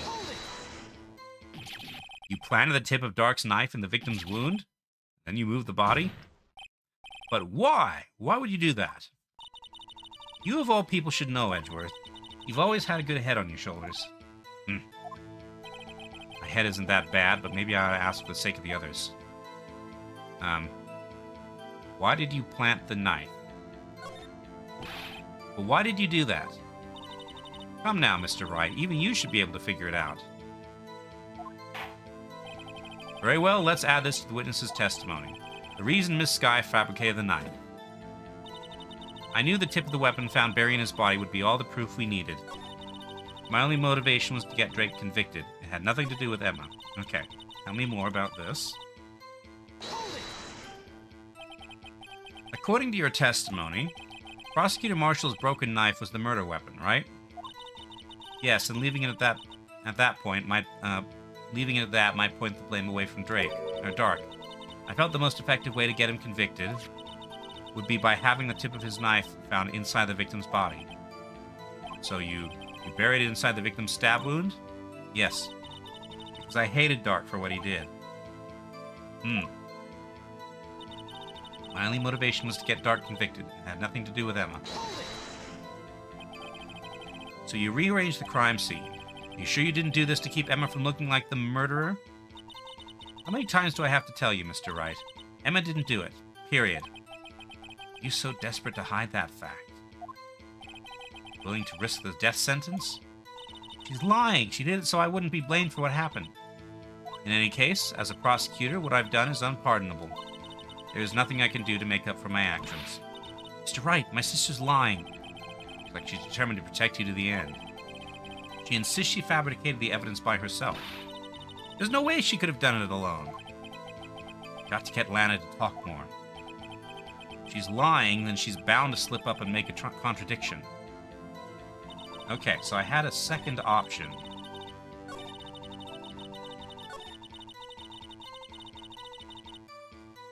Okay.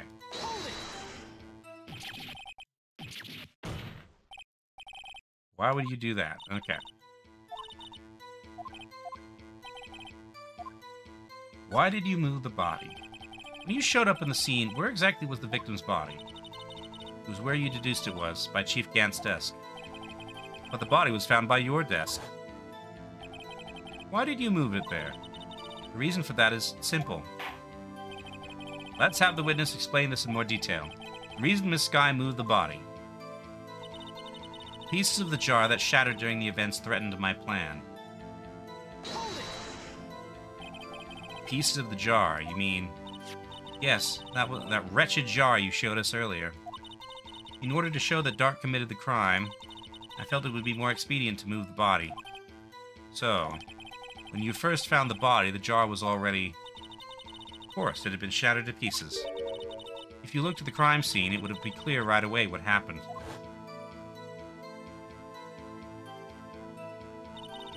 Neil Marshall was dead and Dark was lying unconscious.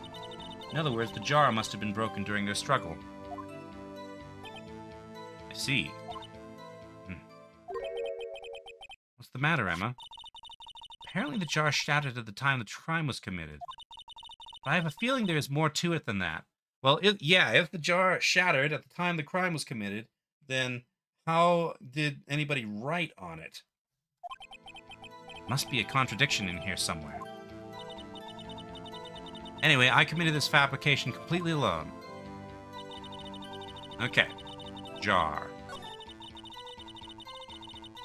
Okay. Present the jar. Because it has writing on it. And you can only make this writing if the jar is intact.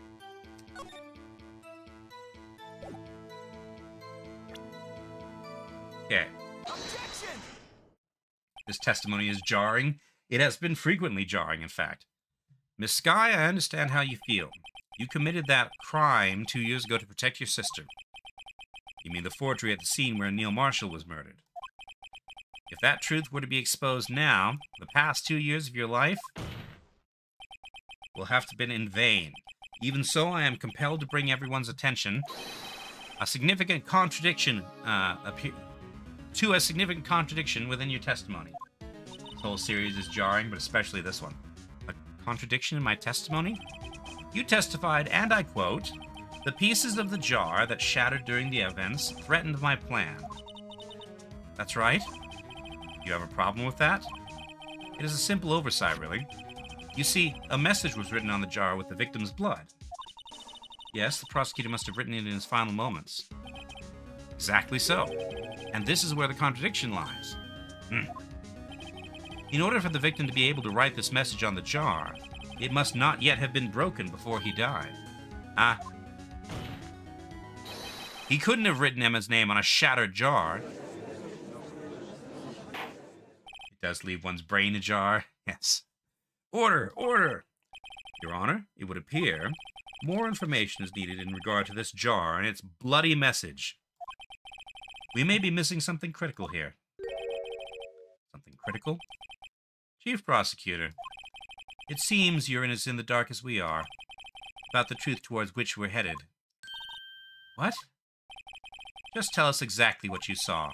We'll piece together the information to arrive at the truth. Very well, the witness may now continue her testimony. Jar and message in blood.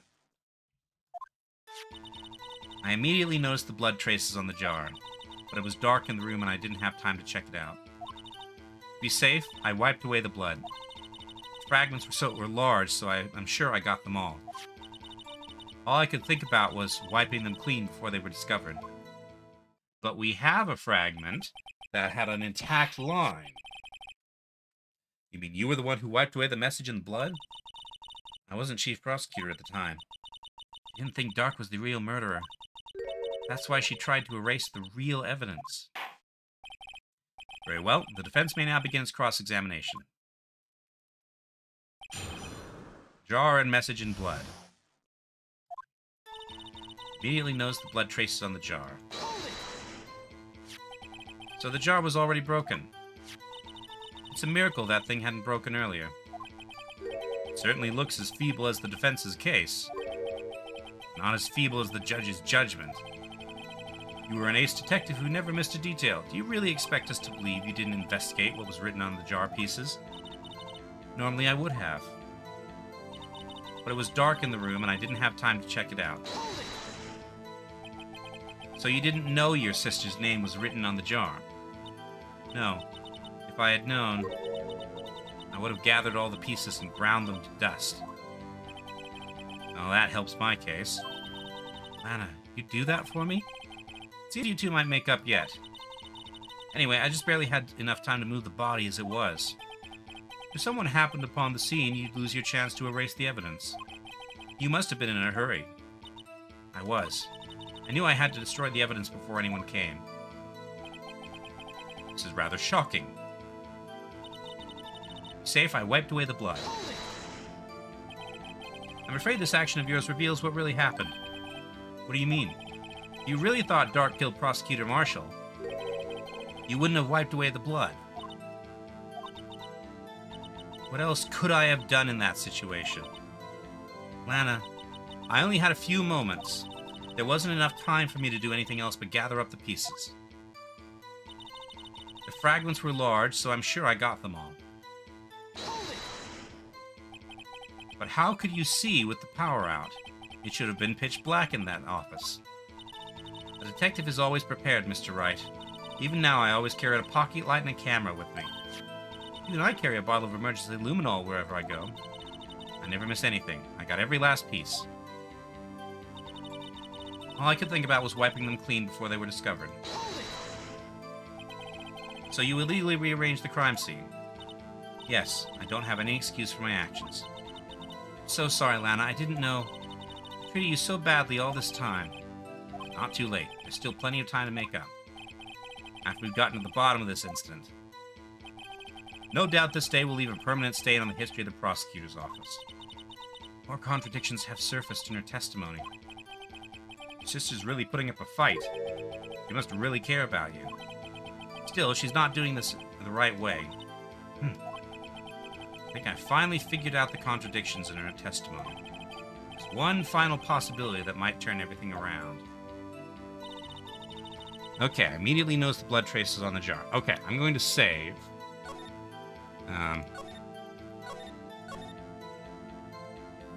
So, she's sure she got all the pieces.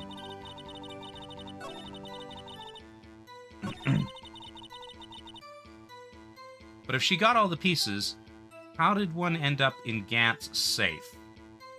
So let's present, once again, the jar? Objection! There we go. Silence. Miss Sky, I believe this jar conceals the truth even you are unaware of. What? We found the final piece of the jar in Chief Gant's safe. In the Chief's safe? But how? I knew it. She really didn't know. There's something even more disturbing about that final piece. There was still blood on it. But the witness just testified that she gathered every last piece and wiped the blood off of them. Yes, which leaves us with only one explanation. That jar is the witness? Yes. On the night Prosecutor Marshall was murdered, you were not the first one to show up on the scene. Chief Gant got there before you. But couldn't the defendant have simply missed a piece? I'm afraid that's unlikely. The pieces are too big for anyone to miss, let alone an ace detective. That may well be, but everyone makes mistakes. Even I once wasted an entire day looking for my dentures. They were in my mouth all along. Ha! Can you believe that? Have you forgotten, Your Honor? When this witness arrived at the scene, the jar was already broken. Oh, that. There's no way a name could have been written on a shattered jar. Another person discovered the scene prior to the witness. I hope you're not implying this person was Chief Gant. At the time, he was looking for Dark downstairs. Besides, even if he was there first, why would he break the jar? The question is, if he did arrive there first, why did he hide that fact for 2 years? Huh. Well, Your Honor, can you answer us that? No!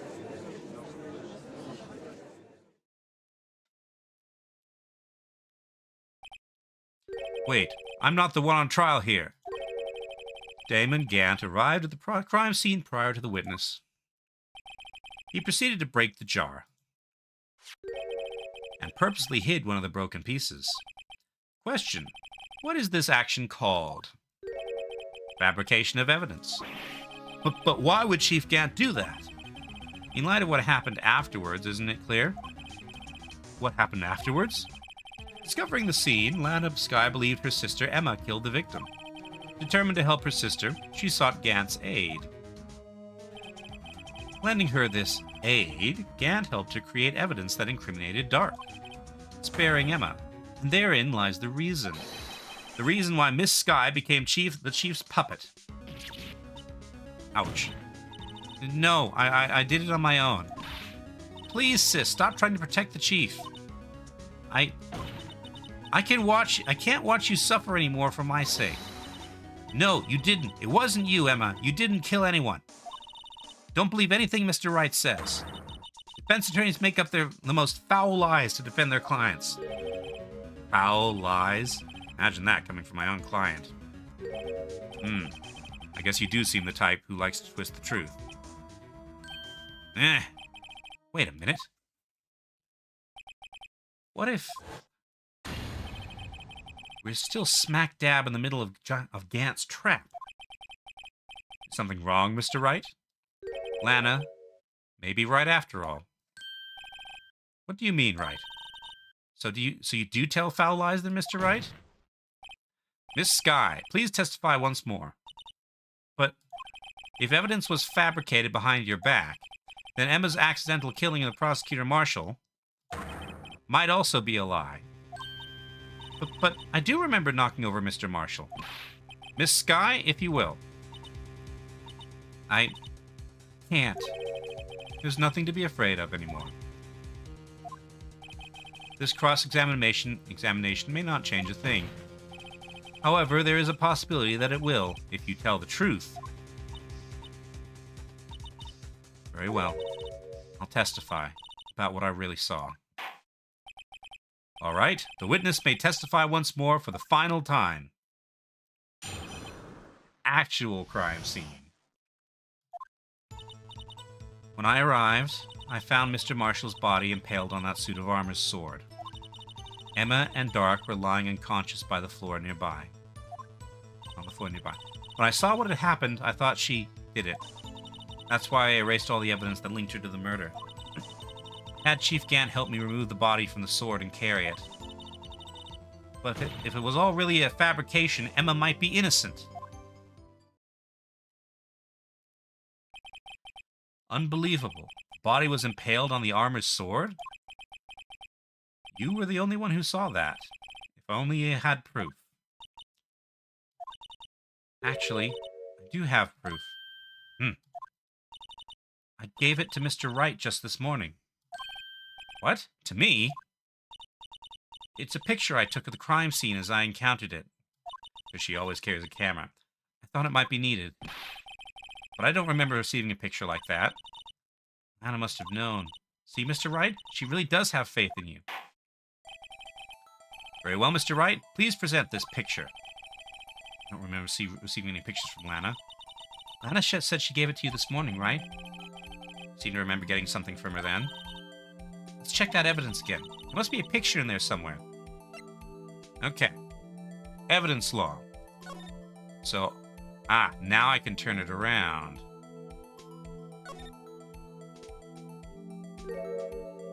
Okay.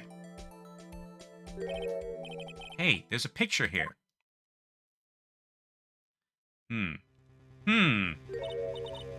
Okay, so part of his vest has been cut off.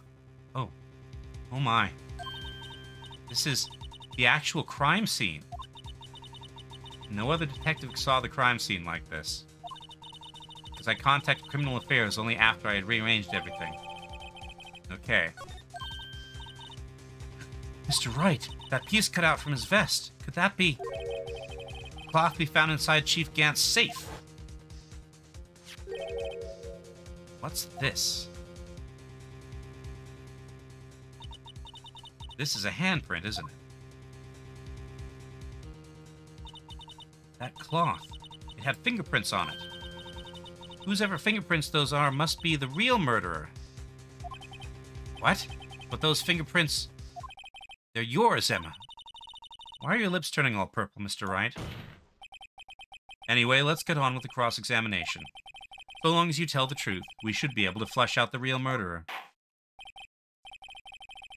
Very well, the defense may now begin its cross-examination. Alright. Alright, I found Mr. Marshall's body impaled on that suit of armor's sword. Yep, he's back. Come now, Udgy. This is the poorest excuse for a trial I've ever seen. Chief Gant. What, now you want to make me out as the bad guy too? If so, I'd like to put in a word or two in my defense. I don't think you can do that. I'm afraid it's too late for that. What? You already declined to testify. That means you forfeited your right to make statements of any sort. This must be that risk we were talking about earlier. Just sit back, relax, and enjoy the sound of the noose tightening around your own neck.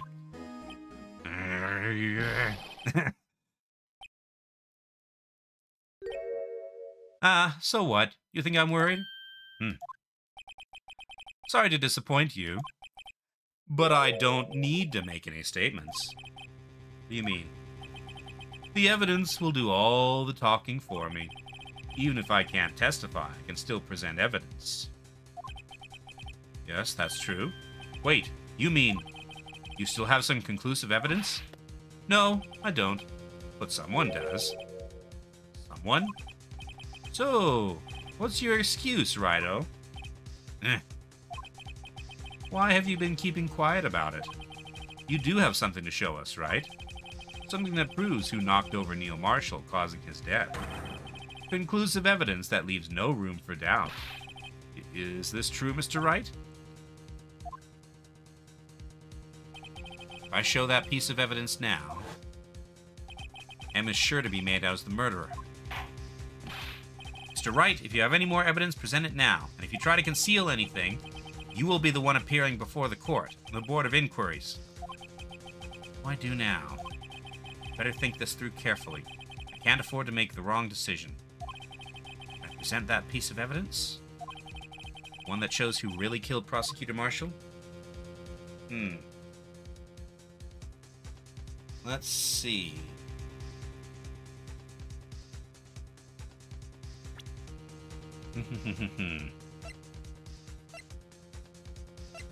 Okay, let's review this.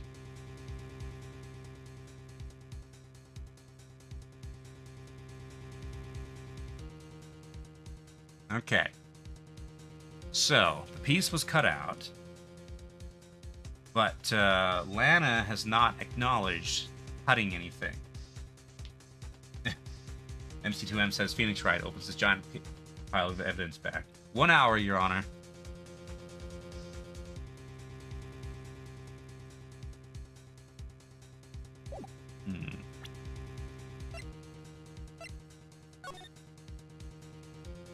So, this side, we have an oddly clear impression of Lana's fingerprints, or Emma's fingerprints. Oil stain. Whoever it was, they must have had a really oily hand. Mr. Wright, think about it scientifically, huh? A more likely explanation is the person slipped and fell on a freshly waxed floor, getting wax all over their hand. Well, that would account for this amount of oil, I guess. I don't see what's so scientific about it, though. It happens, you know. I always slip on floors at school after they're waxed. Ah, okay. So that explains the oil. Because she slipped on floors.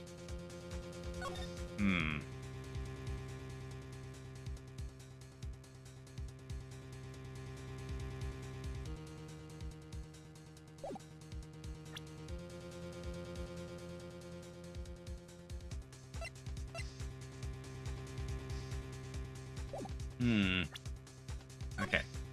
Save. I'm going to present the evidence. No, not this. This. Alright, show evidence. Yes, Your Honor. I do have further evidence. Alright, the time's finally come to show it to them. Those prints have got to be the Chief's.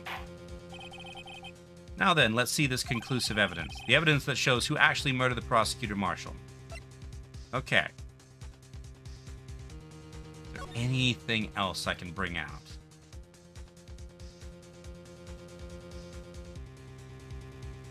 Let's see.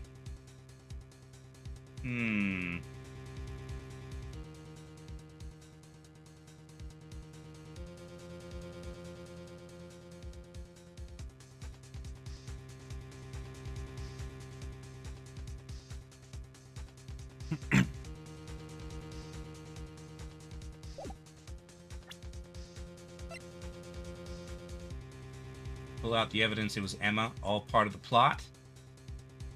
Possibly, yeah. I'm trying to figure out if there's an angle where I can go after Gant with this.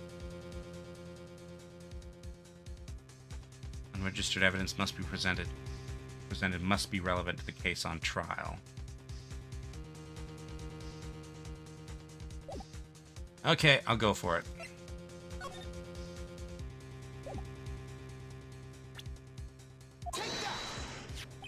It's a piece of leather cloth.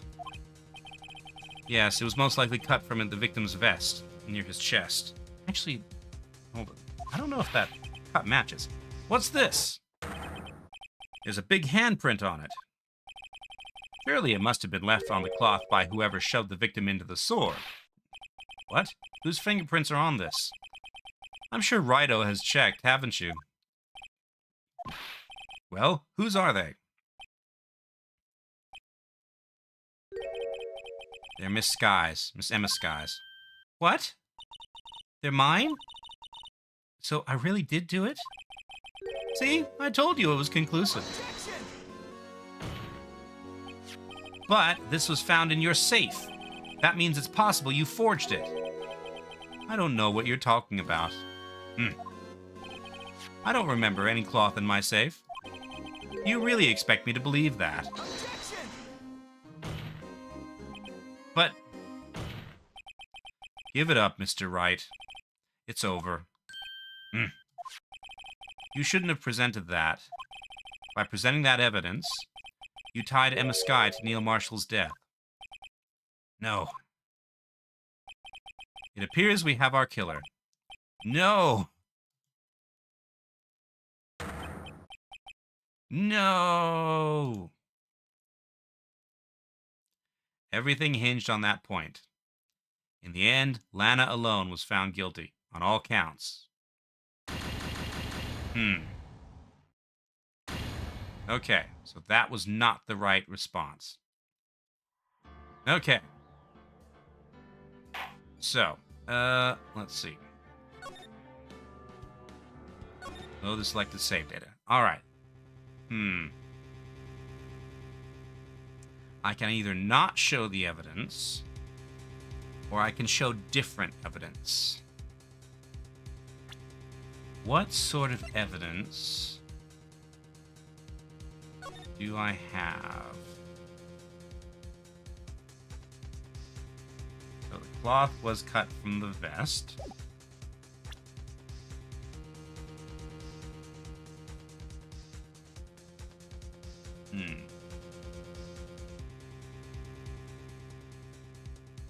Check the law rule book. Well, the evidence law says no evidence shall be shown without approval of the police department, which obviously he is approving, and unregistered evidence presented must be relevant to the case on trial. So, wait, that means I don't have to show evidence at all. Your Honor, I don't have any evidence I can present at this point in time. What? You lie! Chief Gant, you opened my safe. I know you took what was inside. Aha, that was a mistake. The conclusive evidence. I don't know what you're talking about. Mr. Wright, why don't you show them? We found it together. Oh, I see. It's because you know the truth, don't you? You know whose fingerprints are on it. That's why you won't present it. What are you talking about, Chief Gant? Can't you figure it out? Take a good look at this picture. See the victim's vest? Notice anything odd about the chest area?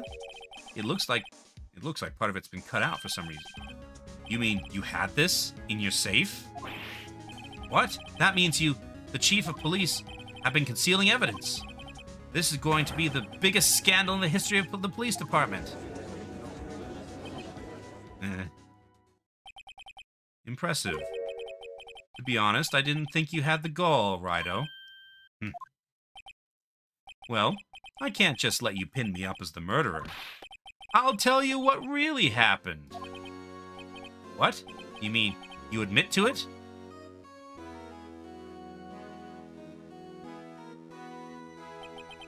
I was the first person who arrived at the crime scene that day. It then occurred to me that I could use the situation to control Lana. So you really were manipulating her. I knew Lana. If I made it look like the blame lay with her sister, that when she saw the scene, she would ask me for my aid.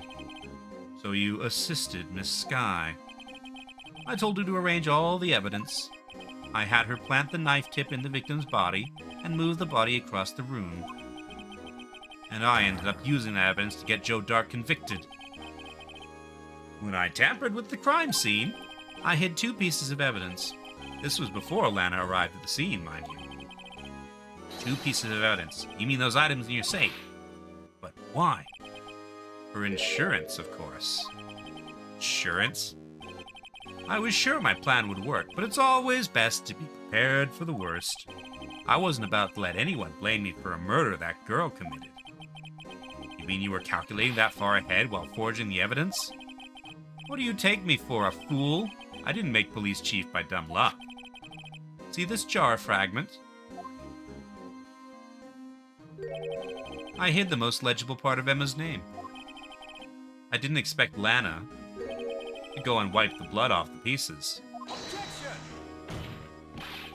But if you fabricated all the evidence, what's to say you didn't fabricate the message on this jar, too? Ho ho ho. Some people just don't know when to quit, do they? That's why I kept one more item for insurance. You mean that piece of cloth? Come on, Righto, cough it up already. I know you have it. What are you waiting for, Mr. Wright? So you admit to it then, Chief Gant. That you were hiding the cloth you cut off the victim's vest in your safe? Yes, I admit it. I didn't want to have to do that, being chief and all.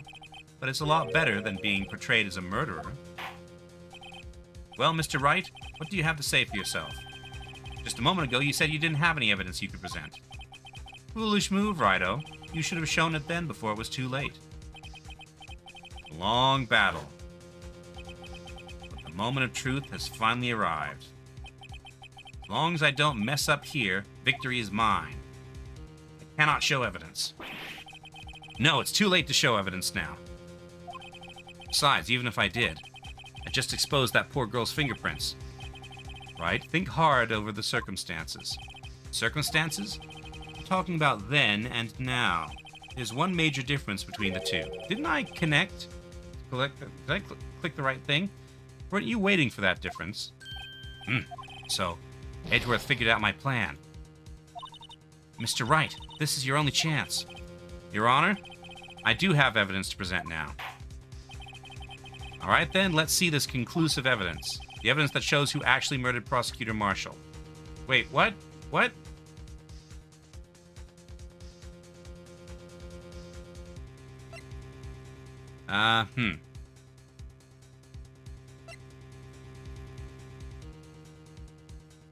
There's evidence law that says I can't show it. The evidence book? Mr. Edgeworth, your opinion, please? I think Mr. Wright's humor has improved at the expense of his defense. Better polish up your defense, Wright. Okay, you remember the thing, the murder's handprint. Yes.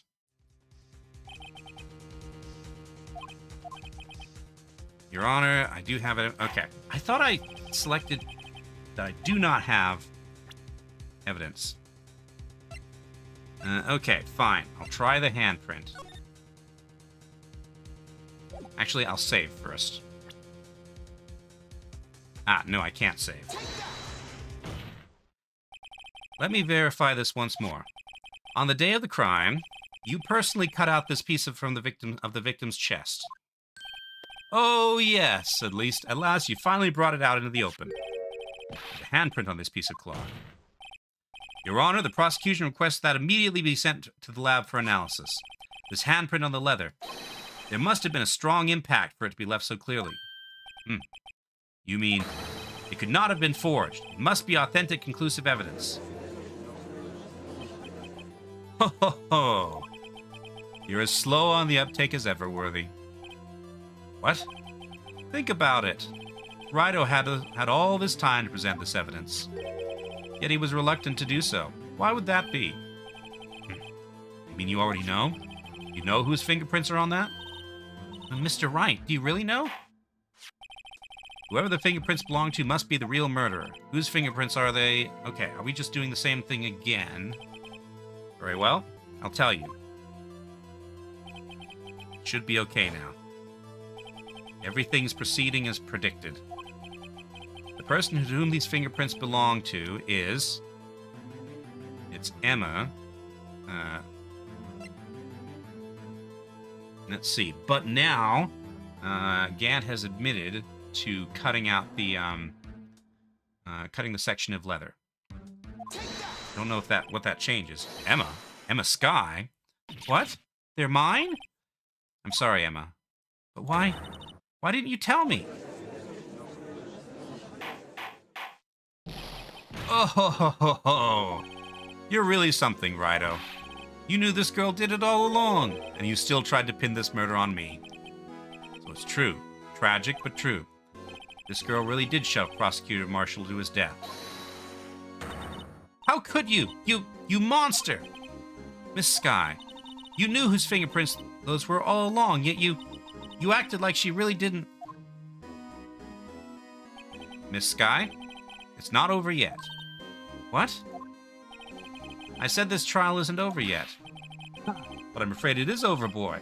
Not only this trial, but your career, too. You purposely concealed this conclusive evidence. That, my friend, is a serious offense. I'm looking forward to pressing charges after the defendant is convicted. I'll have your badge, boy. What's the matter? Cat got your tongue? Aren't you going to tell us how it feels? How it feels to be the one who single-handedly turned a poor little girl into a murderer? Before I do that, there's just one little thing I have to clear up. Oh? And what's that? Who really killed Prosecutor Neil Marshall? What? Chief Gant, you are absolutely right. This piece of cloth proves who the real murderer is. Who killed Miss Neil Marshall, you ask? It was Emma Sky, wasn't it? I'm afraid that's not possible. You see, this piece of cloth contains a critical contradiction. What? A contradiction? What is this fool babbling about? I'm talking about a contradiction, one that proves who the real killer is. Mr. Wright, this piece of cloth, what could it possibly contradict? Chief Gant, your tyrannical reign ends here. Behold the piece of evidence that contradicts this cloth. Let's see. There's the photograph.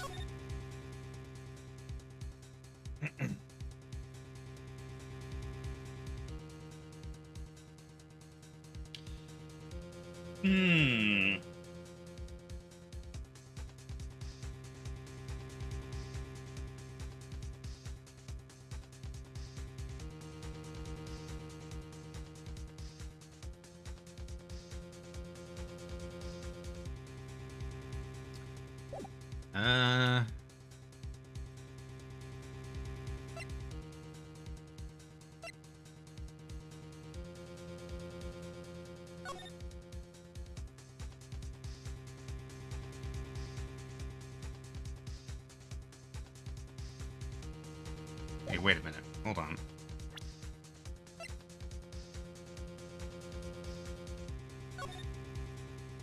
There is blood all over this vest, and we can clearly see it there. And it's soaked down to there, but this is clean.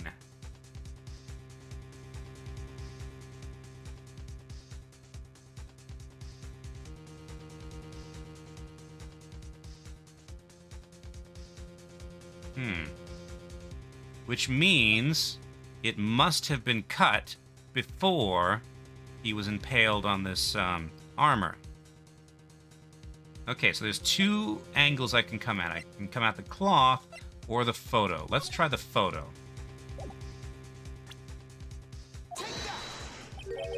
And what exactly is this supposed to be? This is the picture Miss Sky took. Take a good look at it. See where the piece of his vest was cut out? Yes. His shirt is showing underneath. It's hard to make out with all the blood on his vest, though. Exactly my point. His chest is soaked with blood. That's only natural. His lungs, no doubt, were punctured. Blood poured out of his mouth. Oh, but that piece of cloth.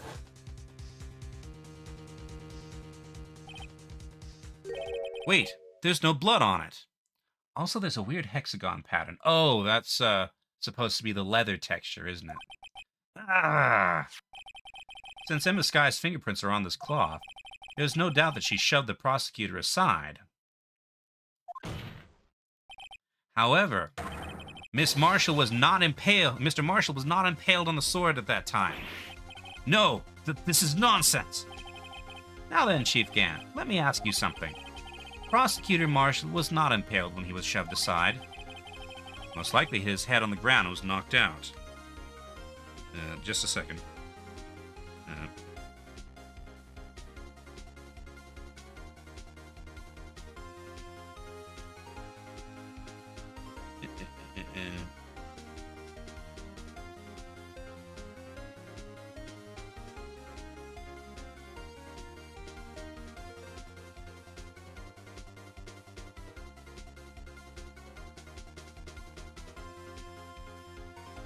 Okay. He most likely hit his head on the ground and was knocked out. If so, then tell me, who could it have been? Who could have arrived at the scene before Miss Lana Skye? Picked up the unconscious prosecutor and impaled him on the armor's sword. Then, to make it look like Emma was responsible for the prosecutor's death, said person proceeded to write Emma, write her name on the jar with the victim's blood. A jar that they then broke on purpose to leave behind a clue. And make Lana believe her sister did it.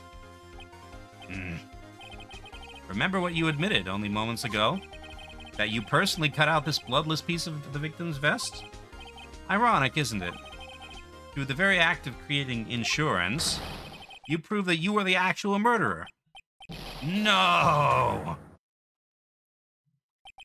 Let's see. It's finally over. Objection!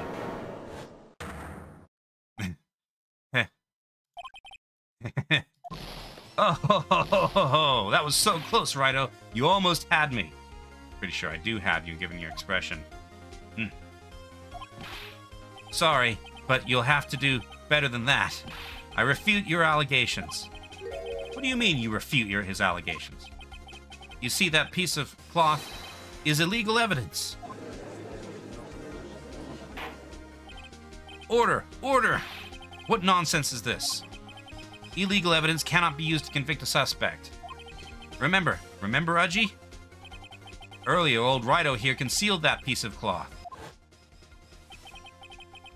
So then what's your excuse, Righto? You do have some conclusive evidence, don't you? Your Honor, I don't have any evidence I can present at this point in time. Well, that's true. The defense did refuse to present evidence. At that moment, that piece of cloth ceased to be legal evidence. That's not fair. Did you actually think you could best me in court? It looks like the last laugh's on you, son. I'm afraid Mr. Gant's claim is legally correct. Well, Mr. Edgeworth? True, illegal evidence cannot be used to convict a person. Assuming, of course, that the evidence is indeed illegal. Well, Mr. Wright? Seems at last. Time for me to reveal my plan has finally arrived. Mr. Wright, do you admit to it? That you purposefully and illegally concealed this piece of cloth? I did purposefully, but did not illegally.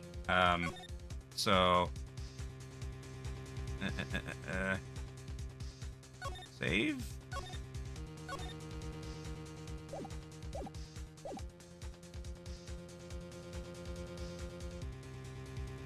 I did not illegally conceal this piece of cloth. I admit I refused to present it at one point. Aha! So the evidence is illegal. No, it isn't, Mr. Gant. Huh? It's not that I didn't present evidence then. It's that I couldn't. What do you mean you couldn't? There are certain procedures that involve when presenting evidence. No, Udgy, don't listen to his lies. He's nothing but a coward. You can't really believe... There is only one issue left to be resolved in this trial. Is this evidence legal or not? Very well. Let us settle this once and for all. Earlier, you refused to present evidence. If you can prove that your conduct was not in violation of the law, then do so now. That would be the case law book. This is my proof, Your Honor. Evidence law. What's this? I've done my homework too, Chief. Indeed, Emma Skye's fingerprints were on this piece of cloth. However, at that point in time, this was merely a piece of cloth, nothing more. What? You see, it's written right here in this book. The second rule of evidence law. Rule number 1, no evidence shall be shown without the approval of the police department. I found this piece of evidence myself inside your safe. It goes without saying, I did not have approval from the police department. Rule 2, Unregistered evidence presented must be relevant to the case on trial. And here's the crux of the matter. You see, at the time it was impossible for me to prove the relevance between the cloth and SL9 incident. What? What kind of nonsense is this? You want relevancy? Just take one look at this picture and... Sorry, but can you recall, when was that picture presented? That was shown only a few moments ago. No. He's right. At the beginning of today's trial, that piece of cloth was still meaningless. The person who gave it value as evidence was you, Damon Gant. You yourself confessed to a certain truth. Let me verify this once more. On the day of the crime, you personally cut out this piece of the victim's vest? Oh, yes. No! It was then that you approved this cloth as conclusive evidence. Yes, you, the chief of police, personally approved this cloth. The only person who could have cut this from the victim's vest is the one who stood before Prosecutor Marshall in his final moments. In other words, the real murderer. There's only one person who that could be. Damon Gant. The killer was you.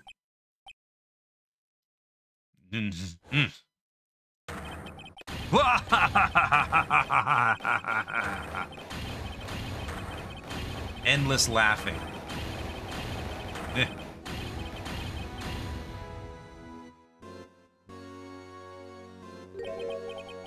I knew I should have gotten rid of him. That good-for-nothing scum. For 2 years, he's been snooping around the department trying to get something on me. Crimes are being committed every day, yet he insisted on hounding me. Well, your crime wasn't exactly petty. He wanted to reinvestigate the case. He recruited Angel Starr, then convinced Bruce Goodman. Detective Goodman? Yeah, that's right. If the evidence is transferred, I'll lose my only chance to find out the truth. Please, you've got to help me.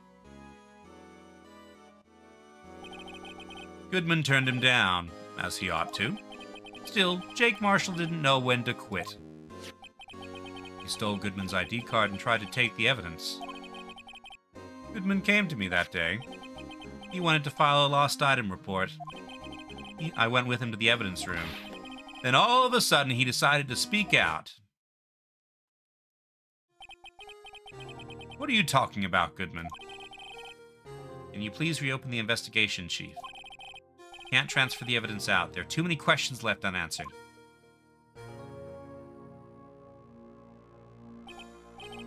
He opened his evidence locker, and as he was taking the evidence out, he said, "It's not too late. I'm going to hand this all over to Marshall." Well, to be honest, I was a bit taken aback by his words. I had a bad feeling when he came to see me, but I never thought he'd bring up SL9. That's when I saw it. That accursed knife.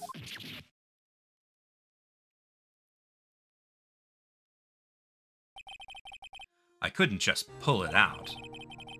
Doing so would have only led to more blood, making it near impossible to hide your crime. Even so, the blood was just pouring out. I didn't know who might stumble in, so I hurried to wipe it up. I was worrying so much about the floor, I didn't realize my fatal mistake.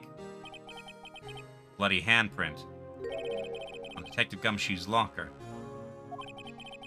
I used to be known as the crime computer. But everyone has to start somewhere, I guess. I was too nervous. I had no business doing any of it. You put the body in my car? I'm sorry, I couldn't think of any other way to move the body. I broke your trunk, but what's the big deal? You make a lot more than us detectives ever will. Leaving the prosecution's car aside, how could you get Miss Skye involved in all of this? Well, she had as much to lose as I did if the truth came out. So you took the evidence from Detective Goodman's locker? I felt bad for having to do it. I also didn't have time to pick and choose what to take. So, you left the jar fragments in the glove. Yeah, it looks like I was better off being an investigator of crimes than a committer.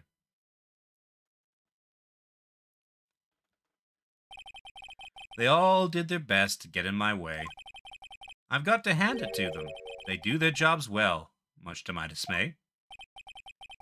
Fake evidence doesn't hold up very well upon close examination. You must have known that. Tell me, Worthy, why do you stand in court? Me? You despise criminals. I can feel it. You and me, we're the same. One day, you'll understand. Oh, believe me, you will. You're just one man. You'll see what it really takes to bring them down once you try to go it alone.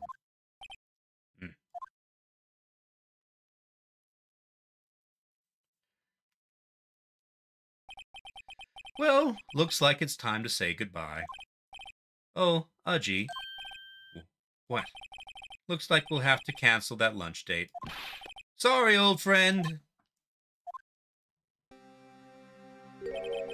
I'm sorry too, Damon Gant. I knew you as you used to be long ago. You were once a fine investigator and a good example to an example to others on the force. I'm sorry to learn that you are no longer that person. Those days are gone now, Udgy. Thanks for all the memories, though. Don't worry, you'll be fine. Now you have Wright here, and Worthy.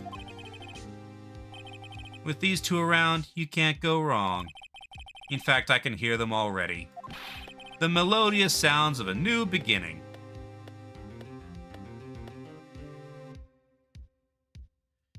MC2M says Edgy is not alone. He is with another lawyer in a kangaroo court. Indeed. There are two things I want you to understand. Yes? First, your sister never hurt anyone. Second, Damon Gant betrayed you from the beginning. You see, Miss Sky, you no longer have any reason to keep silent. You're right. When this trial is over, I'll tell everything. All that I've done these past 2 years, from the time I had Gant help me forge evidence up until today. So, it seems all the questions raised in this trial have been answered. I'm sorry, Miss Sky. I couldn't get you out of all your trouble. My, what high standards you have for a rookie. I can see why Mia thought so highly of you. Who knows? A few years from now, you just might make it to the top. I owe you my thanks, Mr. Wright. From Sky. And to you too, Mr. Edgeworth. You suffered every bit as much as I have over these past few days. Believe me, I know how much of an ordeal it's been for you. It was nothing. Liar. I was worried the pressure might break you. And yet, you rose above it all and guided Mr. Wright to victory. You've done well, Mr. Edgeworth. Stop it. I only did my job. In light of this case, it seems a good self-examining is in order for all of us. Miss Sky? Yes, Your Honor. You are innocent of murder. However, although the Chief blackmailed you, the fact is you still acted as his accomplice. A trial will be scheduled for these crimes at a later date. Yes, I understand, Your Honor. Is there something amusing about all of this? Why are you smiling? It's been a long time, Your Honor. A long time since I felt free of these heavy chains.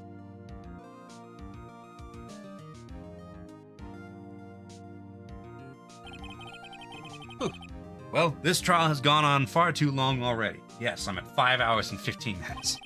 Regarding the charge of murder, this court finds the defendant, Miss Lana Sky, not guilty.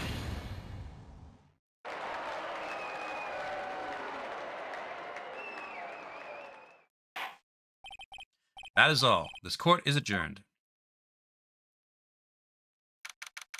February 25th, 5:03 p.m. District Court Defendant Lobby number 2. At long last, it's finally over. Emma? Why the long face? Sorry your sister didn't get completely off the hook, but at least she wasn't convicted for a murder she didn't commit. No, that's not it.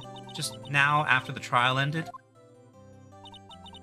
see why Mia Fey thought so highly of you. I owe you my thanks, Mr. Wright. And to you too, Mr. Edgeworth. You've suffered every bit as much as I have over these past few days. You've done well. You know, I did my best too, but Lana didn't say a single word to me. I hope I'm not interrupting anything, pals. As ever and always.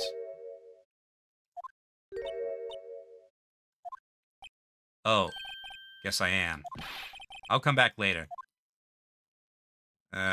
Wait, Detective Gumshoe, what is it? You're doing this on purpose, aren't you? Making a detective run all around while on duty. And to top it off, you call me here. I've seen happier people at funerals. This is like the third time. Hey, lighten up, pals. I'm only kidding. Oh, you here because of my sister again?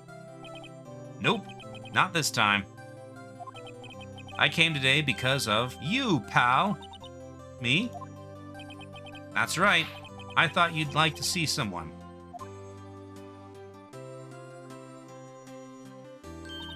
Lana! Should you be doing this? She's still under arrest, you know.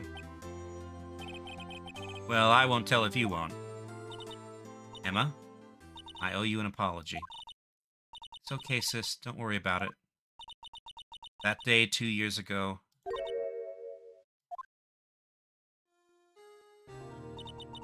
the first time in my life I ever panicked. It was all I could do to keep myself from screaming. All I could think about was keeping you from getting wrapped up in that mess. Sis, I asked Gant to help me cover up the truth. I thought I was doing it for your sake. But now I realize I was wrong. I changed after that day. I had to. It was the only way I could make it through the past 2 years. I knew how much I was hurting you by distancing myself, but I couldn't bring myself to tell you what I did. I was scared. Scared that you'd look at me with those eyes of yours. I was scared of how you'd react if you knew. But sis, you were only doing it for me. No. Huh? I turned my back on you that day. And hiding what I believed to be the truth, I was deceiving you. Sis, I'm such a fool. It took me all this time to realize it. Emma, I'm so sorry. But sis, you don't have to apologize. I'm happy now. You're happy? Of course. You know, sis, I always knew that one day you'd come back. And now you have. Oh, Emma. Emma. Hugs. No one can change the past. The only thing we can do is strive to make up for our mistakes.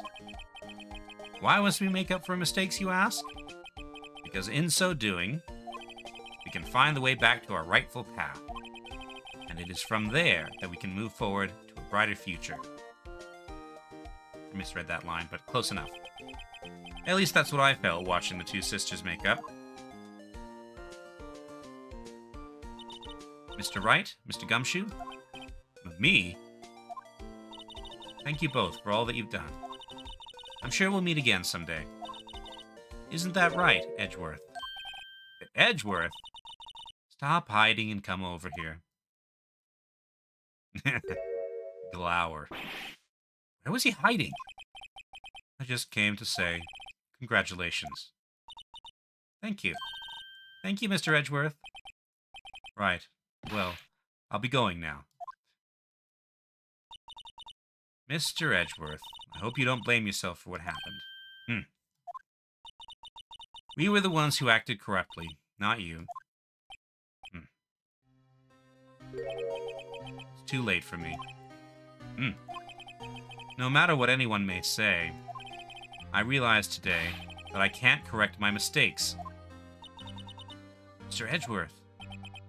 Not only that, but I don't even trust myself anymore. Chief Gant was right. You despise criminals. I can feel it. You and me, we're the same. Mm. One day you'll understand. Oh, believe me, you will. You're just one man. You'll see what it really takes to bring them down once you try to go it alone. I do despise criminals. I plan to dedicate my entire life to fighting them. But in order to fight crime on my own, I need a weapon. It's scary, but I've known that to be true for quite some time now. But Edgeworth, who knows, given enough time, I might have tried to pull something like Chief Gant did. That thought terrifies me. That's why I can't continue on as a prosecutor. Edgeworth, don't you understand? Damon Gant and your mentor, Manfred von Karma. Right, Karma was a murderer too. Were both the best of the best when it came to fighting crime. But they both made the same mistake. You said, in order to fight crime on my own, I need a weapon. That may be true, but think back to today's trial. You didn't fight crime on your own. You weren't alone. You were working together with Mr. Wright. And because of that partnership, you were able to present evidence that otherwise would have gone undiscovered. Isn't that right, Mr. Wright? Huh? What? Oh, yeah. What is this, pop quiz? Come on, Mr. Wright, show him what Lana's talking about. Evidence, huh? Something that neither Edgeworth nor I would have been able to find on our own.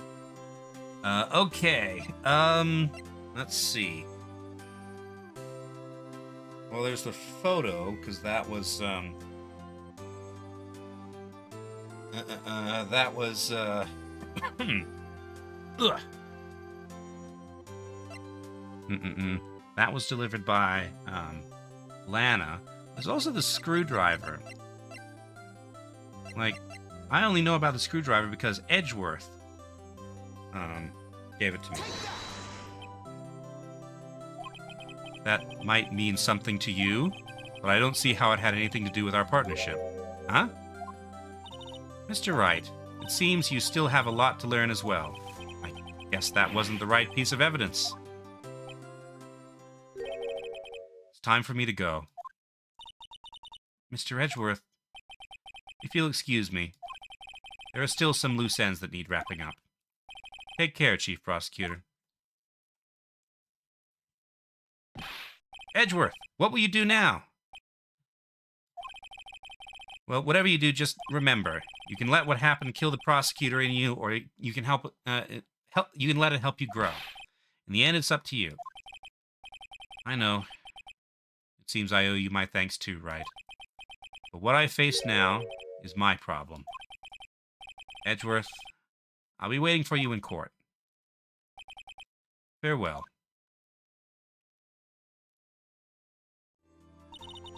I'd better be going too.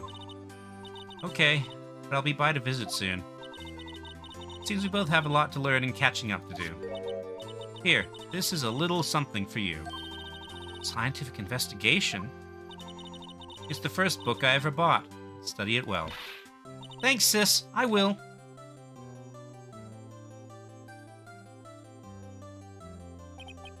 And so another case came to a close. And as for the sisters, I have faith. Faith that their lives have only just begun. And as for me, I think it's time I started on a new journey of my own.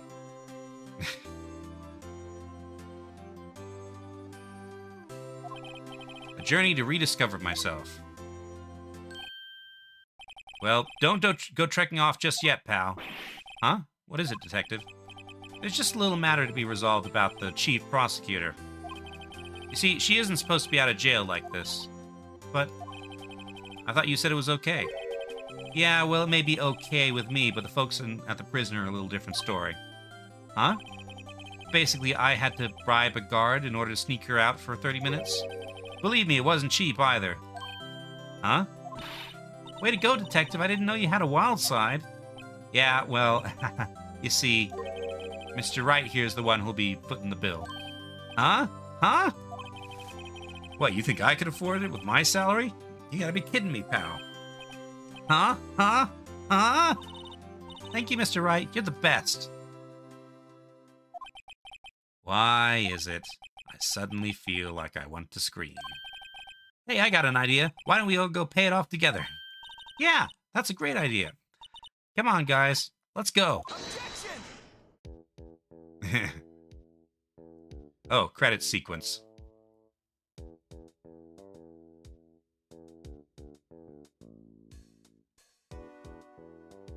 I arranged for a friend of mine in Europe to take care of Emma. I hope she'll be pleased to study under a top coroner.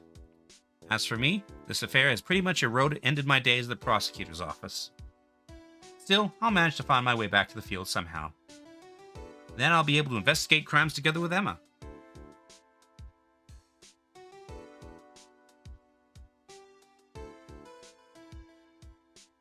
Ugh.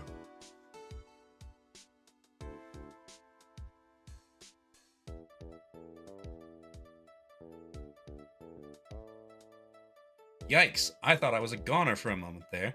In the end, though, they overlooked my unauthorized investigation in the chief's office. If we penalized you anymore, it'd be worse than firing you. Yep, that's what they said. It just goes to show, you can't shake me off that easily. Investigate crime with my sister, weird hobby. I mean, what do you think the Scooby-Doo gang does? Or the Hardy Boys?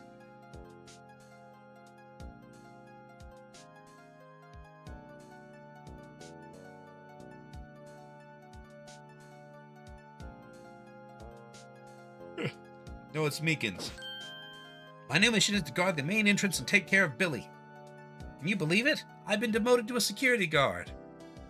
My partner's keeping an eye on the entrance for me today. I'll show them, though. Someday I'm going to make detective. Yes, sir! Then I can be just like that Dick Gumshoe. Well, somebody looks up to Gumshoe.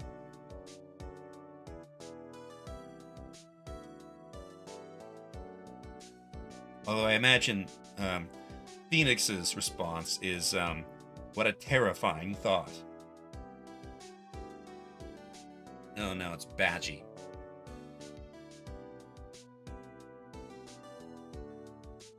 No, the Blue Badger, not Badgie. Badgie's from Star Trek Lower Decks.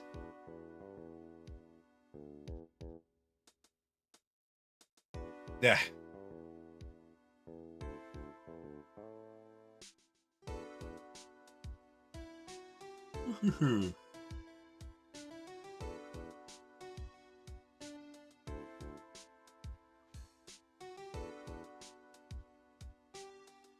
What is it? Can't you see I'm having me a showdown with a steak lunch partner? Miss Starr managed to sneak this into me. She's seeing one of the guards, it seems. Well, cowboy, looks like you did it. You even gave Bambina back her smile. Can you make sure Billy and the gang get their water?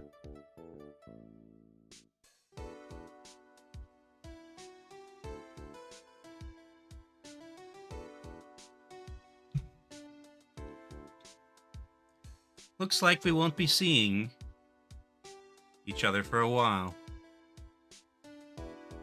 A farewell gift. I put a new meal on the menu. The Right Way lunch. The top layer tastes as bitter as defeat, but the bottom layer is as sweet as victory. Kids seem to dig the turnabout theme. It's a hot seller around exam time. Just make sure not to eat it backwards.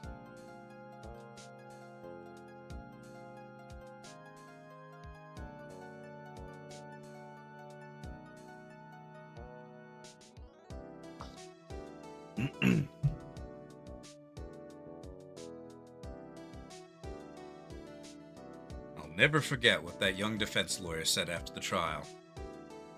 Let's see, what was his name again? Mr. Left? Anyway, he said he's been doing something or other for how many years? Well, anyway, I've got another trial to get to, so I'd better be... Huh? Oh no, I forgot my gavel. Sorry, gotta go. So that's what his chair looks like. This judge is awful.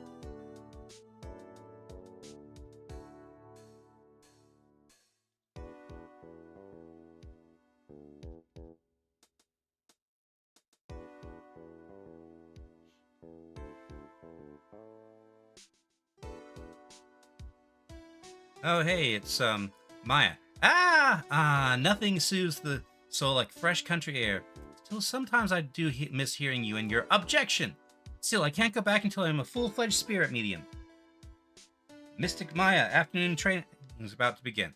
Coming! Well, see you around, Nick.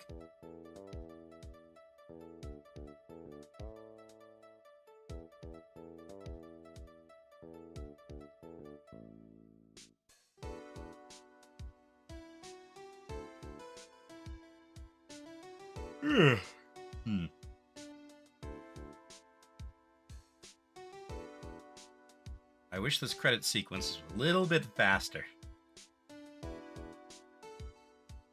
Oh, it's Edgeworth's office. Mr. Edgeworth.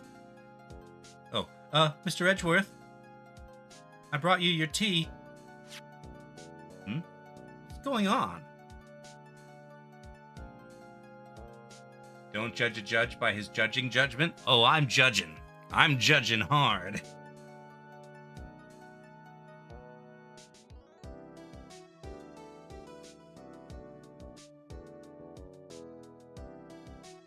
Thanks for coming to see me off.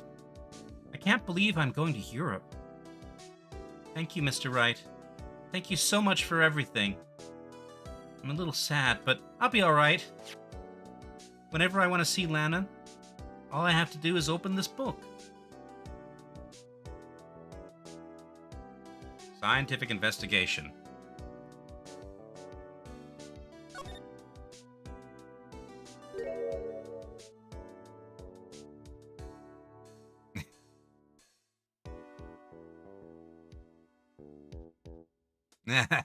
Gave her the police hat. All right.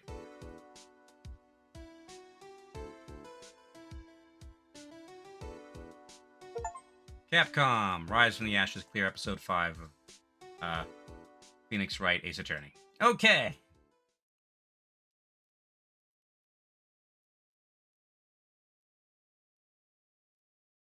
Saving content. All right, and that brings us to the end of that. Let's do a bit of a trailer. Let's see. Or... hold on. Do I have...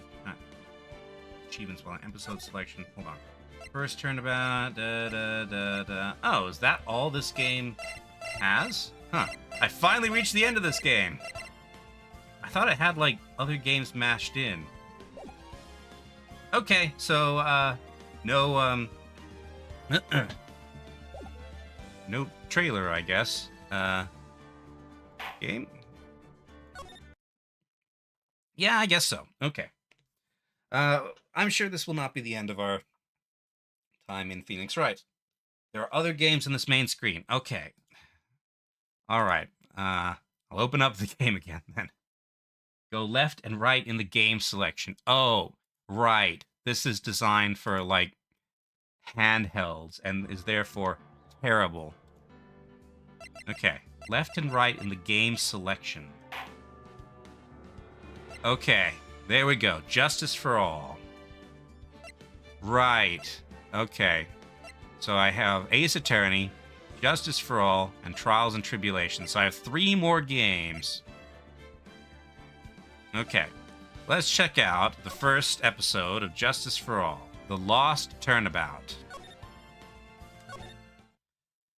Just get the teaser out of the way. Oh dear. It's, what is it? Takata number 9 or something. How did I get into this mess? That's far enough. You can't run forever, Mr. Phoenix Wright. What? What? What have I done wrong? I cannot allow you to go on like this. Huh? But I'm just a simple defense attorney. Silence. You are no longer worthy of your title.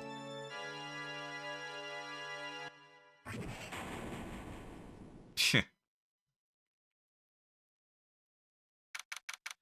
that September 8th, 9:08 a.m., District Court Defendant Lobby, number 1.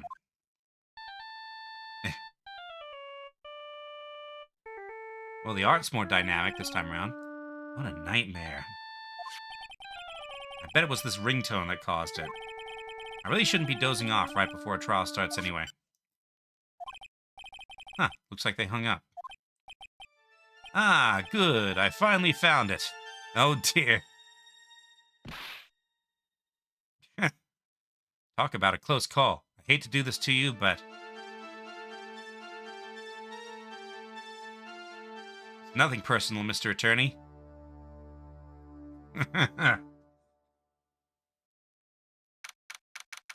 A few minutes later, District Court Defendant Lobby, number 1.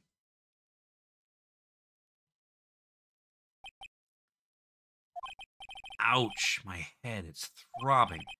Why does it feel so foggy in there? Good morning. It's with all the feathers. Good morning. What's wrong? You don't look well. People are at their best first thing in the morning. Where's that fighting spirit? I hate first thing in the morning. Sorry, but can you please turn the cheeriness down? My head sort of hurts. Roger that. Am I in trouble or something? Huh? Trouble? Well, wait, never mind. You're a policewoman, right? I thought maybe I had done something wrong. Well, what are you talking about? I'm the one in trouble. What? I placed my life in your hands today, Mr. Phoenix Wright.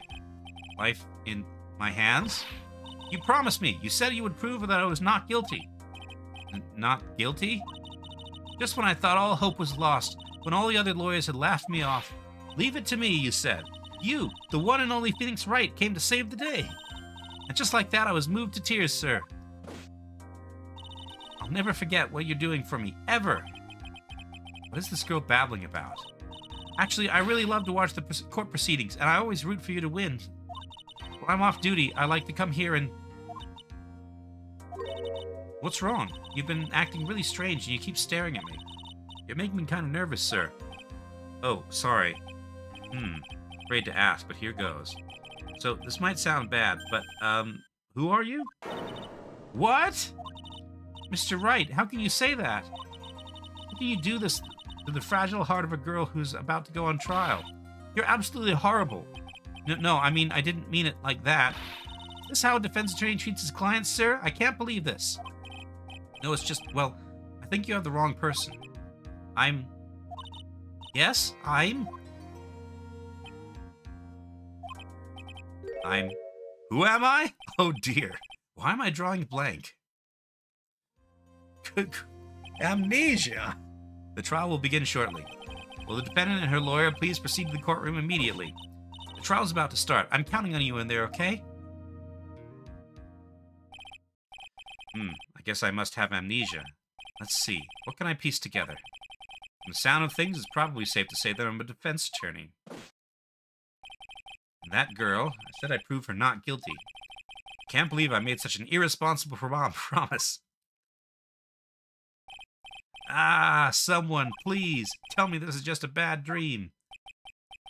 Why do I get the feeling this is one dream I won't be waking up from? Gulp. Okay, there we go. I think that... oh, it's Winston. Oh, hey, new music. Maggie Bird. Maggie Bird? Okay, I get it. The feathers. She's a magpie. It's Winston, yeah. What is it, Mr. Wright? Okay.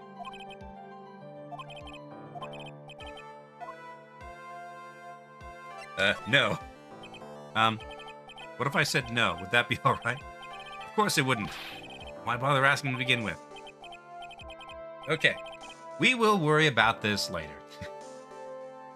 We've seen enough to get the hook. So, let's talk schedule. On Sunday, Shifty and I will be playing more Total War Warhammer 3 at 4 p.m. Mountain Time. And then Friday, 1 week from now, a new series will come back to Phoenix Wright in the future, but don't. This is a very long game, so don't want to oversaturate it. So something else. I'll put up a poll probably. Right now, I'm leaning towards Cataclysmo, the castle builder. Although we could also do Hype the Time Quest, the old Playmobil game about knights that is better than it has any right to be. Anyway, but we'll figure that out over the course of the week. So that will be, whatever it is, Friday at 7 p.m. The music is disorienting me. It doesn't sound like any music. Okay, but I have been going for 5 hours and 43 minutes. It is 1:21 in the morning. So, time to wrap up. Thank you all very much for watching, and I'll see you next time. Bye!